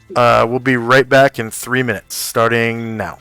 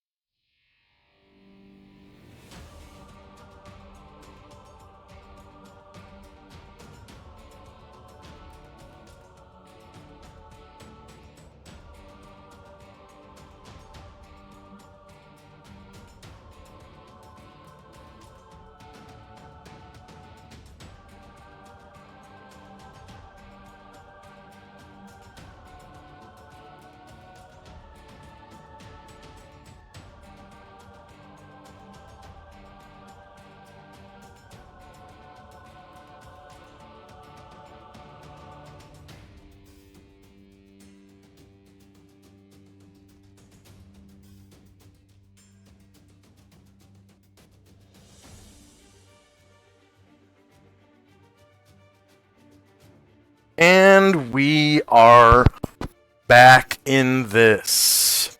All right. So Ovac comes into the room.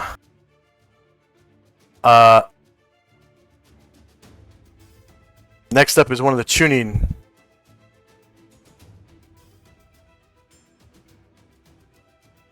All right, I'll move him.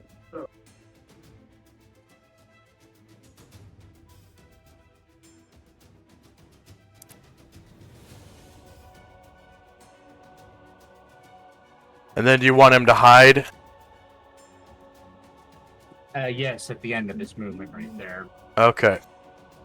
So yeah, you got Zalman someone shut the door on the way out, so you can definitely hide.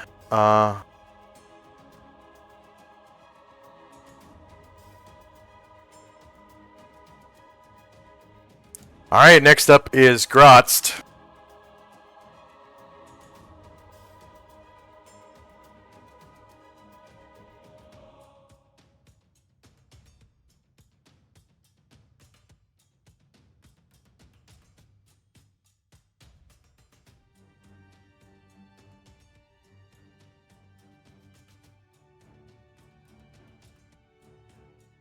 Alright.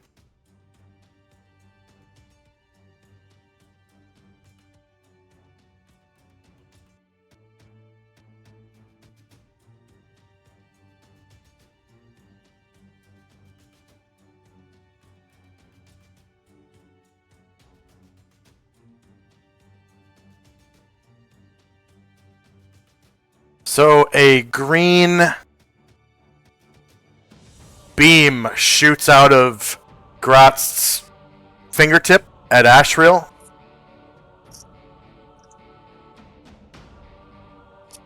And Ashriel gets...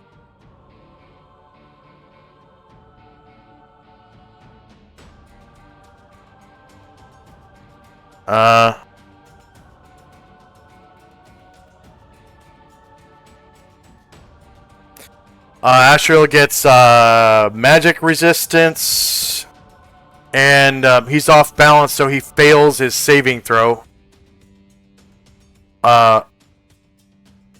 Okay, yeah.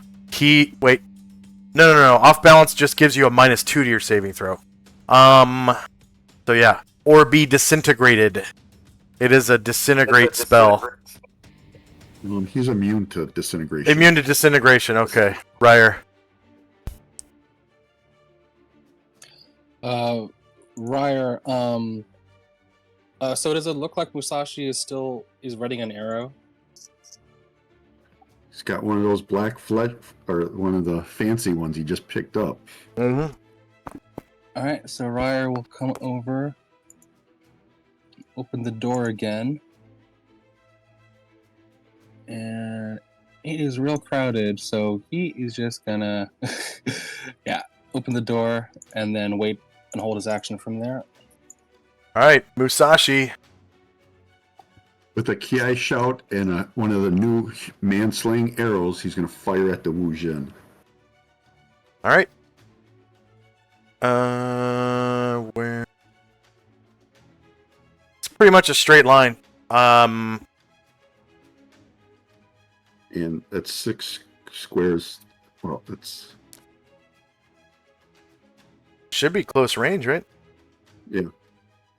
And then he's a bow specialist, so that's point blank for him, right? Oh, that's 8 squares. So it's still short range, but it's just outside of his point blank. Yeah, so I'm going to have to minus that because I added it in accidentally.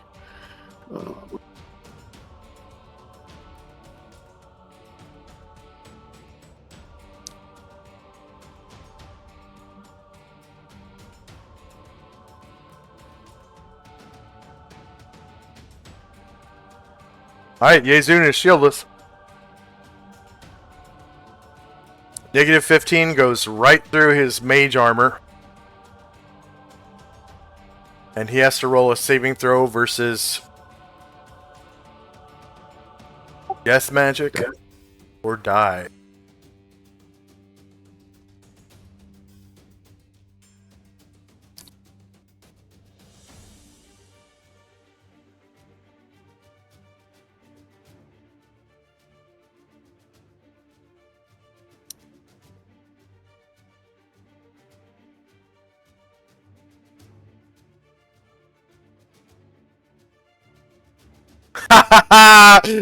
He rolled a 1.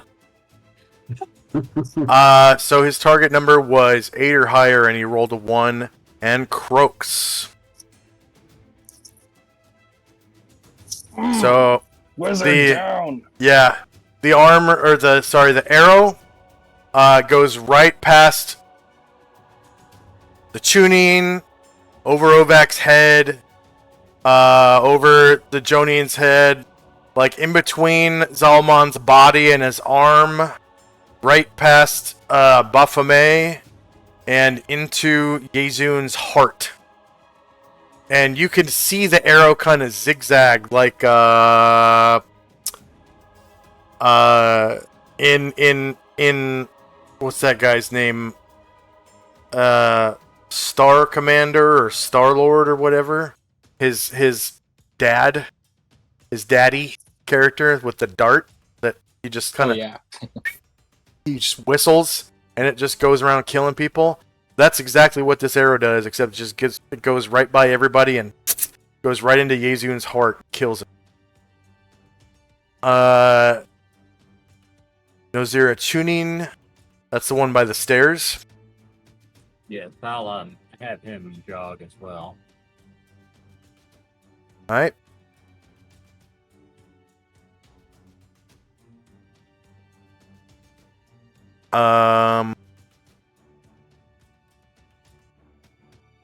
I could have sworn maybe I have 4. Okay. I guess when I put in a 1 it didn't go through. So I'll just slide that down.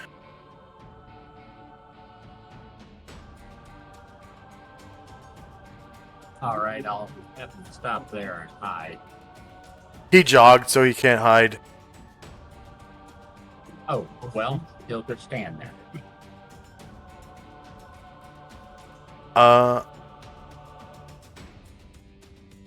So yeah, Baphomet is going to swing away at Ashril.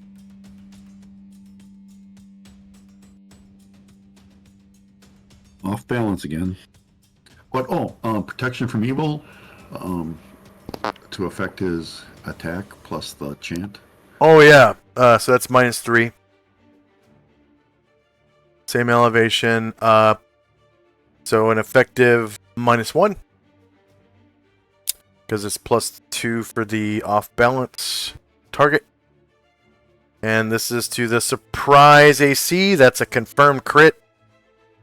He's large right now, so that's 29 damage to Ashril.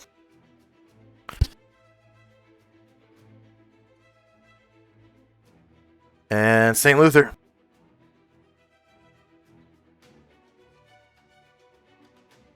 Let's see. Luther.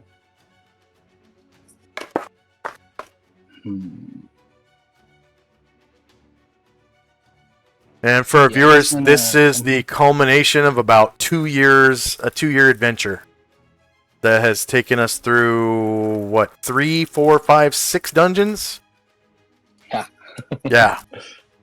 This is the final dungeon of a story arc that lasted about 2 years. Go ahead, sorry. Yeah, Luther is going to he's going to hold his movement and attack for now.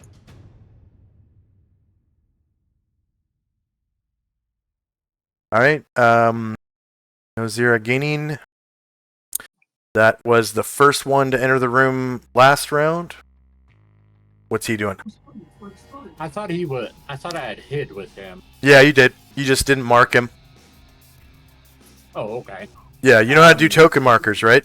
Click on the little magnifying glass. Yeah. Okay. And then, are you having him sneak?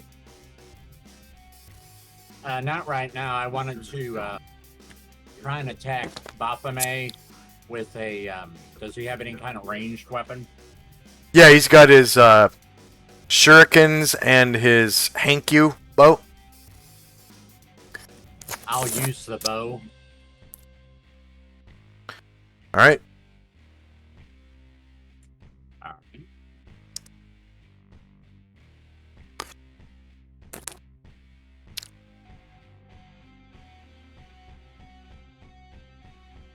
Oh yeah, so you just click on the token, click on attack, the attack button, and then in chat there will be a list of his weapons. And I believe that's close range because it's less than 10 squares away. So, Okay. yep.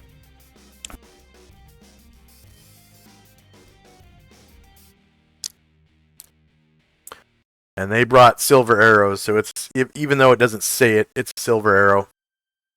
All right. Okay. So that is going to be his front shieldless AC. So 0 versus AC 0 hits exactly, and you cause 3 damage, cut in half, rounded down for 1 damage from a silver arrow.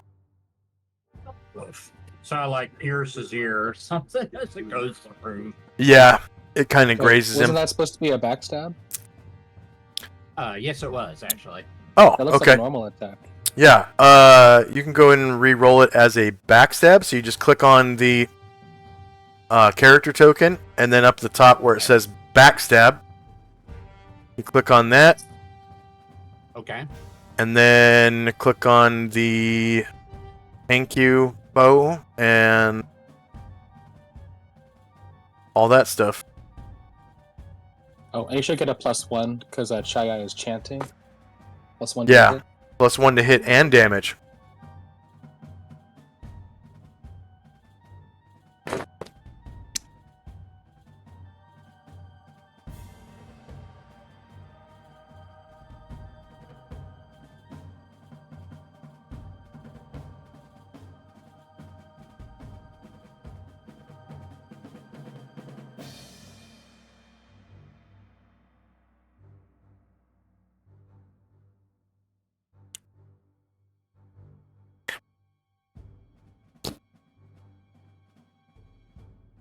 Nothing's showing up. Oh, okay. Let's see if I can do it. Backstab. Thank you. Baphomet. Shorter melee. It's going to be lower ground because Baphomet's on a table. Actually, no, it shouldn't be lower ground because Baphomet is not over your head. High. So, thank you. Baphomet. Shorter melee. Same elevation. +1. Thief level is 8. Backstab damage roll +1. Alright, that's a confirmed crit, and Baphomet's a large creature, so you cause 8 damage, cut in half, rounded down. And you're no longer stealth because it didn't kill him. You cause 4 damage. Alright. So you can remove the ninja marker on that guy. Solynod. Falud is just waiting, and if any enemies get too close, he'll take Chaya to safety. Moen. All right. Now the Teneverse is gone, and the wizard start hacking into Baphomet.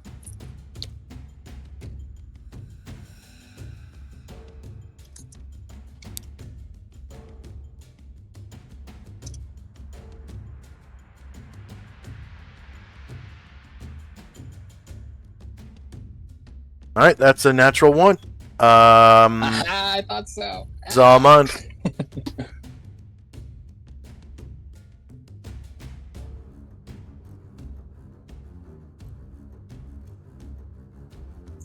Zalmand will continue to swing at Baphomet from the doorway.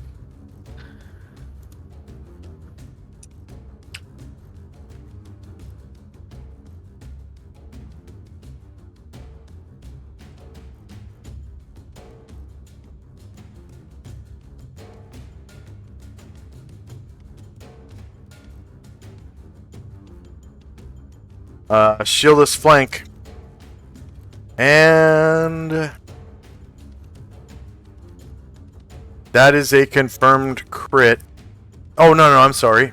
I thought that was Tenzi, so it's front shieldless.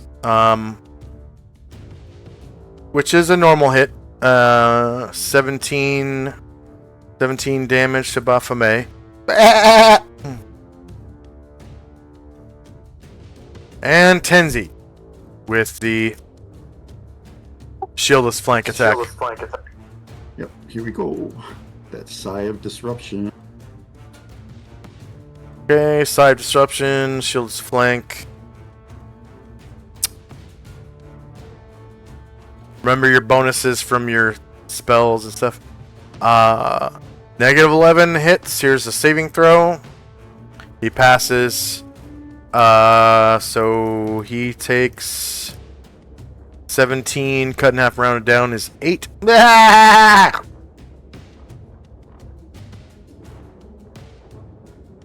Good old goat boy. Ashril is off balance. Ryer. Ryer will come in. Let's see. Okay, he'll try to move diagonal from the door. And he was holding his first attack, so he's going to try to make 2 attacks against Baphomet's back. Yeah, that's fine. Because you were waiting earlier. Yeah. Trying to poke him in the back with my javelin. 2 times. And you get +1 to hit and damage. -8 hits. And you cause 11 damage.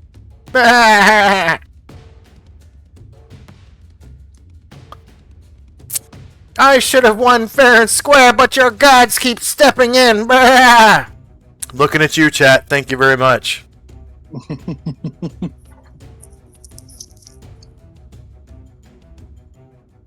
Alright, second attack. From the back. Natural 20. 15 damage. Almost there. Look at that. Look how thin the green bar is on that goat bastard. Next up is Musashi.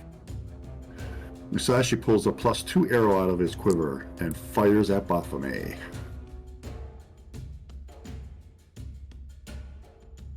With Ki.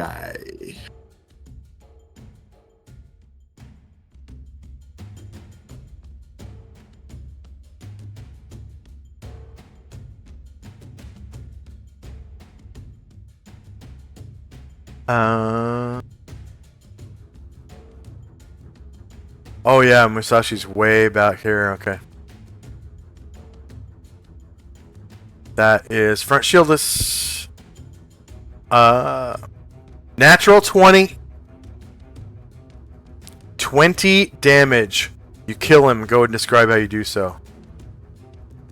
This arrow doesn't fly quite as fancily as the first one, but he does have to negotiate several people, and it kind of arcs over Zalman's shoulder right by his ear and sinks right into the neck of Baphomet.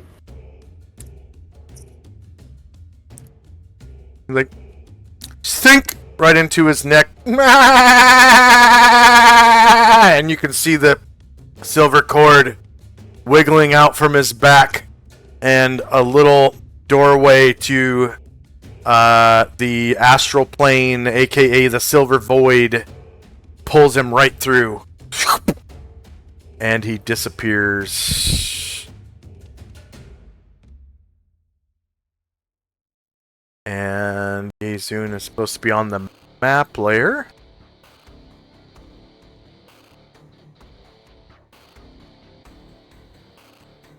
Alright. Tenzi. Tenzi will move along the wall and then up to Grazit and Silver Sigh him with the Sigh of Disruption.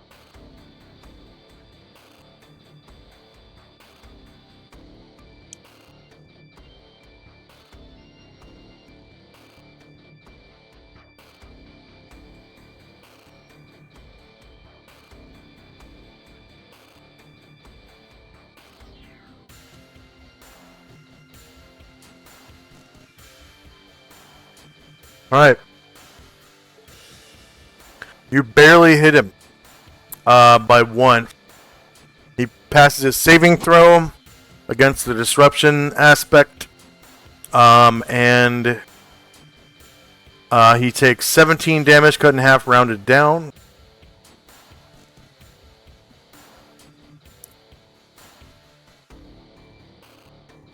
Musashi.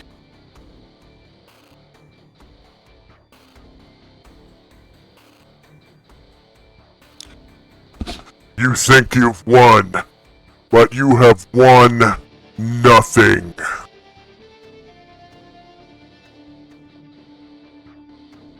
Musashi is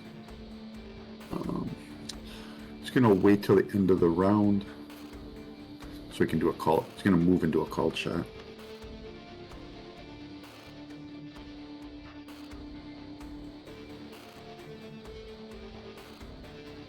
Alright, Tenzi.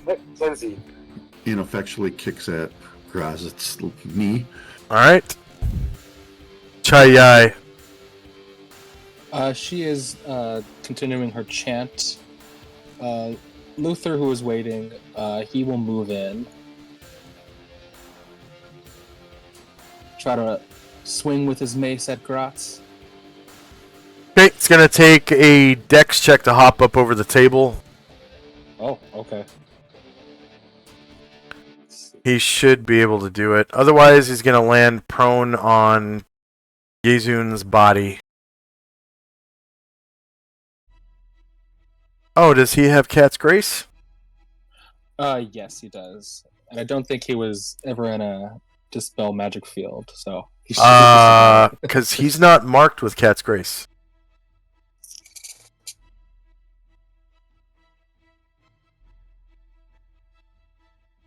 yeah, he does have it though. Yeah, it looks like Yeah. it was. Yeah, it's probably lost the token when we were moving the token when we moved it between maps or something. Okay. Alright, I'll take it.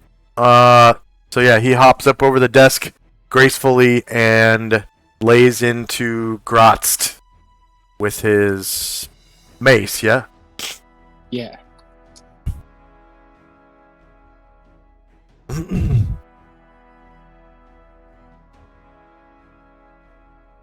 Alright, Grotzt is shieldless, but St. Luther rolls a 1. Was anyone else waiting? Yeah, Musashi was waiting to the end of the round. He's going to do a half move to the corner here and then fire with called shot at Grazit with a +2 arrow.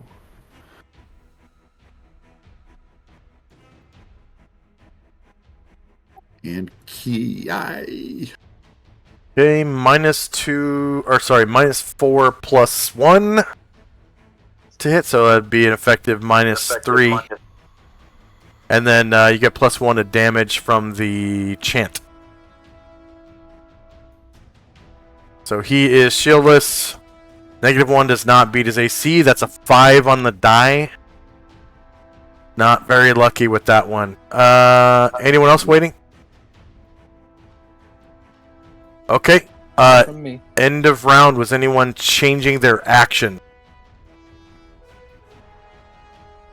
Okay, now we're in initiative. Musashi will, because he's not. Because it's not what? No, he can't, because there's nowhere to go. So he's going to stay the same. Yeah. Okay. I think he took all 3 shots anyway, so he's out of actions. Yeah.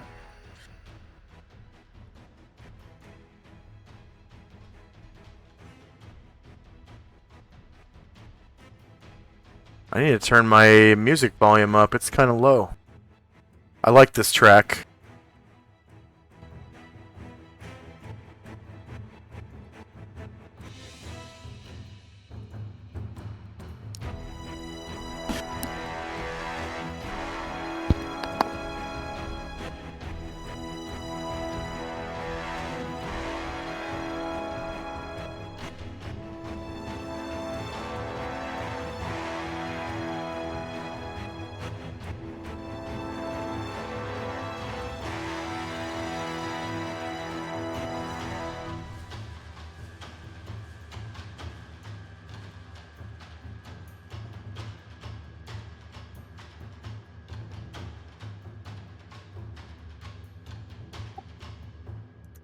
So is it initiative now?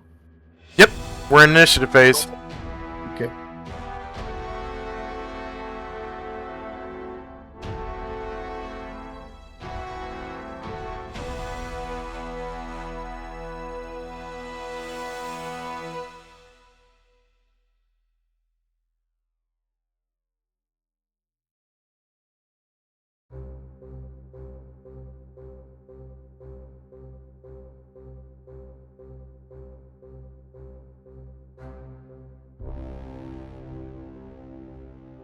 Oh, and don't be afraid to roll preemptive initiative if you want to. You know, that's always fine. As long as it's, you know, after the end of the round, you know, when we get to this point where it's the top of the turn order tracker, that's fine. If you wanna roll preemptive initiative for like characters who've already taken their action.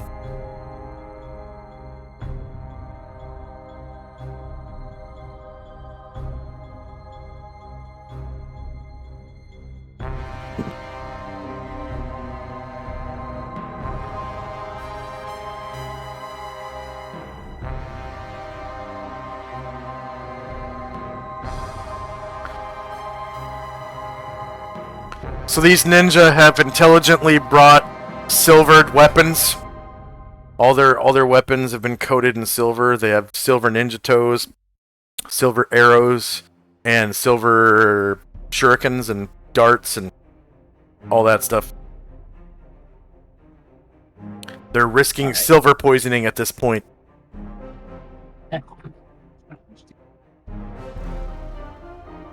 Alright, is anyone still rolling?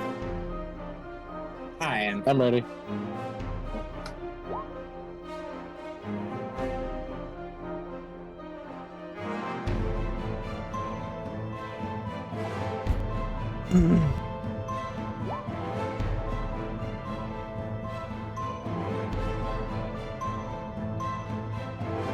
Alright, anyone still rolling? Alright, here we go.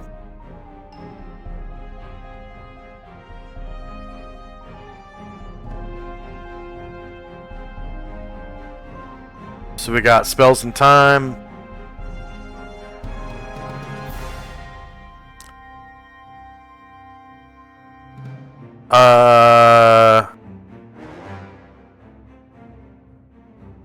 I guess I'll fix that when we come up to his turn, because nobody answered when I asked if they were still rolling. I'm sorry, I was muted. Okay. Tenzi. Try to do a little bit of the left, a little bit of the right with silver size on Brazel.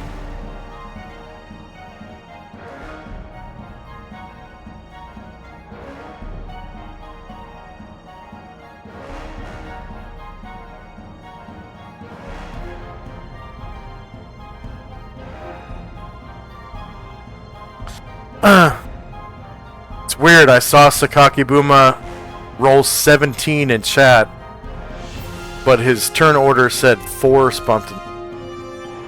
So go ahead and roll his initiative again. Alright.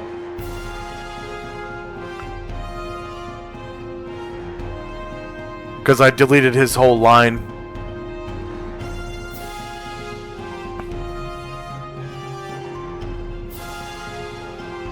Okay. There we go.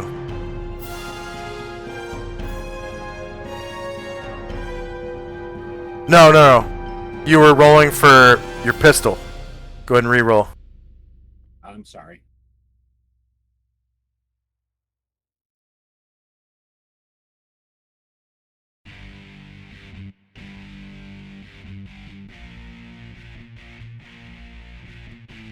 There you go. 9.78.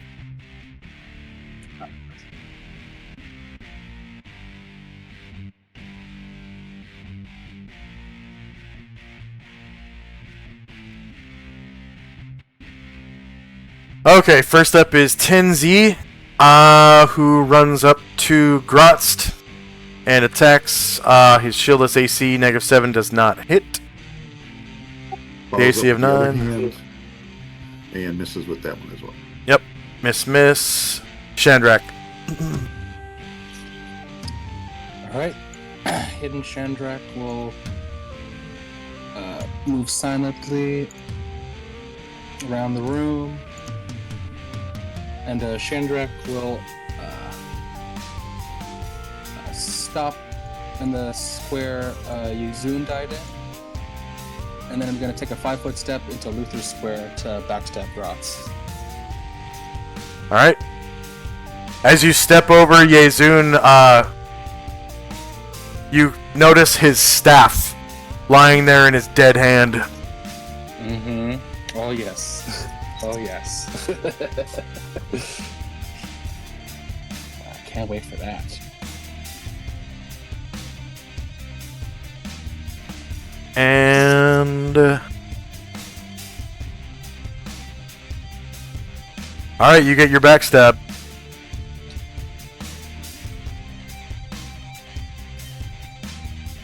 And Alright. roll a 1. That ain't Ouch. Zalmond. And your stealth is broken.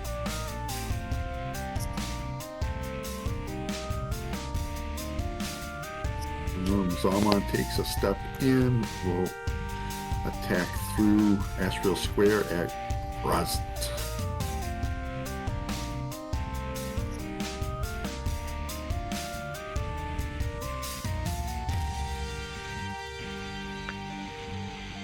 That's just a -2. And you have a +1 from Chant, so it's just a -1. Alright, Grost is shieldless, -1, does not beat his AC. Ovak. All right. I'll start moving up.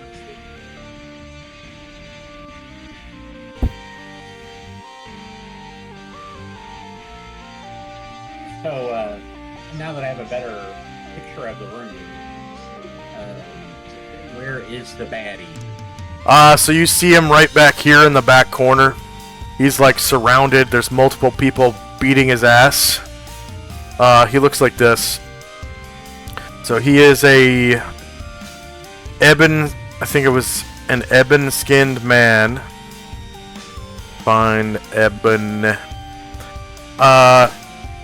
He appears as a very tall and heavily muscled ebon-skinned man with 6 fingers and 6 toes, glowing green eyes, pointed ears, and smallish fangs. He is very beautiful, though. Oh. I will back up into the corner to allow others to pass. And can I cast a spell, or can you not do that when I can? So innate spell-like abilities you can cast and move, but slotted spells you can't cast and move unless you're on a vehicle and you're strapped in somehow, like secured to the vehicle, like tied to the mast of a boat, or in a spaceship with your seatbelt on, stuff like that. Okay, that'll be the end of his turn then. All right, Ashriel. Swings with the katana.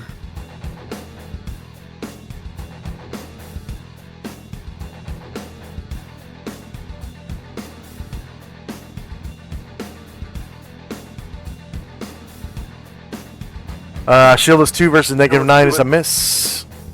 Follows with the Nodachi. That's right, the Nodachi.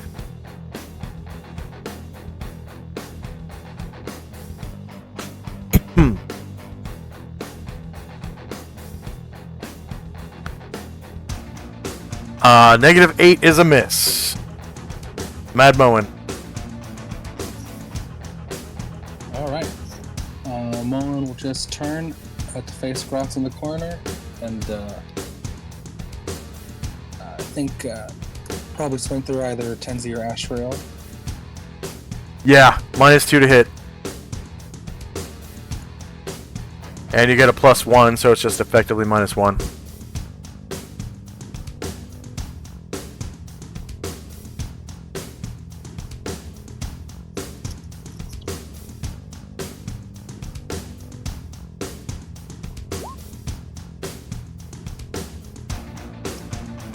Alright, Shieldless -4 is a miss. Musashi. Musashi forgot to roll call shot, so he's going to take his shots at the end of the round. Grotzt. Alright, he says, Slag all you Burks. I'm not fighting to the death for this. and you hear an audible, and Grotzt disappears. And combat is apparently over.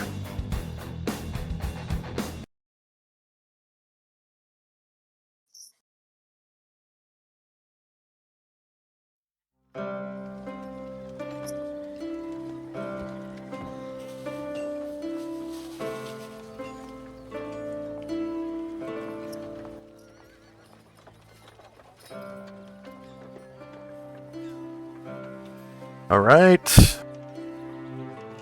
So first, I'm gonna do. Let's see.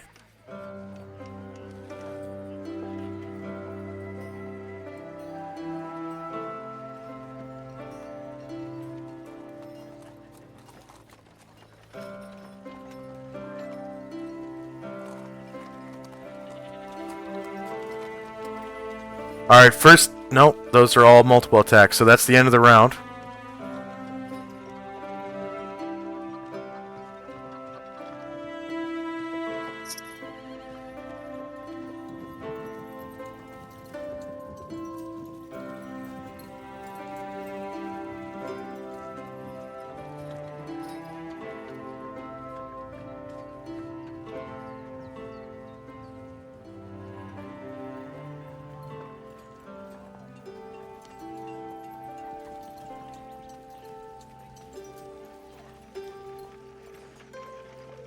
No, we're not in initiative phase. Nope.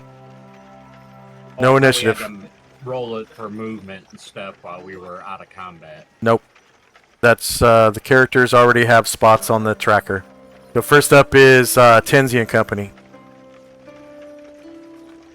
Tenzi turns to Ashril and says, "Do you sense anything?" And Ashril kind of looks around and spins in a circle. And he looks at you and says, My son, I sense nothing. And Tenzi kind of looks over to Shandrak, looks over at Ovak, kind of goes, "So we won?" I hope so. We killed an undead god. We stopped him from coming back. We did it.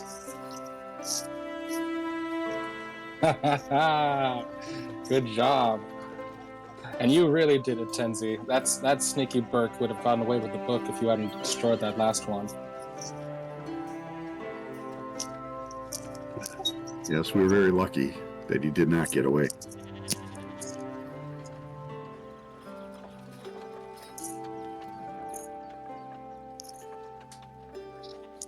And so that's, I guess, Musashi will kind of look down. Is that Ryer on top of Tenebrius? Oh, yeah. Yes. So Musashi just kind of looks down and kind of kicks away the scythe and the, I forgot what the other thing was that he was holding. Oh, kind of kicks those away. halberd. Is a halberd and a sickle. Halberd, yeah. So he'll kind of kick those away, and I guess that'll be it for us. It's kind of shocking if this is it. And if you guys could remove all your auras, that'd be great. I don't remember who else. Oh, you know what? Never mind. I can just actually delete these now because they're. Yeah. Okay. Anything else for Tenzi and Company? Nope. Just trying to process all that we've gone through. That it was so. In the end, it was so quickly over.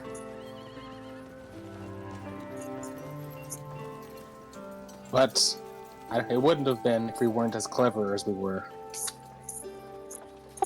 You really did catch them unawares. Yeah, we did a good job of planning and playing it smart. And got lucky. And got lucky. Thank the gods. Looking at you, That's chat. what was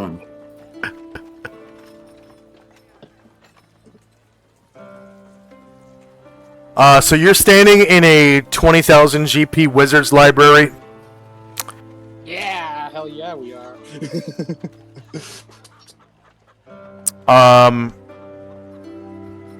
Yeah, this library is pretty well used and pretty well equipped. You haven't really seen like a laboratory, but this is for spell research. This is all you need for Hell yeah. up to true Dweemers. So I think 20,000 is all you need. Nice. Anything else for Tenzi and Company? Nope, we're good. All right, Shandrak and Company. And Chandrak breathes a big sigh of relief. Ah, okay. Well, now then. And he starts rubbing his hands, and he reaches down, and he starts looking through Yizun's pockets and sees what he's got. All right. What's this Wujin got? So first of all, his staff. Mm-hmm.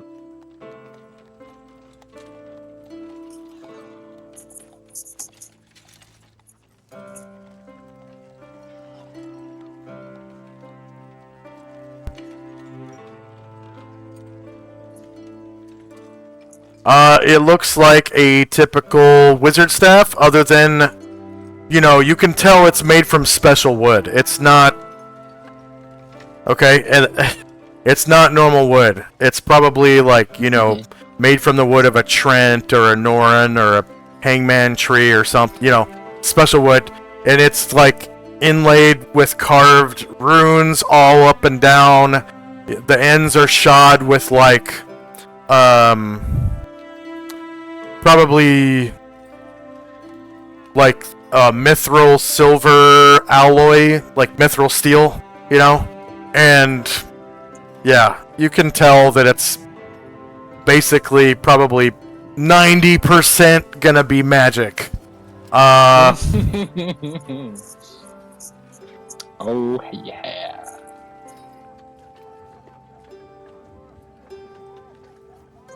And then he's wearing a ring. Nice.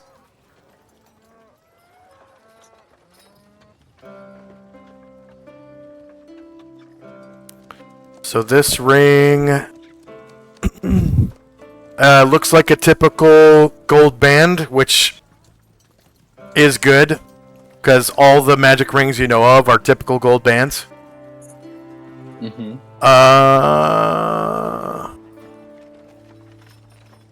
And then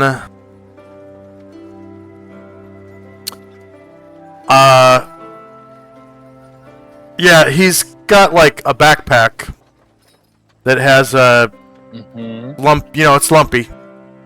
And inside you find a traveling spellbook. Yes. Okay. And then you also find a like rug Ooh, rolled up. Okay. Nice.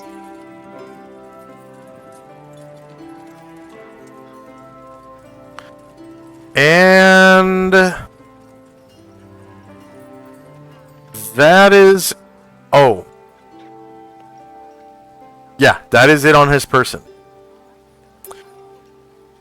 So the staff and the ring are pretty obviously magical. It's like...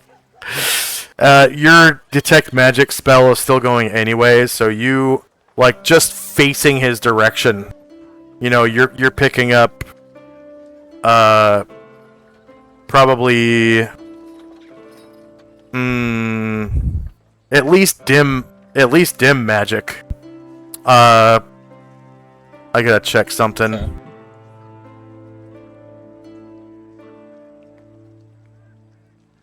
faint. It's at least faint magic. Yeah. Anything else for Shandrak? Anything else for Shandrak and company? Yeah, Shadrach is just kind of his mouth's kind of starting to water, and he's gonna pocket the ring and the spell book, and that'll be all for this round. All right. Ovek. All right, I'll step into the room.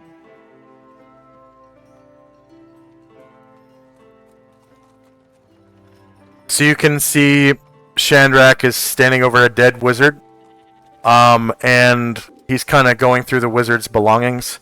You can see him pull a ring off of the wizard's finger and a book out of the guy's bag and pocket them. Probably in his pouch and backpack or something, I don't know.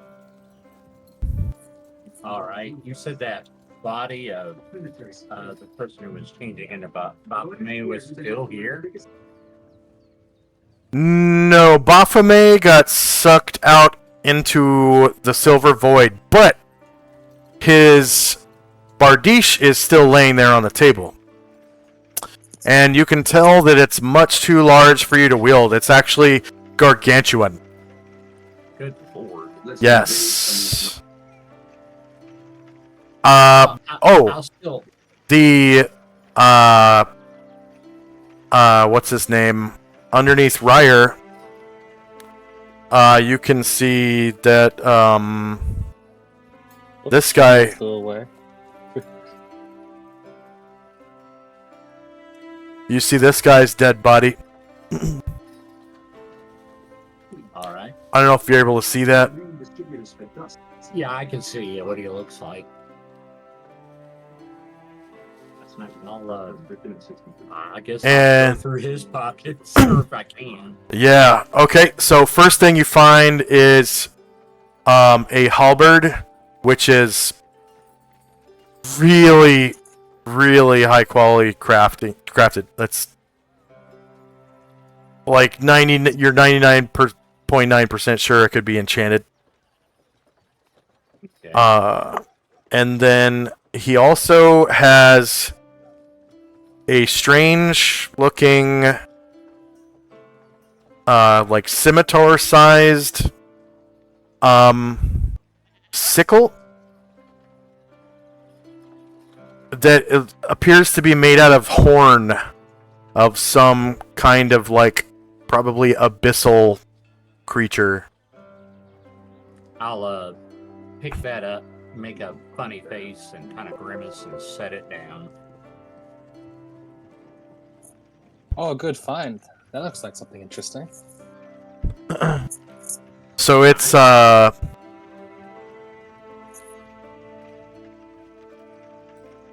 see.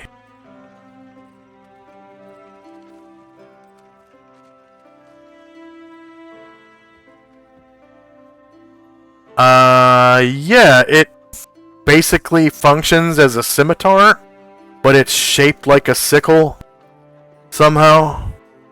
And it looks like the whole thing is made out of horn, like from some kind of basically demon. It's like black horn, and the edge is razor fucking sharp, and it's like serrated. It looks really nasty, but it looks like anyone who's proficient with scimitar could probably pick it up and, you know, wield it.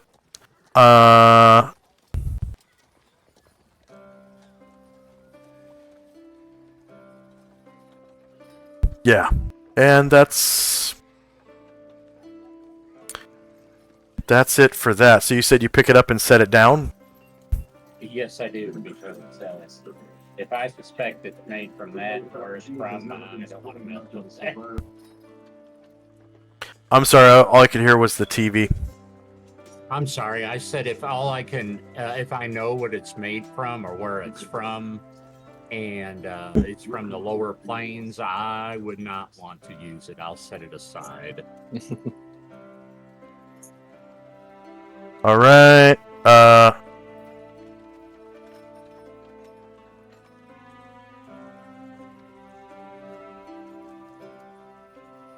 don't see where your character went. I'm on the table. Oh, okay.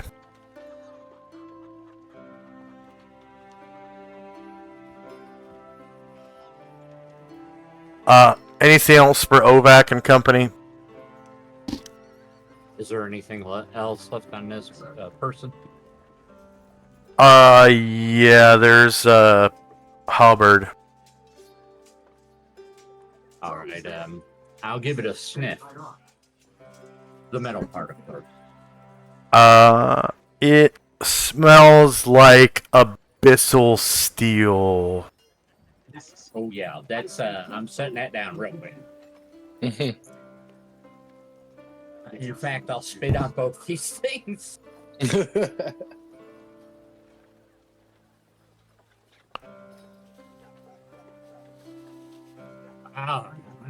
I'd never touch that stuff if I were you.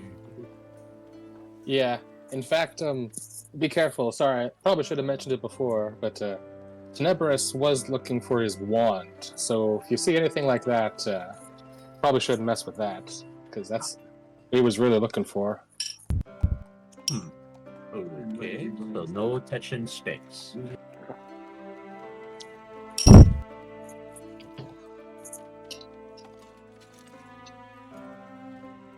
Now that'll end my turn. Alright. End of round. And we got spells and time.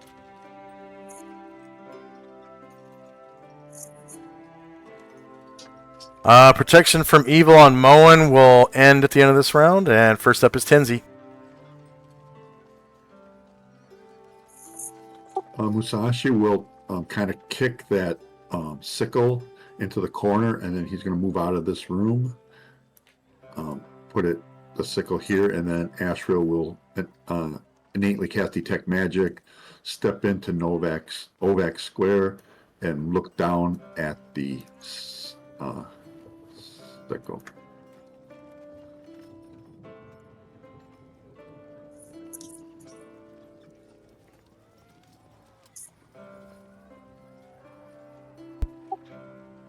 Okay, you said Tenzi's casting Detect Magic? No, Ashra is innately casting Detect Magic. He's stepping into this square, and Musashi had moved the sickle to this corner here. And so Ashra will Detect Magic on it. It's a scimitar. How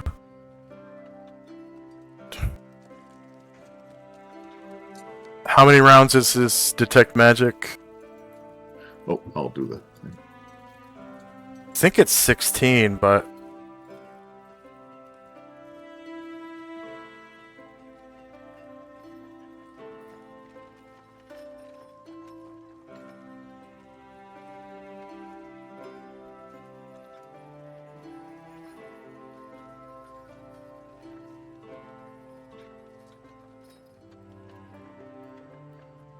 And Oh, right. The priest spell is maxes out at 10 or something like that. It's the wizard spell that's 2 rounds per level.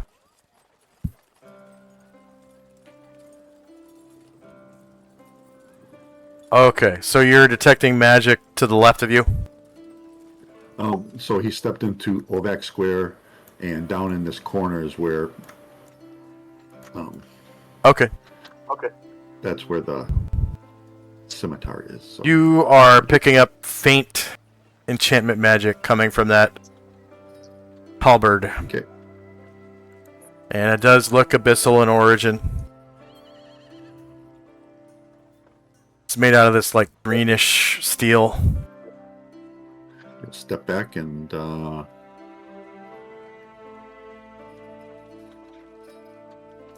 when he steps back, Tenzi will cast a cure on him.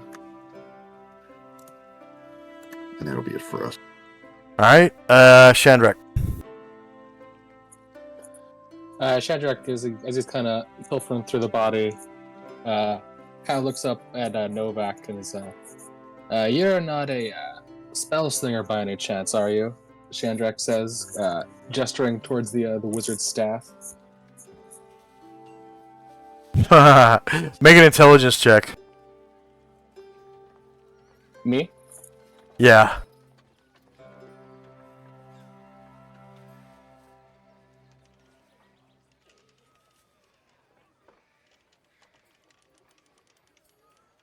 Okay. Who are you asking that question to? To Ovak? What race is Ovak? A dwarf? Oh, okay. Oh, right. Yeah, I'll look at you with a furrowed brow and be like, "You don't use that stuff." Oh, okay. Sorry. We don't get many dwarves coming through Sigil, so I wasn't sure. Who? What? Where? Sigil. That's where I'm from. You haven't heard of it? It's only the center of the multiverse. You have never heard of the term multiverse.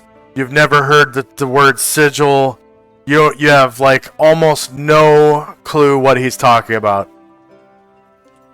All right, if you say so. Actually, roll an intelligence. Not intelligence. Religion. All right.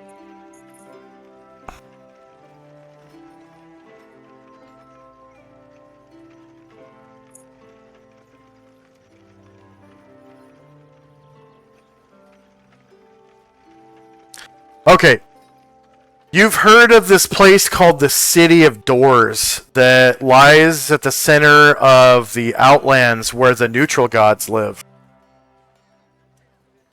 It's like druid heaven, basically. So that's next door to that flower sniffer place, ain't it? Well, next door is a very relative term when you're talking with Sigil. But yeah, there's I think the tower is on a plane where flower sniffers would go, I suppose. But flower sniffers aren't at the top. Let me tell you for sure.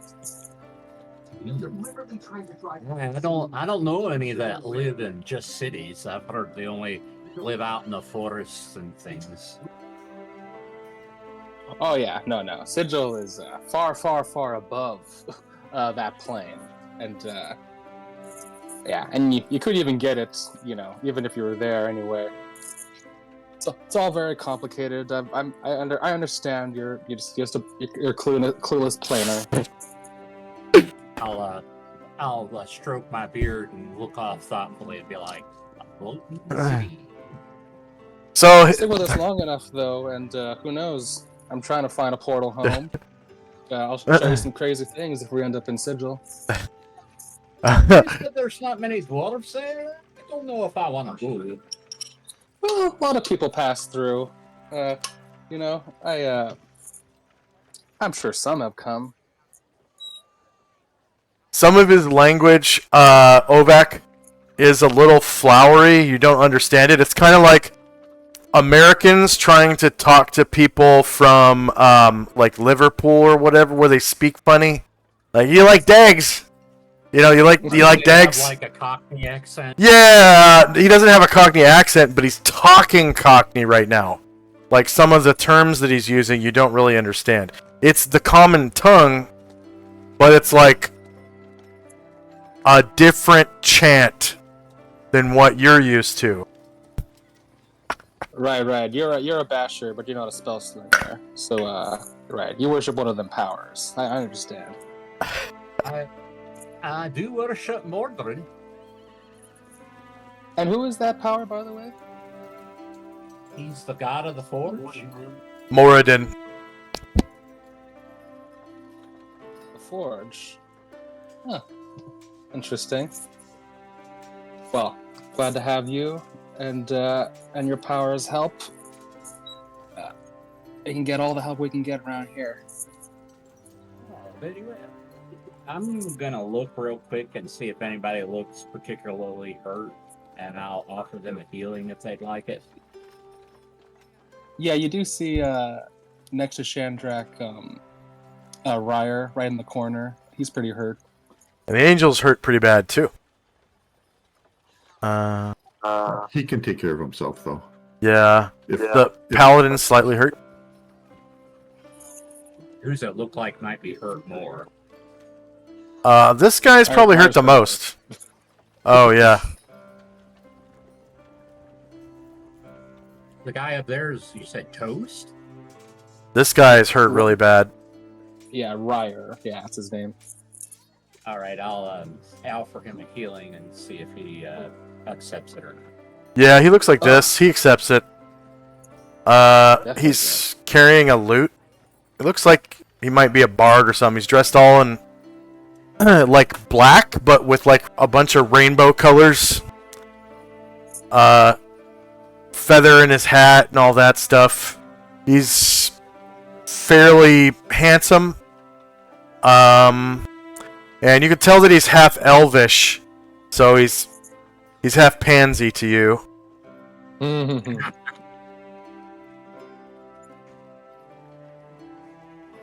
He's wearing this really god-awfully high-quality suit of chainmail that looks like it's made of an alloy with adamantine. It's adamantine alloy. And for some reason it hasn't melted in the sun. Have I seen adamantium before, or adamantine? You would know the stories of adamantine. So hold on.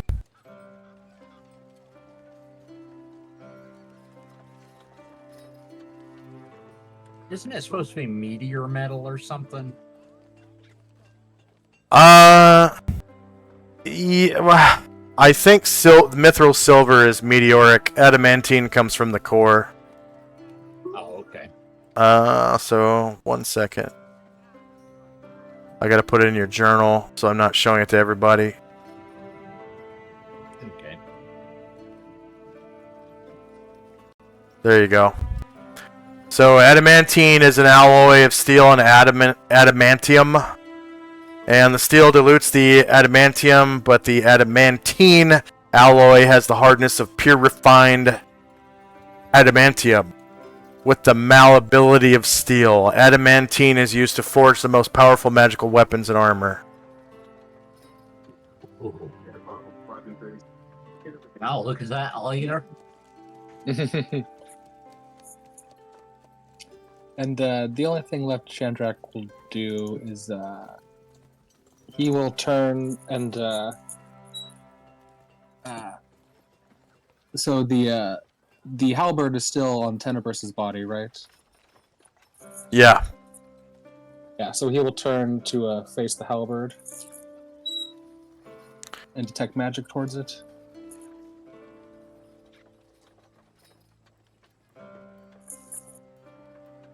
Just a second. I gotta fix this handout. No problem.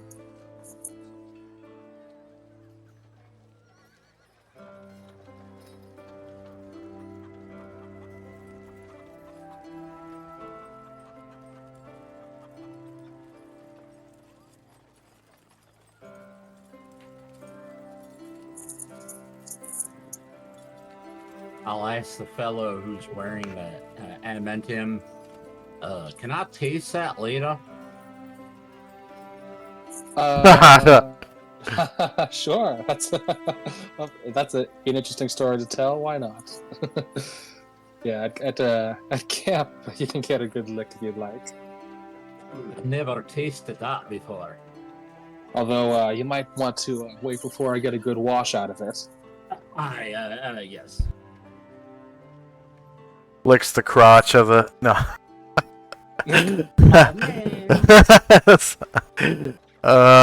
Just give me that cod piece right back.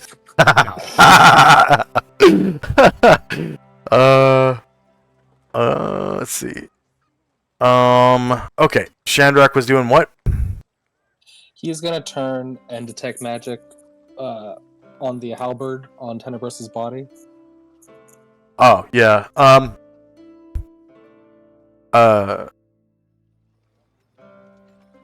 Faint. Faint, enchantment. Okay.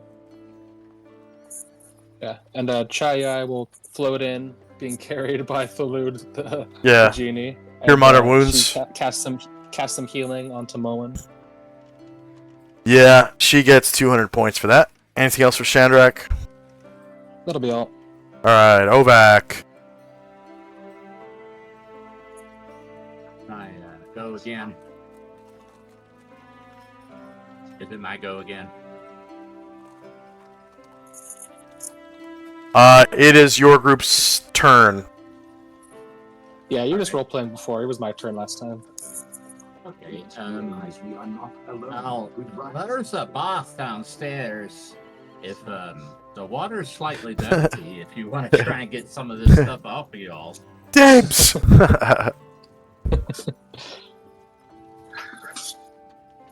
Well, Looking at the armor suspiciously and drooling. Ryer kind of look at you and say, you said you wanted to, you had some healing available. Do you think I can get some of that? That'd be appreciated. I cast it earlier. I don't know how to make the macro for healing, but I got I didn't see 9 it. altogether. So you click on your token, Okay. and then at the top of the screen where it says spells and powers, you click on that. And then you find priest. Click on priest. Find level 1. Click on level 1. And then you have cure light wounds, right? Yes, sir. So you cast that, and for a level 1 spell, a priest gets 100 points. And remember that 100 points is divided equally between both your classes. So 50 for fighter, 50 for priest. Okay.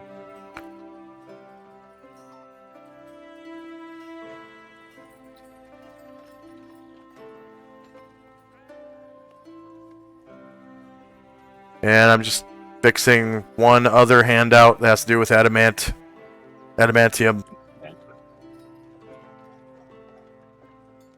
Did it show how much I hit?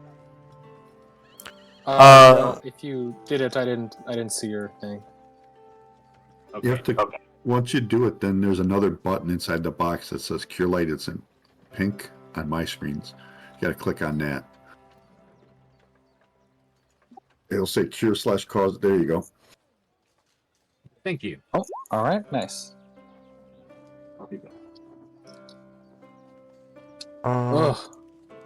Thank you very much. I'll write a song about you for that.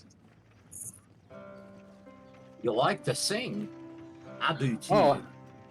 Oh, good. Yes, we were so in between things. I like to sing a rousing song before battle. I know mostly dwarven chants, such as marching chants and, on the road and that sort of thing. Well, feel free to join in when the spirit strikes you when I'm playing. Feel free to join in. I appreciate that awful. Okay, anything else for Ovak and company? No, sir. Alright. And that's the end of the round. We got spells and time.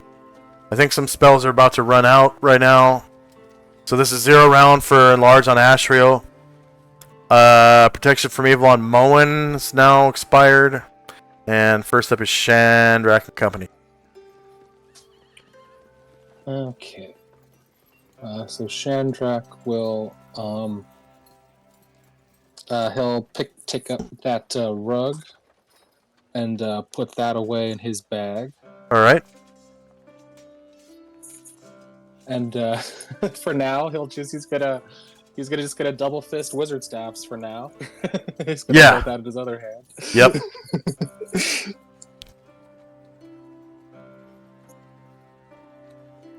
And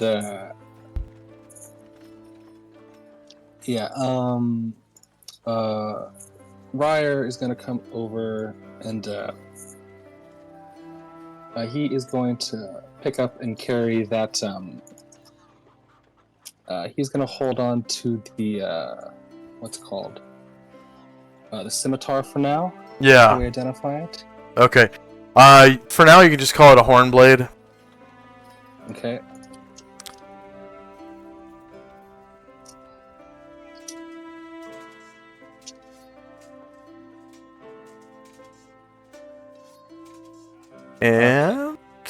And Wire, actually, I think is close enough that he could pick that up, and we'll pick the halberd up too. yeah, yep.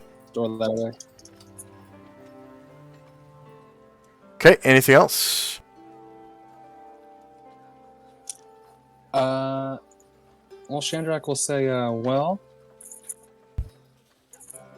with that done, well, let's see. Tenzi, are you able to dimensional fold anymore today? Most certainly.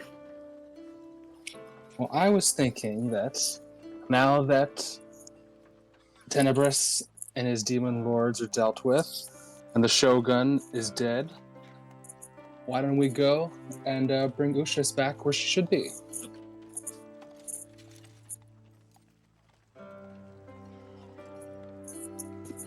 We can do that.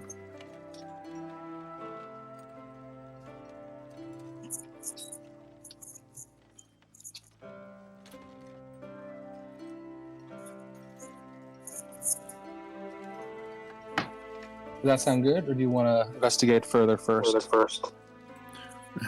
That sounds fine. All right.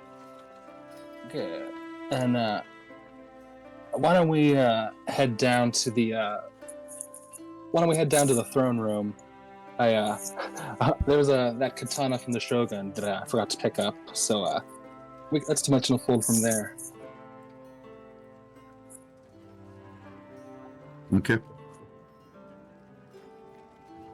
Will we lay these poor men to rest or leave it to their own people?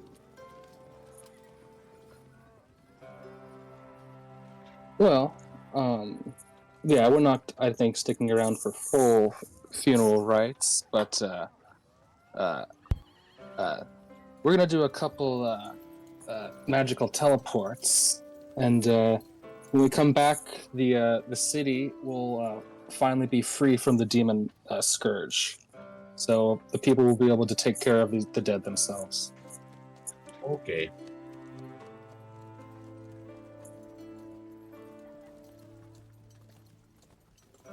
So with that, Chandrak's people will start to head out the room.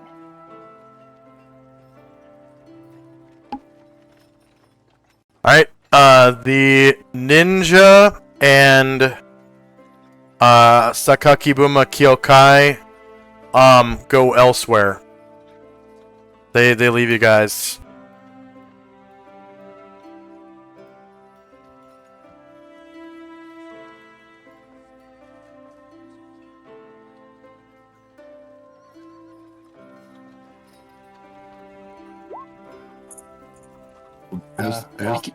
I think he snagged Erdrin too.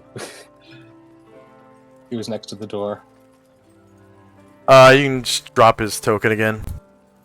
Okay. Sorry for interrupting. That's okay. Anything else for Shandrak? Were you about to say something, Tenzi? Yeah, I wanted to thank them for their assistance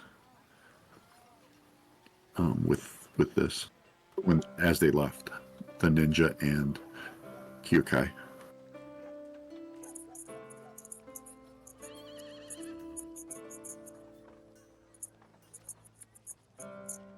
That was it.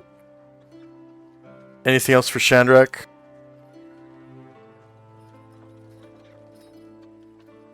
Nope. Yeah, Shandrak and Ryer pick stuff up, so they're out of movement, but everyone else is heading towards the stairs. Okay. And you guys can see out the window that looks out towards the ocean. One by one, those the big demons, the Floristro? the Garistroi are disappearing one by one, getting sucked out into the void.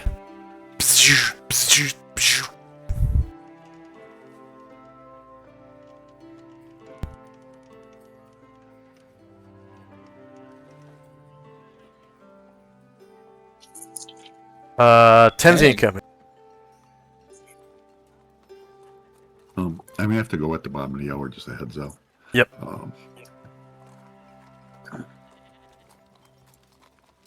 We will move out of the room as well.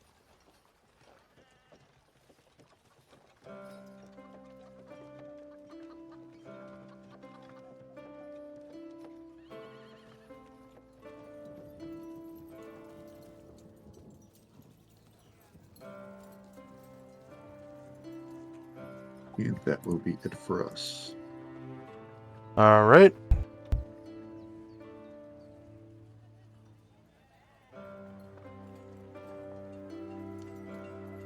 And so you guys make it down stairs.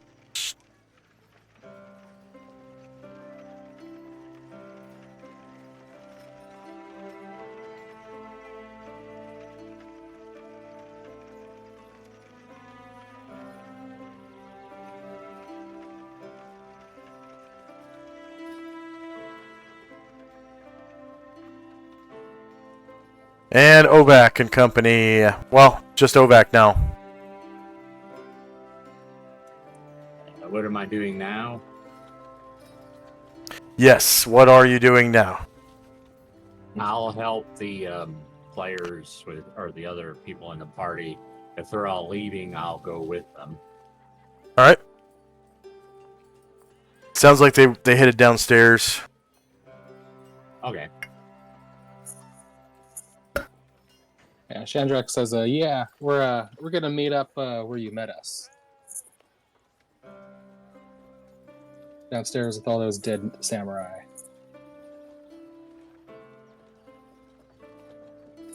All right. And if you jog, you can move 12 more squares, if you wish. Okay. That's 1, 2, 3, 4, 5, 6 to get here.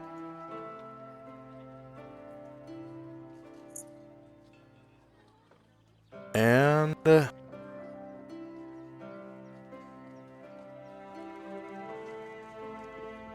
you still have 6 more squares. All right. That was great.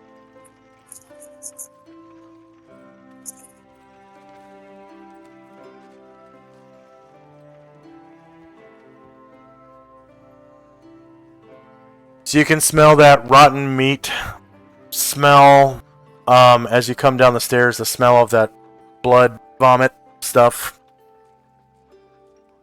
All right. I'll go over to it and do some rites of purification. All right. And these bards come out of hiding. You see them gathering in the entryway there.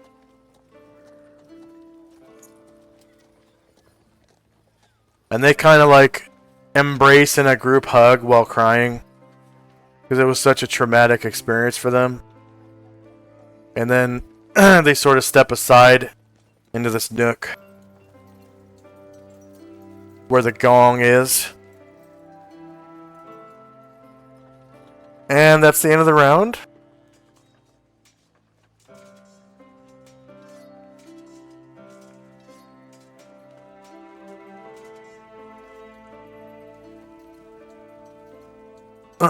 Astral shrinks. Pew, pew, pew, pew, pew, pew, pew, pew, pew.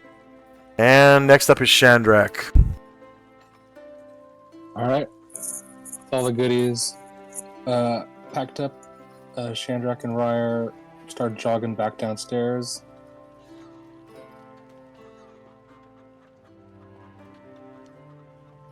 And Shandrak, as he leaves the library, he looks back and he whispers, "I'll be back."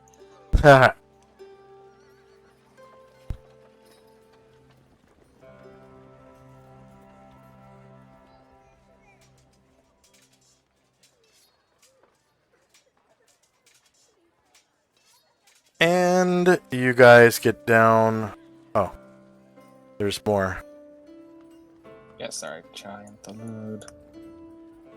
There we go.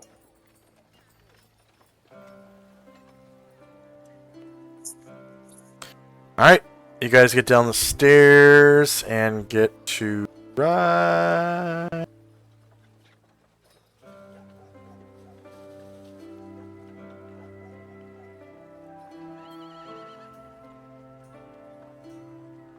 Right there. Nice. Alright.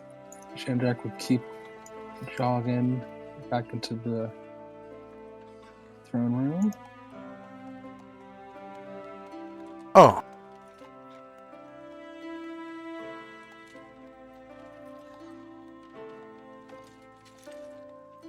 Those are supposed to be stables.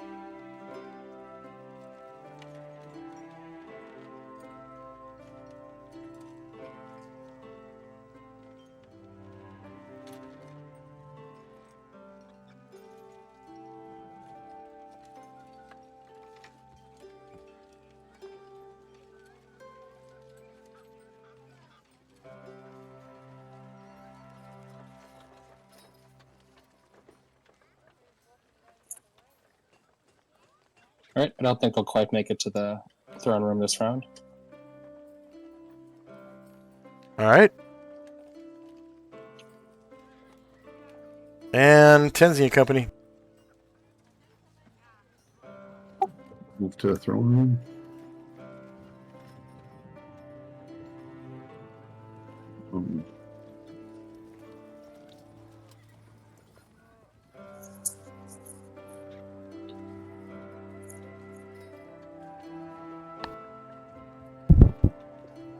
Israel will go into here. Is that spider gone now? Yes.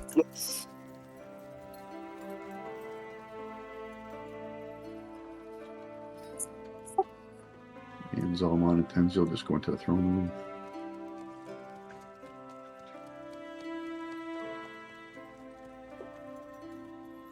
And the throne room is like, you know, back to normal because the reverse gravity is gone. There's dead bodies all over the floor. There's a katana over here and a potion. Masashi picked up the potion. Oh, Masashi picked up the potion. Okay. Sure.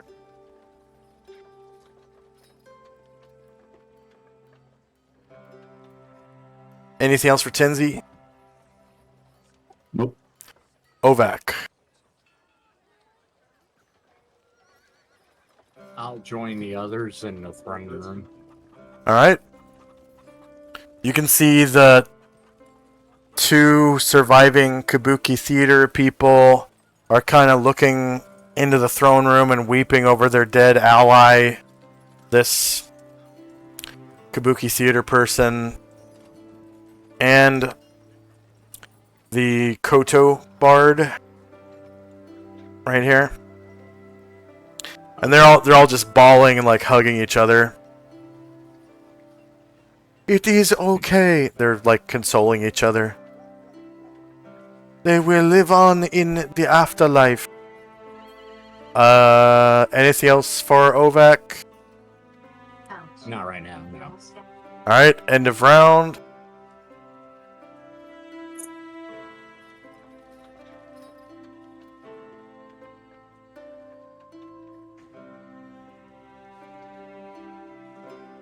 Shandrak and Company.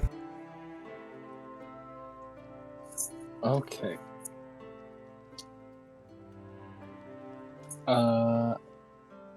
So, yeah, Chandrak will come on down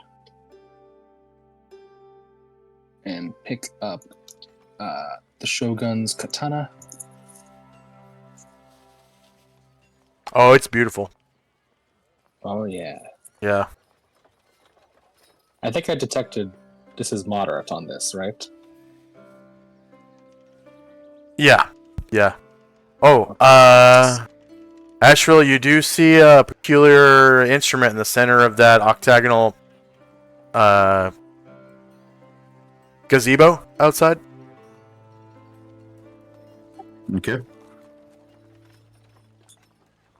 So Like- the webs are still there? Yeah. Is it, like, caught up in the webs? Yes. You do, however, have a flame blade somewhere that can. Yes, I do. Anything else for Chandrak? Yeah, just everyone else in my crew will begin to come to the throne room. And Chandrak just I don't know, before we go anywhere, he wants to just check to see if there's any like secret treasure compartments near the throne. Roll observation.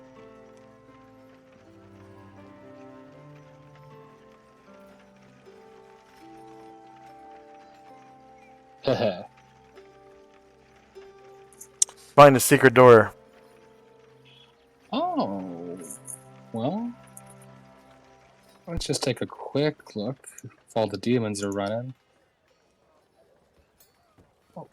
You find a 10-foot by 10-foot like closet, and in the back corner there is a hatch leading underground.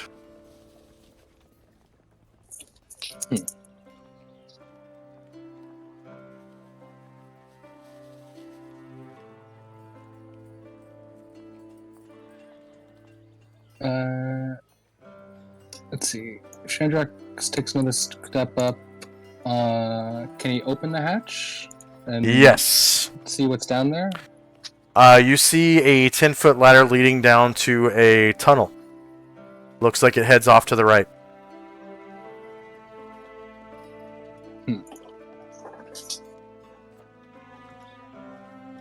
Chandrak kind of looks back and says, "Hey, sorry, if you don't mind, I'd like to investigate. I found a secret passage over here. Maybe we can get a little bit more treasure before we leave."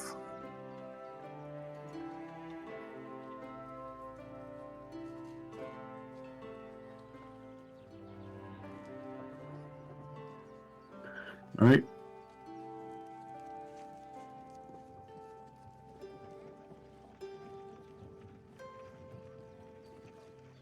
And Chandrak will climb the 10 feet down.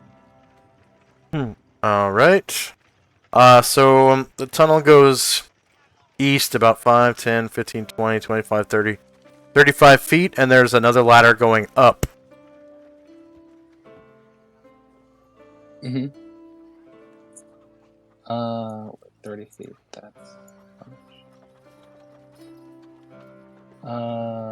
That's probably close to the end of his movement. It's only 6 squares. Oh, okay. Yeah, he'll climb up and see what's on the other side. Alright, so you push open a 10-foot wide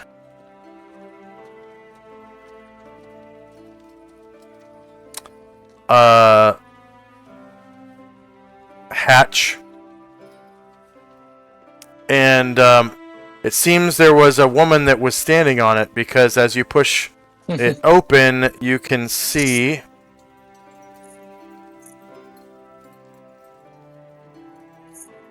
that she has kind of fallen forward over a treasure chest. And she is kind of trips and just kind of falls outside.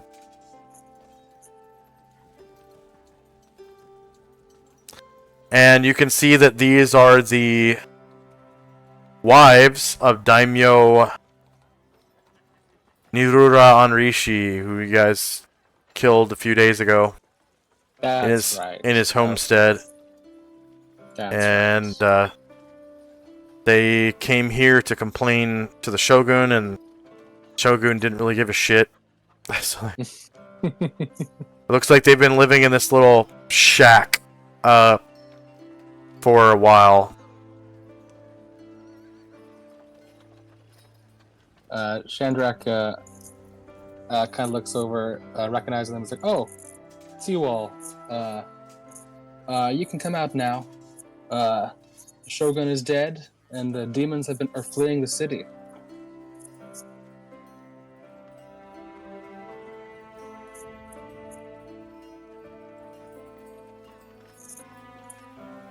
I'm sorry, what did you say? Oh, I was saying to the women here, it's like, it's you all. Yes, of course. The Shogun is dead, and the demons are fleeing the city. You can come out from here now. Everything is fine. What will we do now?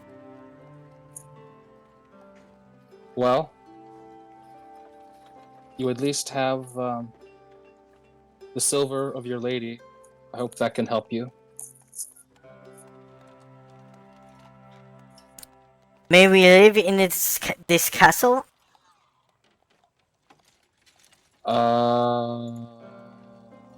Well, Get out, let's do this. Well, not really. I mean, I wouldn't. There's many rooms here. I wouldn't mind if you stayed here. That'd be fine with me. Very well. We will intern the daimyo Anrishi's body in the next room until we can have a proper burial.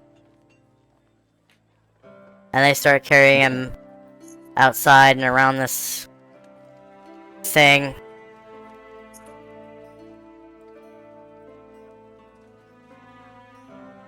And they get his body into the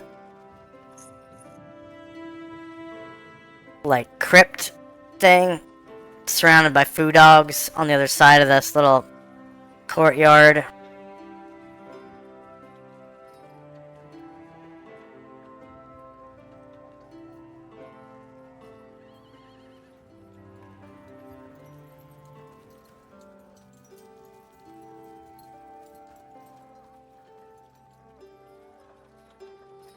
And anything else for Shandrak Company?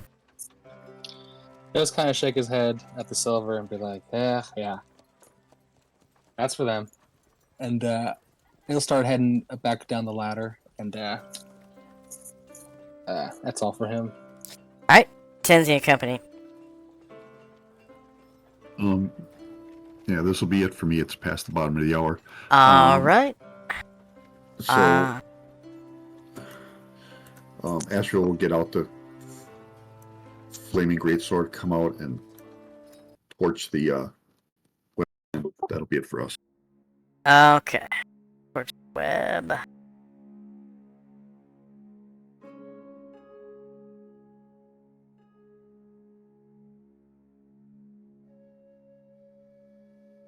Alright, so experience point awards for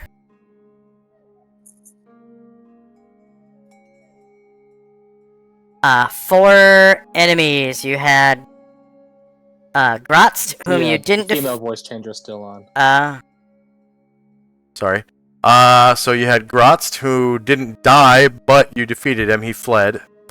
And then you had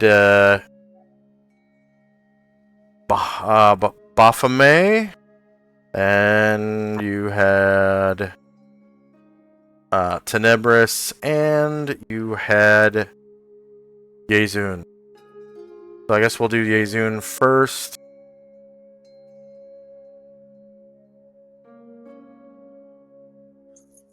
Alright, Yezun is worth 33,000 points. Mm-hmm.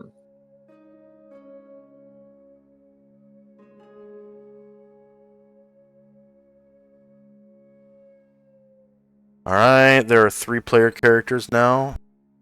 I think there were 7 NP. And Yezun was defeated. He was 29 hit dice. And number of warriors and bards in the party was 1 second. Let's see. Gotta go to the campaign homepage, open up the chat archive, and then click on show on one page.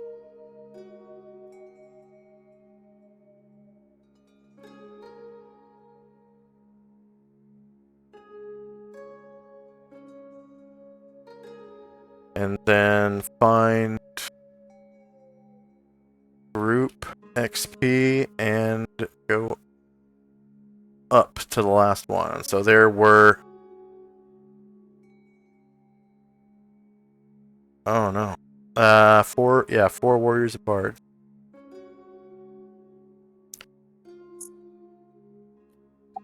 Alright. So Ovek? Yes. You would read off the line PC with 2 classes.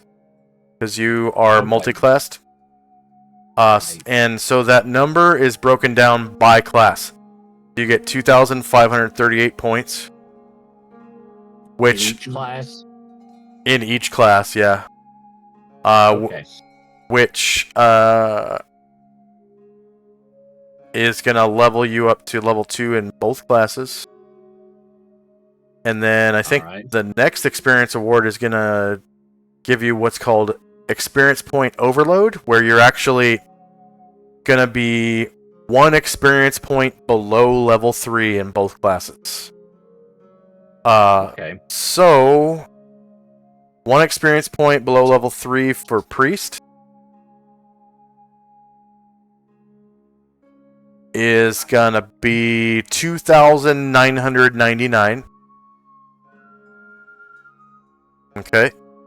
So that's what your current experience points in priest is. And then for fighter, it is 3,999. So that's what your current experience points in fighter is. And you're level 2 in both classes now.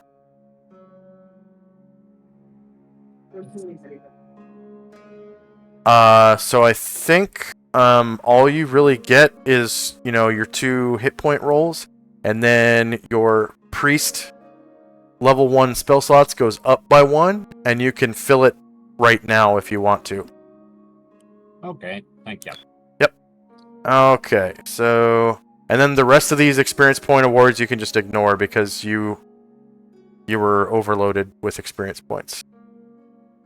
Okay. Now the Tenebris guy, and why is this not...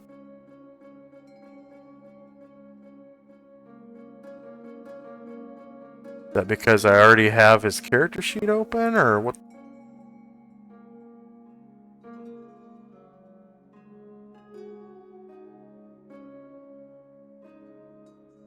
Weird. Somehow... Oh, that's the... Okay. Alright, I'll just delete that. I was trying to open up the axe. Alright, so the Tenebris Avatar is worth 26,000 points. So 1 Tenebris Avatar... 26,000 points. 3 player characters. 7 NPCs. Number of creatures defeated was 1. Hit dice per creature is 13. And warriors and bards of the party was 4.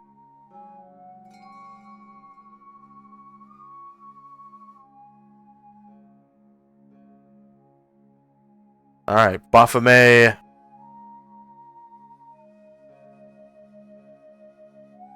Baphomet's avatar is worth 15,000 points. 1 Baphomet avatar. 50,000. 3 player characters. 7 NPCs who earn XP. And 1 creature defeated. Baphomet's avatar has 14 hit dice. Warriors and Bards in the party was 4. And Grotz. Grotz is worth 43,000 points. But you did not kill him. So 1. Grotz. 43,000. 3 player characters. Actually, I don't think I did that right.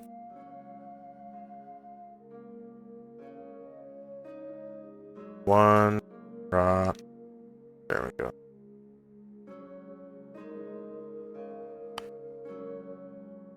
$43,000. Player characters 3. 7 NPC. Creatures defeated was 0.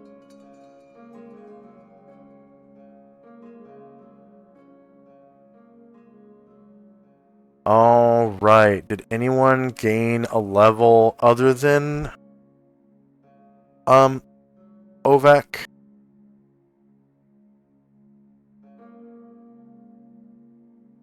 I don't think so. I got a lot of recent levels, so I don't think none for me. Okay. Just want to say thank you for playing to Tinsy, and sorry to keep you past the bottom of the hour. Yep. Thank you. And great playing with you, Ovek. I enjoyed it as well. Thank you. And then Ovak, we can roll your hit points right now. So you gained a level both in fighter and priest. So you're going to want to click your token, and then at the top of the screen where it says level up, and then find fighter, and hit enter. And we're going to want to record the raw die roll, so that's going to be the one in parentheses. Do I roll for single or double class or dual class? Multi-class. Multi-class.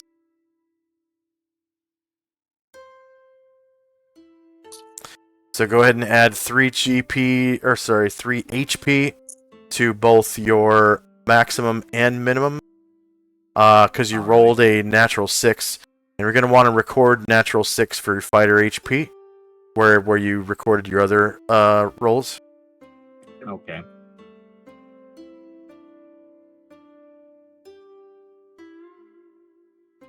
And then go ahead and roll for priest as well.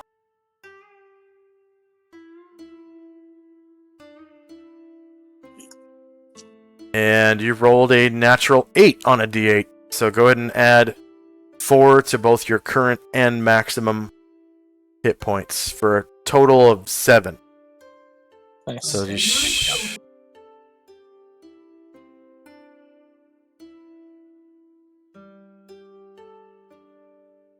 and then +1 from Constitution. Yeah.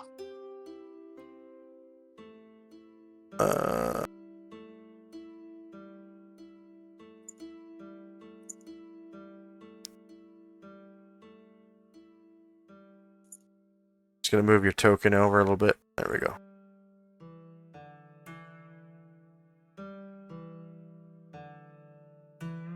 And then in your spell tab, go ahead and increment your level 1 spells up by 1. So it should be 4 now. Okay. And check the box for that Cure Light Wounds that you cast. I don't think you cast any other ones, right? No, I did not.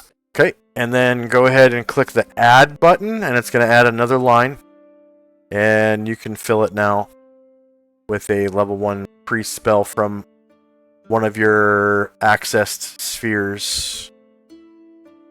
Okay.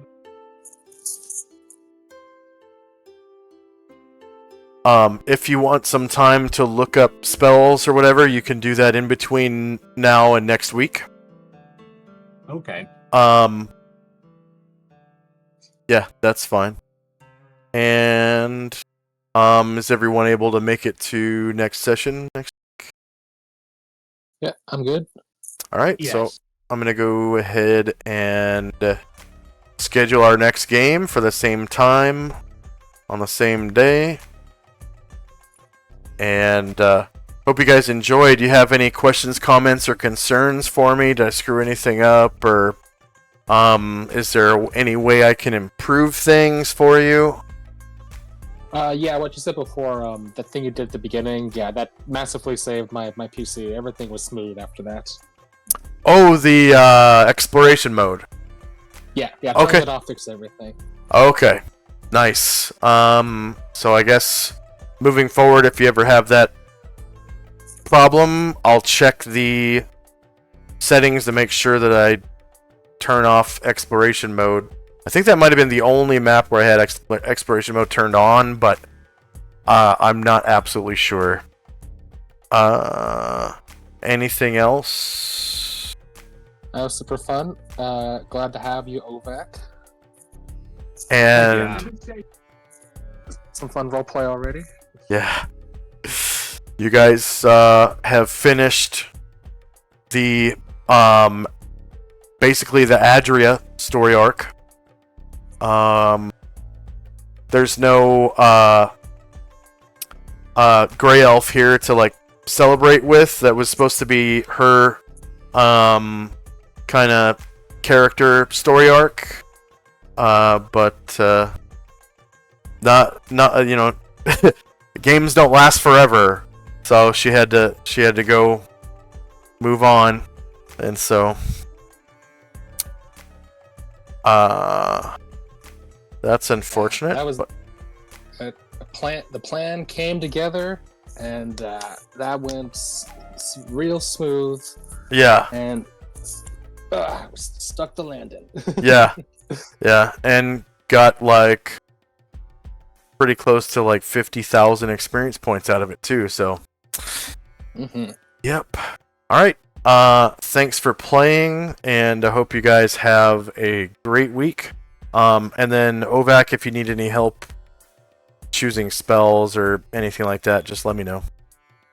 Okay, thank you. Yep. And yeah, have a good week. See you guys then. Yep, see you then. All right, bye-bye. Yeah.